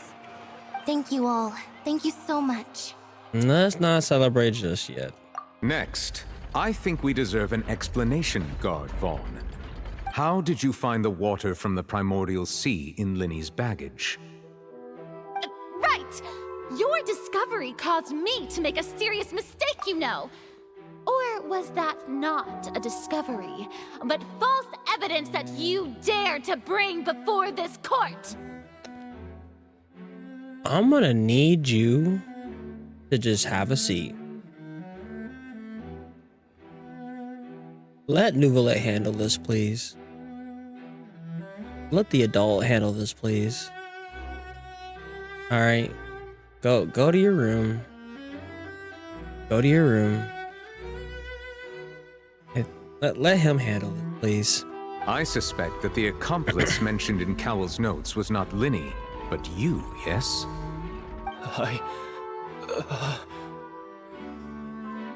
I'm sure you know what you must do to lessen your sentence. Speak quickly! Unless you want to earn yourself a one-way ticket to Coupon Town. I was just following orders. We were supposed to place blame for the serial disappearances onto Linny, and thus cause suspicion to fall on the Fatui. The higher-ups said this was the best opportunity to do so. Higher up, but you report to the Archon and the Chief of Justice, so who the fuck you working for? And now that your plan has fallen through, and the secrets of the water have been revealed, you have become a liability to said higher-ups, yes? Therefore, you would be wise to tell everything you know, and seek the protection of the guards. Yes, I'll tell you everything I know. Our boss discovered that the water can cause people to dissolve. It can also be made into a potion, which when extremely diluted, can cause people to experience unforgettable exhilaration. So drugs. Ecstasy. Molly. Niggas are getting high. Alright. We've been in this business for a while now, and have made decent more off it. The disappearances were also the boss's idea. I mean, this is the boss we're talking about.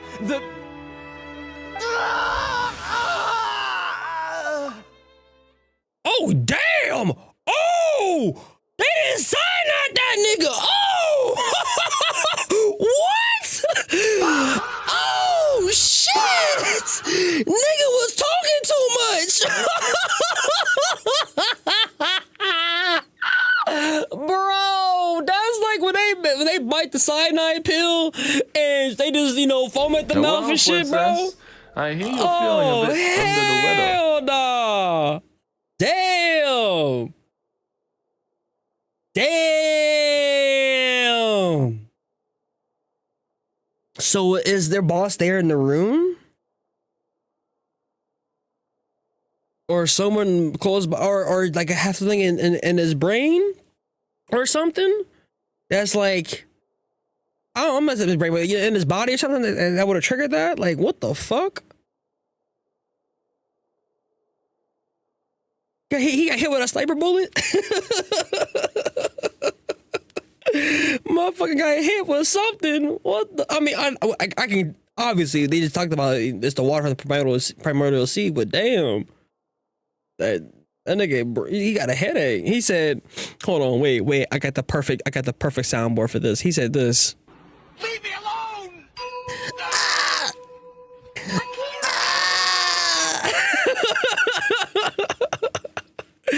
Motherfucker got sniped. Yeah, now you believe it. They can't get dissolved. He turned into water.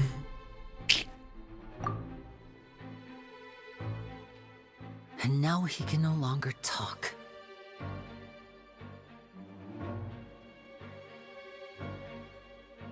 He did. Such ruthlessness. He did. Fuck that I nigga. shouldn't have expected any less. If you know, you know. An outrageous act. All present, please submit to inspection immediately.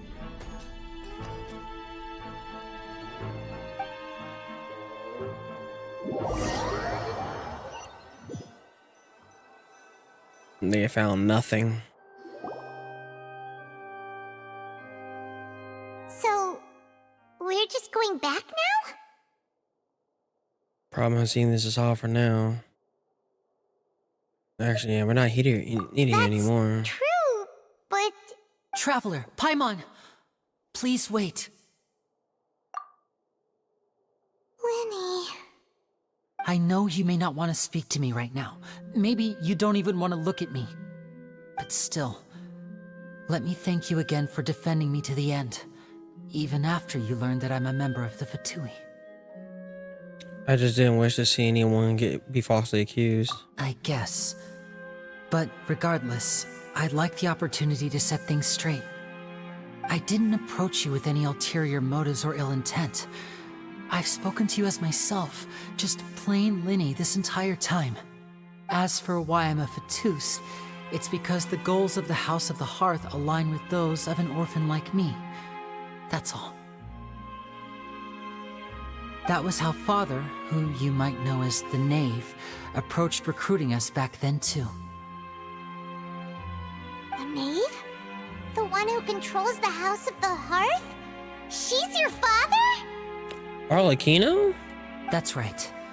And since we're here, I was wondering, would you mind hearing a story? It's about my past. Back when our parents first died, Lynette and I were left wandering the streets. Damn. To survive, I took to surreptitiously observing an older street performer who did magic. It took me several days to figure out how he pulled off his amazing tricks. I took my sister through several streets until we found a crowded corner, and we began to perform magic tricks there. To my surprise, we proved to be pretty popular, and we could at least stop worrying about where our next meal would come from for a time. But I didn't want my sister to remain a street rat together with me forever. Before long, an aristocrat came to me and claimed that he wished to take us in after watching my performances. So you went from orphans to nobility just like that? That was how we felt at first too. As if fate was on our side and we could say goodbye to those painful days. But I gradually discovered that while we were called foster children, he was really after my talent for magic tricks. He would constantly take me to all sorts of banquets to garner attention, which he would then use to expand his social circles. That doesn't seem too bad either. Better than roaming the streets at any rate. On the surface, maybe. It took a while for me to realize just how dark his heart really was. Yeah. After one particular performance at a banquet, I discovered that Lynette was not on the same return vehicle as me. I waited a long time after we returned home, but she did not come back. I went to that noble's bedroom and asked him about her whereabouts. The answer he gave me was, she caught the eye of the most eminent person at the banquet, so I sent her over as a gift. I mean, you'll be able to perform your magic regardless of who your assistant is, yes?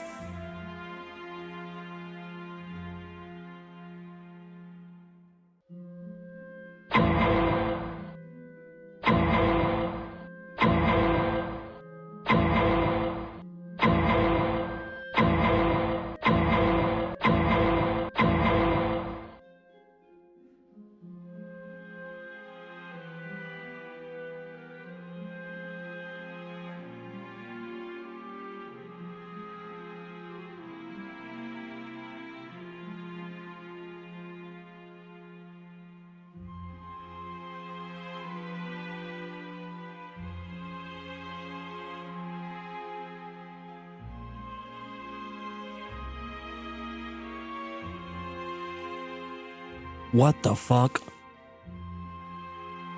Oh God. What? Whoa.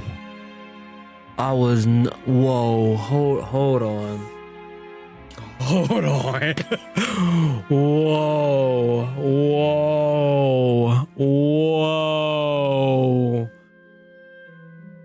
Oh, wow. Oh, no. She got gutsed. Ah. Oh, he pulled some Gambino shit. Oh,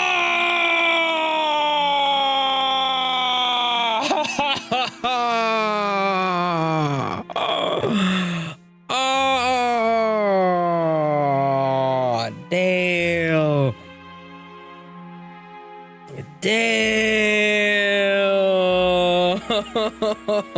Oh, no. No.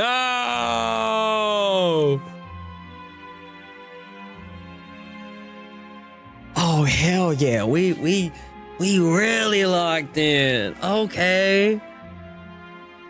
See, this is why I come to love gacha games, man. They touch on shit that really be happening in real life. Not to say other modern games don't, but that damn, that's crazy. That's crazy. Wow. Oh, Lynette, I'm about to put you on a squad. Lynette, I'm about to get you off the bench. Lynette, you're getting out the bench. You need a good home. Oh man, that's so fucked up. And she was younger than 2. Oh, damn it. No. So he was gonna... But wouldn't Fontaine's laws deal with such people? As far as outsiders are concerned, this is a relationship akin to adoption or foster care, and they have their ways of escaping the eye of the law. Villains. I managed to ferret out the location of the mansion of that so-called eminent person and hurried through the night. But by the time I leaped over the walls, avoided the guards, and made my way in, all I saw was the moonlit ground covered in blood, and the knave standing there in the darkness. Arlecchino saved her? She'd already taken care of that guy. That's right. She had rescued my sister before she could come to any harm, and had even discovered several girls hidden in a basement, all of them orphans. Father, I mean, the knave, might have seen something in me, and so she made me an offer. The House of the Hearth welcomes you, for your interests align with ours. Here, none will ever betray you. Indeed, betrayal shall never be permitted here. I was hesitant to trust her. I mean, I had just been betrayed by nobles. But she was also quick to destroy the noble who had taken us in at first, giving us back our freedom. Oh, so that's how the two of you joined the House of the Hearth.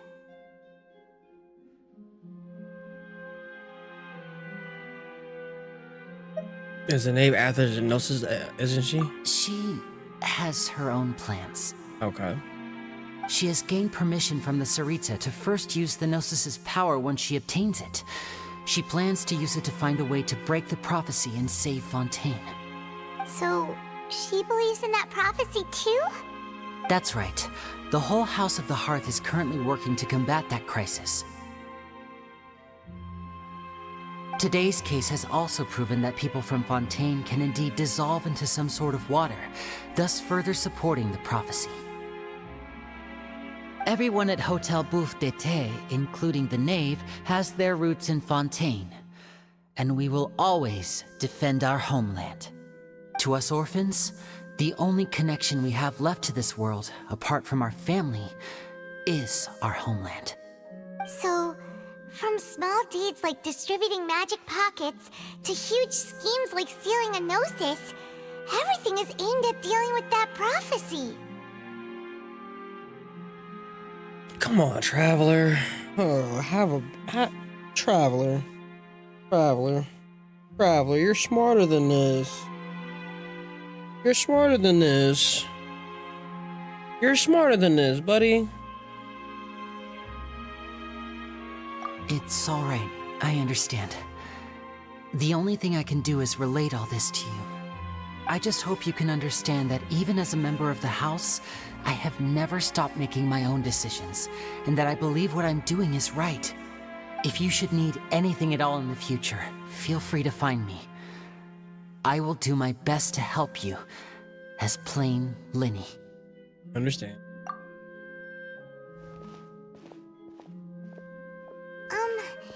Bye, Linny.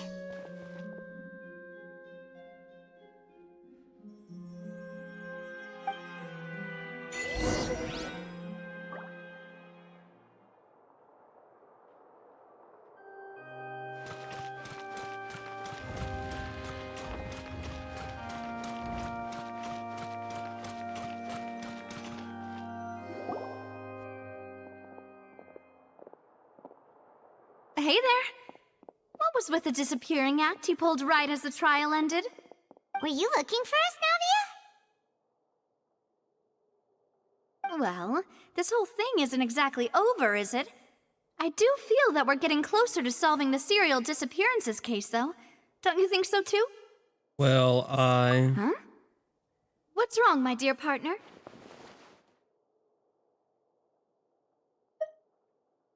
Besides, are you sure we're the ones who can crack a case that's been cold for decades now?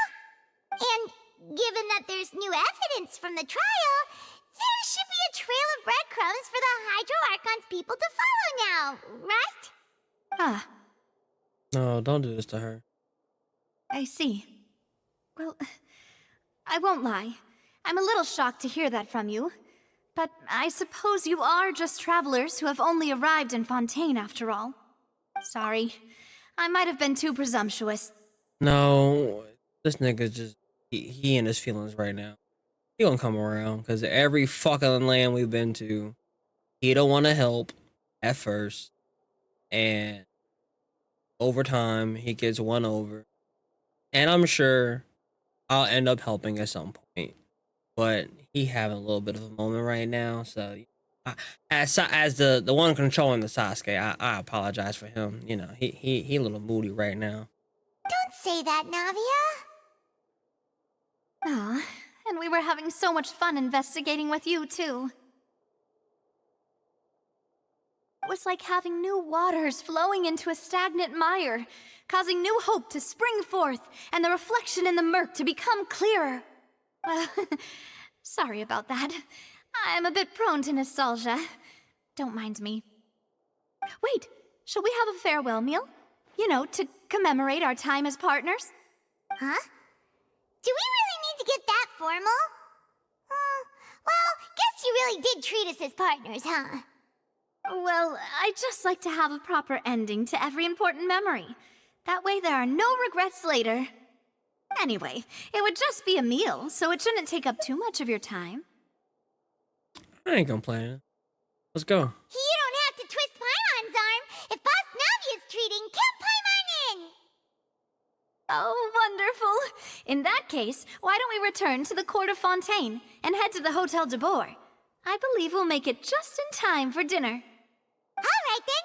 Let's have our farewell meal.